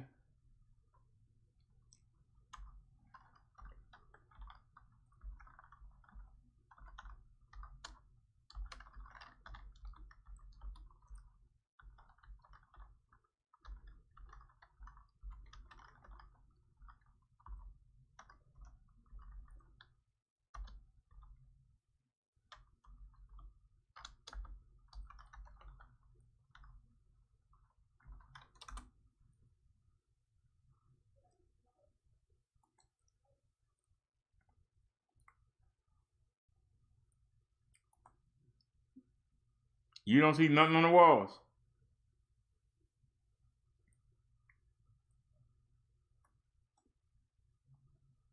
Look, you don't see nothing on the walls. Nothing there but lights.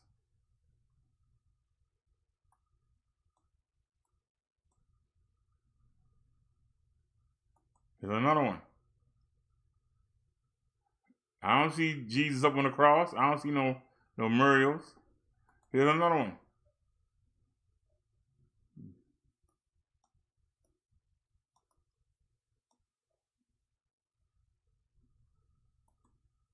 Look at this church.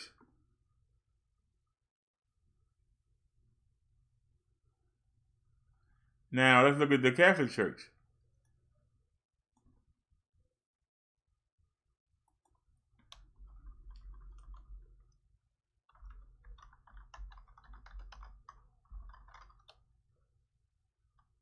Oops.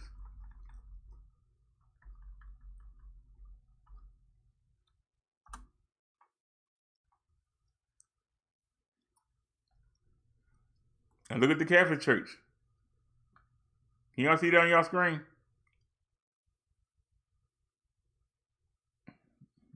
Y'all can see. Look right here. Look at all that stuff. Look at that big mural. Look at that. Look at this. Look at all that. Something on every wall. Look at that.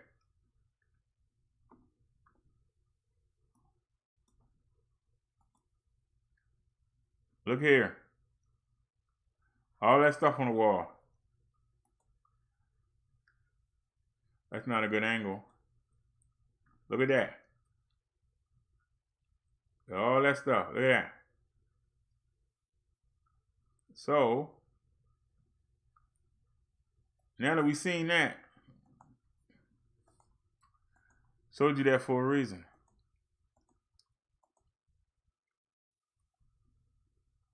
Hey, what are you doing?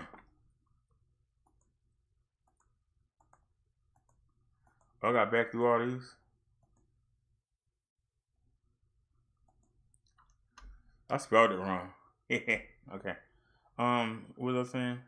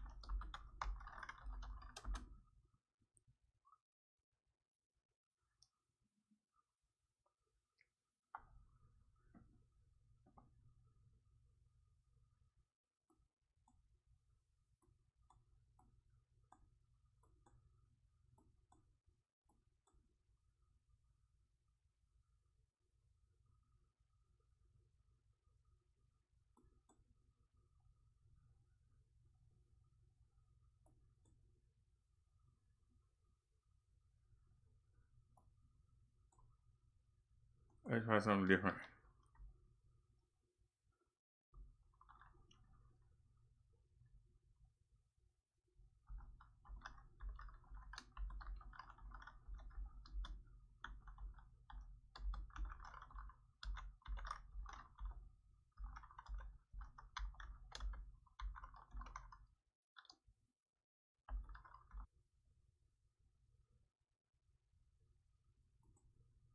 All right.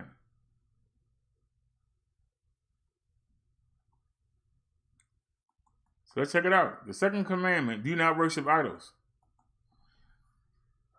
The second commandment has to do with how we worship the true and only God. In this study guide, we will explore the meaning of the second commandment.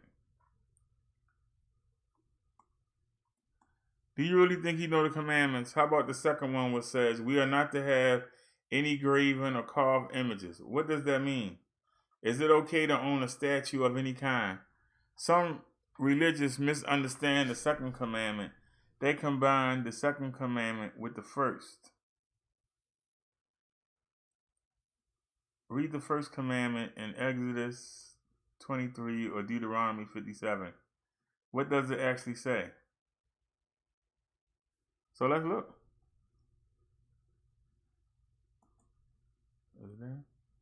You shall have no other gods before me. And Deuteronomy, it said the same thing. You shall have no other gods before me. Okay? That's referring to like Baal.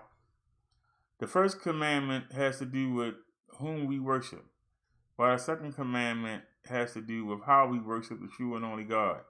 In this study guide, the meaning of the second commandment will be explored. Commandment stated, Exodus 24-6. You shall not make for yourself a carved image or any likeness of anything that is in heaven above, or is that in the earth beneath, or that is in the water under the earth. You shall not bow down to them, nor serve them. For I, the Lord your God, am a jealous God, visiting the iniquity of the fathers of the children to the third and fourth generation of those who hate me, but show mercy to thousands of those who love me and keep my commandments. Some people use pictures, images, or objects to represent God in their worship. How do we know that such use of an art is sin? Pictures, images, or objects. Deuteronomy, take heed to yourselves, for you saw no form when the Lord spoke to you at Horeb out of the midst of the fire. Let you act corruptly and make for yourselves a carved image in the form of any figure. What was one important point that God told Moses to record about their conversation on Mount Sinai or Horeb? Comment, Moses spoke with God and God spoke with Moses, but Moses did not see God directly. Therefore, we have no detailed idea of the exact form and shape of God other than Genesis 1:26. So let's look at that. And God said, let us make man in our image, after our likeness, and let them have dominion over the fish of the sea, over the fowl of the air, over the cattle, and over all the earth, and over every creeping thing that creeps on the earth. It would be presumptuous of us to think that we could design or even think up anything representational of God. 1. Why would God not approve of using an object as an aid in worshiping Him? 2. How can images, pictures, or symbols such as crucifixes interfere with proper worship? Is it possible to make an image of God that is true to reality? Why or why not? What about pictures or images of Jesus? Does this commandment prohibit depictions of Jesus? Why do you think so? 5. In Exodus 25, what does the word jealous mean? You shall not bow yourself down to them, nor serve them, for I, the Lord your God, am a jealous God, visiting the iniquity of the father on the children, to the third and fourth generations of them that hate me. How would you react if someone misrepresented you? What consequences occur when somebody is not represented correctly? Comment: for God to allow anything to represent Him, which no image or picture can, God would have to accept false witness. God jealously protects His character and being. Read Isaiah 42:8. I am the Lord, that is my name, and my glory I will not give to another, neither my praise to graven images. Why we should be glad that God is jealous for His people. What is the difference between being jealous of someone and being jealous for someone? 8. What does the expression visiting the iniquity of the fathers mean? How does it get passed from generation to generation? How does God distinguish between those who hate Him and those who love Him? And 11. To whom does God show mercy? That'd be a good quiz for y'all. Christ's words, John 23:24. But the hour is coming, and now is, when the true worshipers will worship the Father in spirit and truth. For the Father is seeking such to worship Him. God is spirit, and those who worship Him must worship in spirit and truth. 1. How are we to worship God? 2. How can we conceive of God without images? Samuel 42:8-10. Then the Philistines put themselves in the battle array against Israel, and when they joined battle, Israel was defeated by the Philistines. And when the people had come into the camp, the elders of Israel said, why has the Lord defeated us today before the Philistines? Let us bring the ark of the covenant of the Lord from Shiloh to us, that when it comes among us, it may save us from the hands of our enemies. So the people sent Shiloh, that they may bring from there the ark of the covenant of the Lord of hosts, who dwells between the cherubim. And when the ark of the covenant of the Lord came into the camp, all Israel shouted so loudly that the earth shook. Now when the Philistines heard the noise of the shout, they said, what does this sound of great shout in the camp of the Hebrews mean? And they understood that the ark of the Lord had come into the camp. So the Philistines were afraid, for they said, God has come into the camp. And they said, woe to us, who will deliver us from the hand of these mighty gods? These are the gods who struck the Egyptians with all the plagues in the wilderness. So the Philistines fought, and Israel was defeated. There was a very great slaughter, and there fell of Israel 30,000 foot soldiers.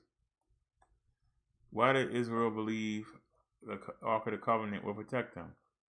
Comment: often people venerate an object that represents God rather than fearing and obeying God Himself. Israel trusted God would defeat their enemies because the Ark, which represented God, was in their presence. In truth, however, they were not close to God. Whoa, can we say that again? Often people venerate an object that represents God rather than fearing and obeying God himself. Israel trusted God would defeat their enemies because the ark which represented God was in their presence. In truth, however, they were not close to God. They wasn't walking with him. They was walking with him, they wouldn't have got defeated the first time. Rather than coming to him, they went and got the ark.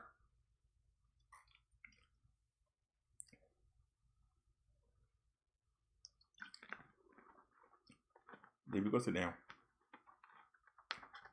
Numbers 21:8-9. Sit down. What are you fussing for? Go sit down somewhere. Then the Lord said to Moses, make a fiery serpent and set it on a pole, and it shall be that everyone who is bitten, when he looks at it, shall live. So Moses made a bronze serpent and put it on the pole, and so it was. If a serpent had bitten anyone, when he looked at the bronze serpent, he lived. Oh, that was when the Lord got made, and Moses made an image of a snake. Why did this not violate the second commandment? Does the second commandment forbid all works of art that represent earthly or heavenly things? How can one prove it does or doesn't? Read Hebrews 8:1-5 and 9:23-24.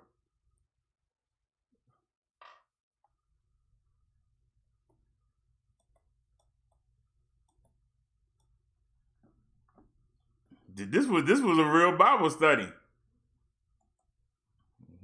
I should ask y'all to get some pens and paper.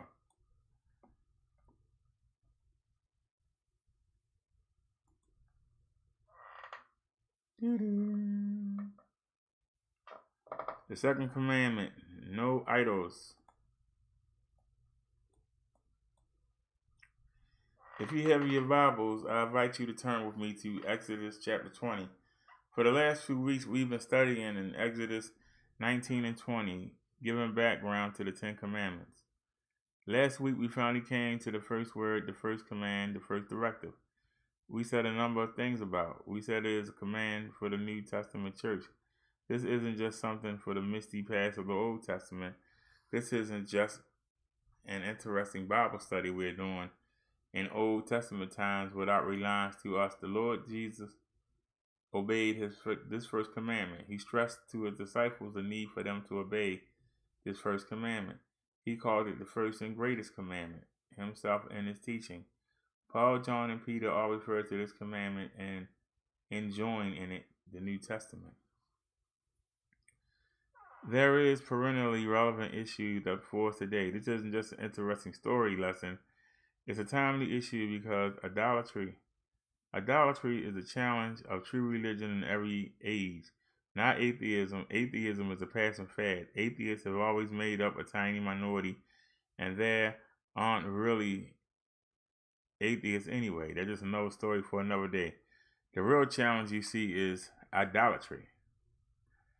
So this is a perennially important command. The main thrust of the first commandment is that since the Lord is who he is, and since the Lord has done what he has done, he will not share his worship. He will not share his praise. He will not share his service. He will not share his glory with another. He's exclusive. He alone deserves the glory and honor and exaltation.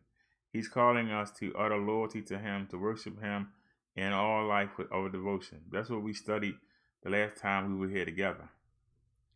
Now we're going to turn our attention to the second commandment. The second commandment also pertains to worship. Both the first two commandments and the Decalogue pertain to the worship of God. The first commandment deals with whom we worship. It deals with the object of worship. The second commandment deals with how we worship, the right way we worship the one true God. Both of them address the subject of worship. So let's hear God's holy word from Exodus chapter 20, beginning in verse 4. You shall not make for yourself an idol or any likeness of what is in heaven above, or in the earth, or in the water under the earth. You shall not worship them or serve them. For I am the Lord your God. I am a jealous God, visiting the iniquity of the fathers on the children, on the third and fourth generation of those who hate me, but showing loving kindness to thousands to those who love me and keep my commandments. Amen. Thus ending the reading of God's holy and inspired and inerrant word, He may write its eternal truth on our hearts. Let's pray.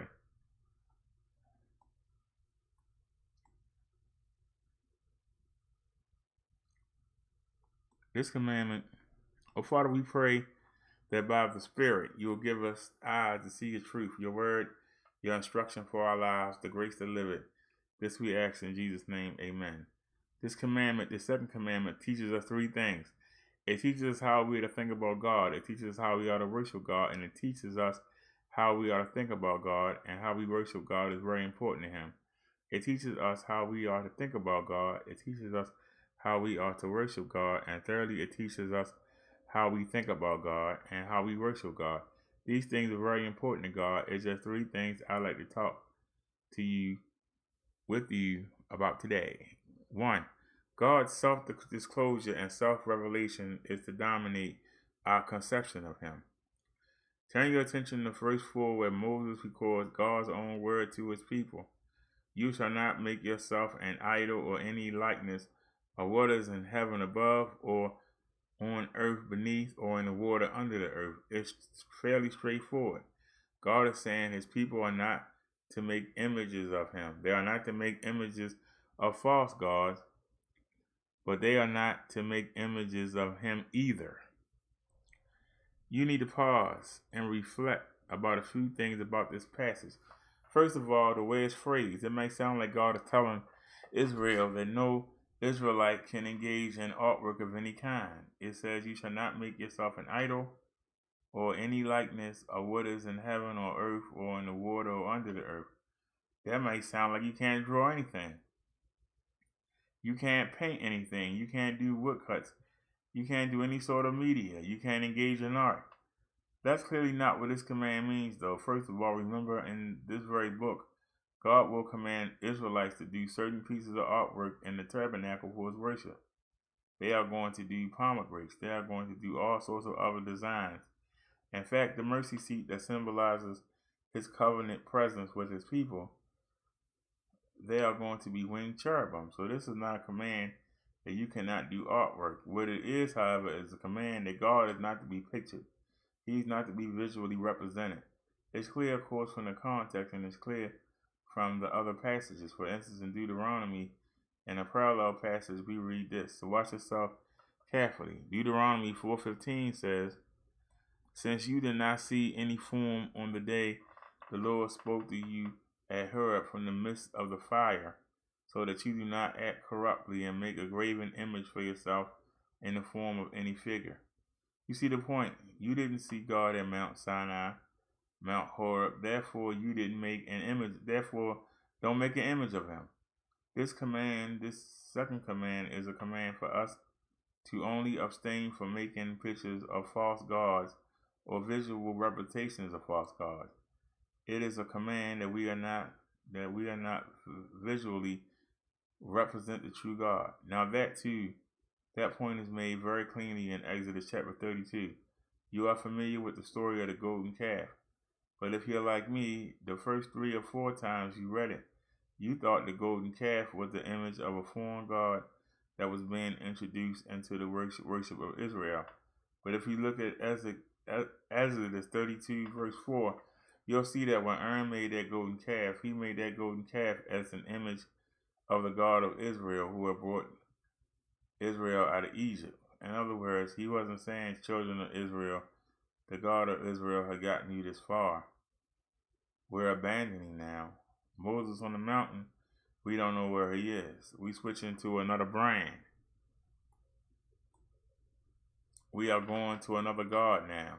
Now the golden calf was an image of the God who brought them out of Egypt.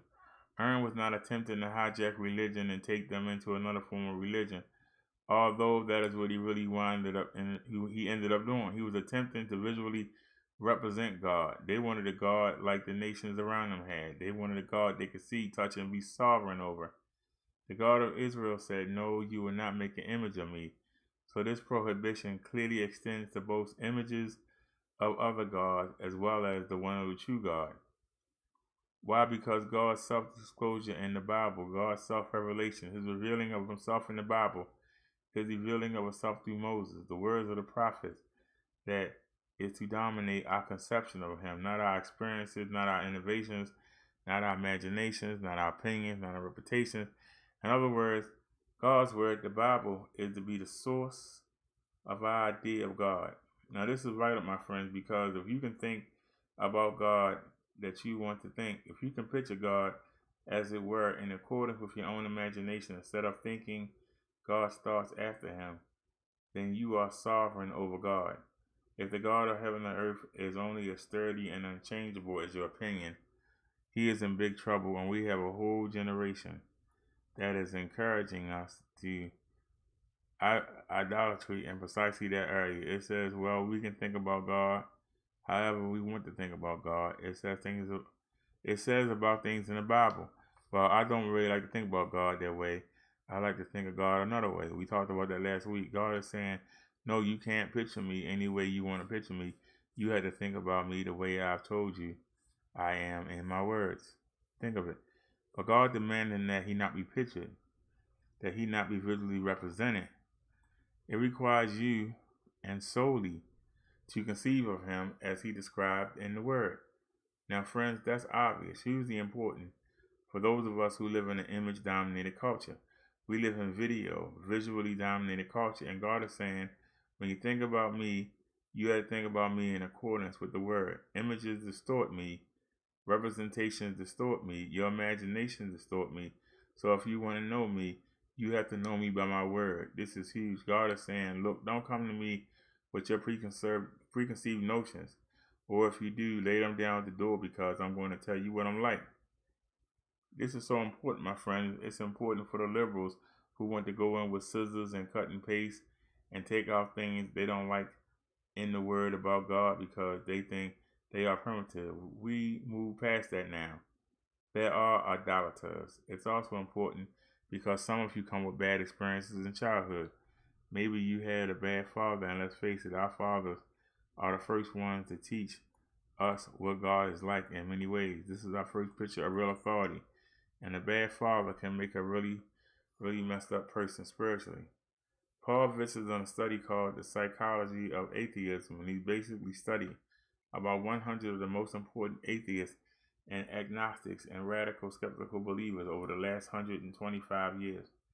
And you know what the results are? His conclusion that the atheists are made by bad fathers. You see, I have a hard time conceiving of God as a father because I had a bad father. Here's what the Heavenly Father is saying. Don't come here imposing what I can and can't be, or what you think I might or might not be like. You come here ready to hear what my word says. I'm like. That's liberating, my friends. If you had a bad picture of God given to you by your earthly father, you know what? You've got a great negative example. You can go to God's word and find out what he's really like. All right, that thing is long. God darn. Oh, no, it's not here. Yeah, we got in deep on that one. That was long. That thing went on and on and on. Now he said, good one in the second month. Man.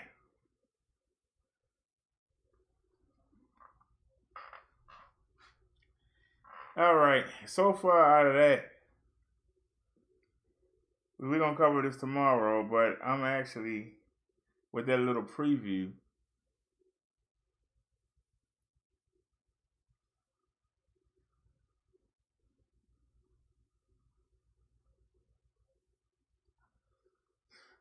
God doesn't want you to make an image of him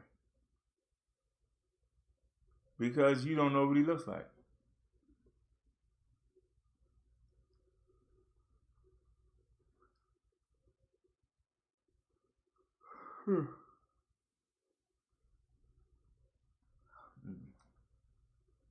God's name is I am, or I am whatever I need to be.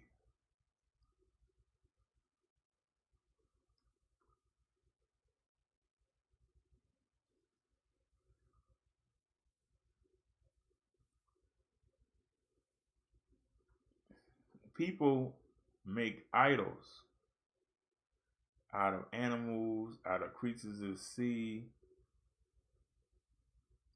lions, and you're not to worship these things.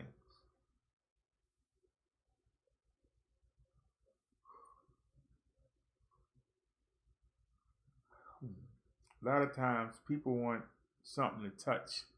They want something that they can see and feel.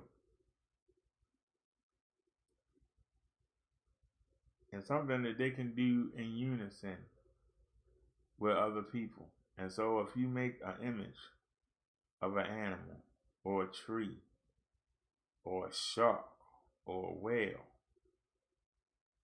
something that's considered, great on earth, it's easy to make an image of them,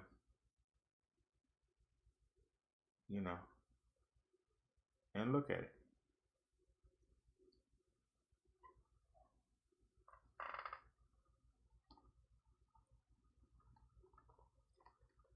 Now, I'm not as hard to. Now, Jesus came down here and lived on the earth.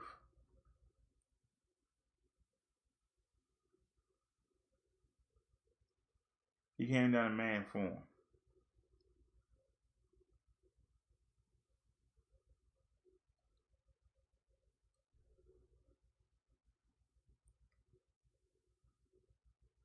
But you're not to make anything and be worshiping.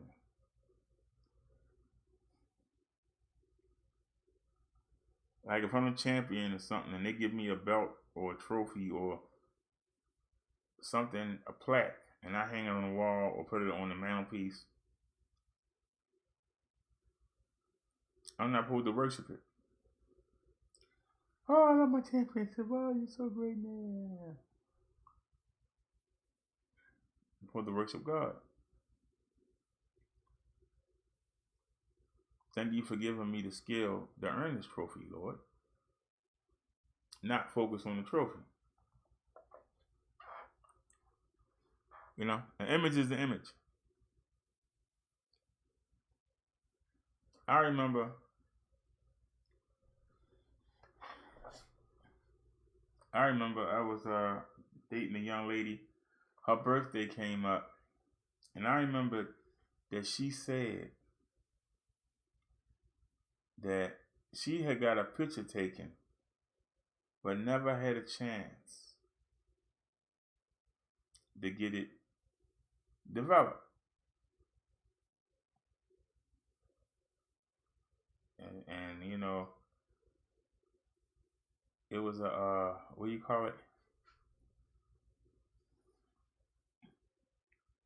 I think it was a prom picture.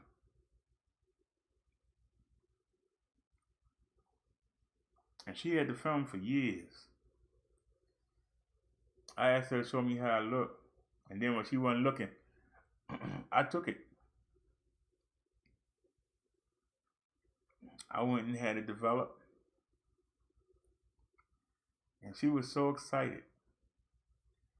And she sent some to both her grandmothers and sent some to her aunts and to her girlfriends.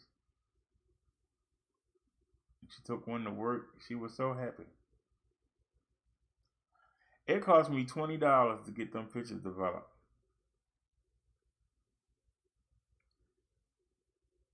I can never understand why she never got it done. But it made her so happy. But to see her look at them pictures of herself, and she put it in the frame and hung it up, and you would see her sitting there looking at it. I looked so good that day. And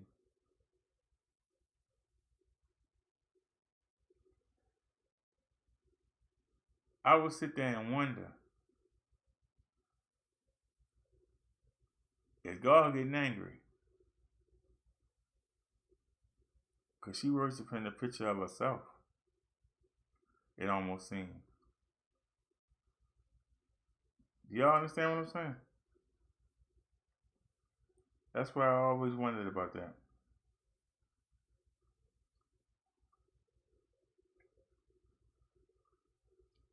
But now I believe as long as you're not trying to make an image of him or trying to replace him or trying to put that image in his place of authority,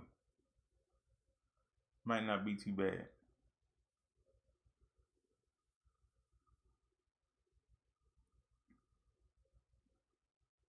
So with that, I'm gonna wait until we do the full discussion, but I might be able to put my earring back in, because there's a picture of Jesus and the 12 disciples at the Witchcom.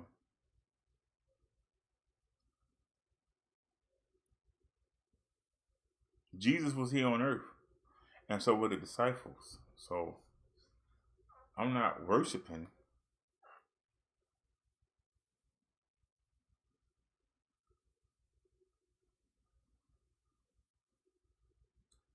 But I like to think that I am a disciple of Jesus Christ.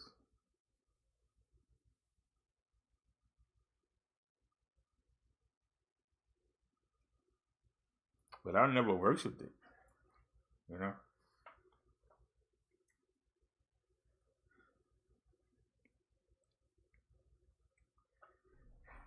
What do you think, Naya? You still here?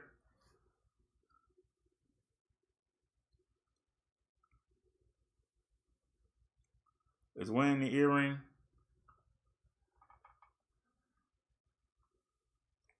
Whoa, I gave y'all 11 hours a day. We did 6 the first time. And I went to sleep for 3 hours and came back and gave you 5 more. All right, y'all, it's 1 in the morning. Let me get out of here. I gave y'all 11 hours a day. The hardest working man on YouTube.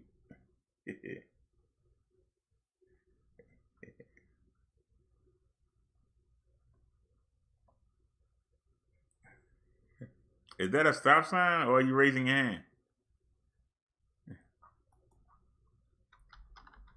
What does that emoji mean, Naya? Boom, boom, boom, boom, boom, boom, boom.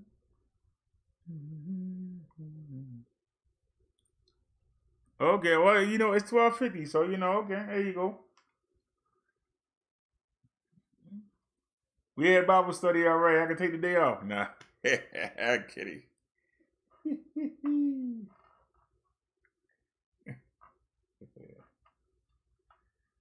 We can take the day off. We had the day off today.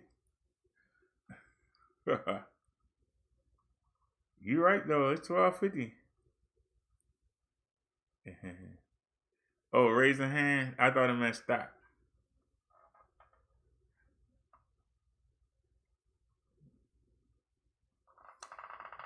How do we do it?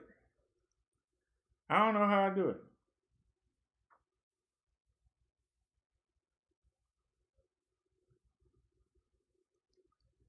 Cause I love doing it. It's natural. It's natural. Now I hear the rain hitting the air conditioner. It's raining, ain't it? Yep, ain't that something? Let me check the weather. Cause I was gonna go lay down and maybe try to get up and hit the market. Let me see, because I still got the money left from the food stipend. What's today's date? I mean, my mind went blank for a second. That's a sign of fatigue.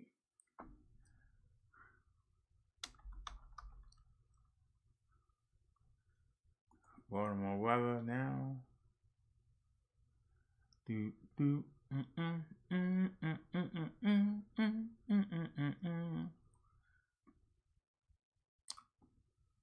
Humidity is 84%. Whoa.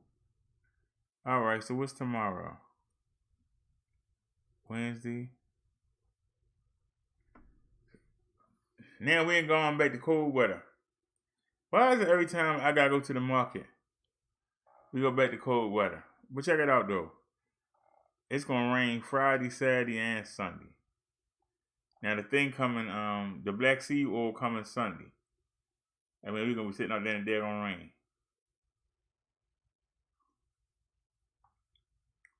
Well, April showers do make flowers.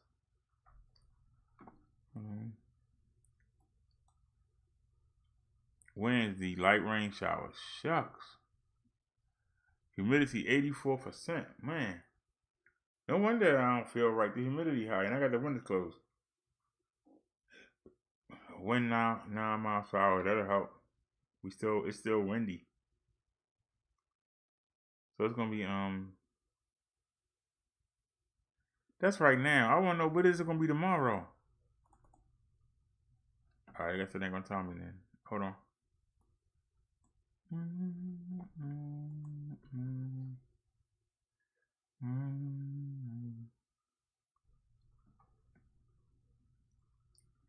Got the humidity 84%. I might want to put the oxygen on. Okay, there you go. Partly sunny. It's a 20% chance of rain tomorrow. But okay. If I wait till nighttime, it's a 0% chance of rain.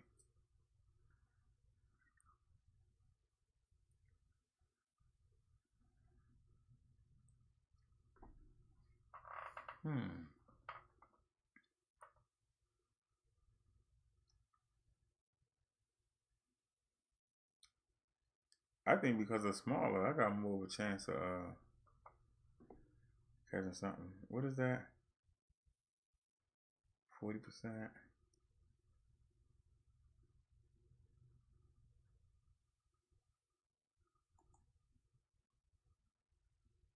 Mostly sunny, high 56.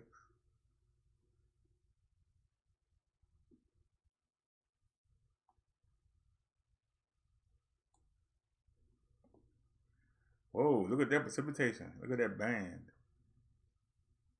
Alrighty.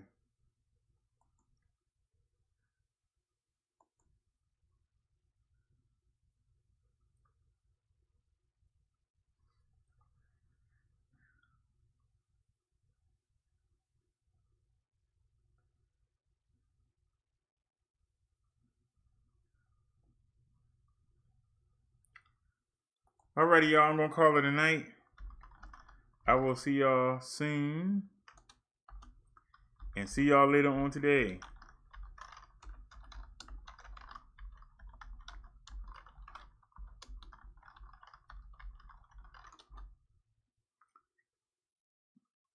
Y'all have a great night. And thanks for hanging out with me. I appreciate it. Thanks to the driver for the Black Seed oil. I can't wait till Sunday till it get here. And I'm going to keep y'all updated on how it is.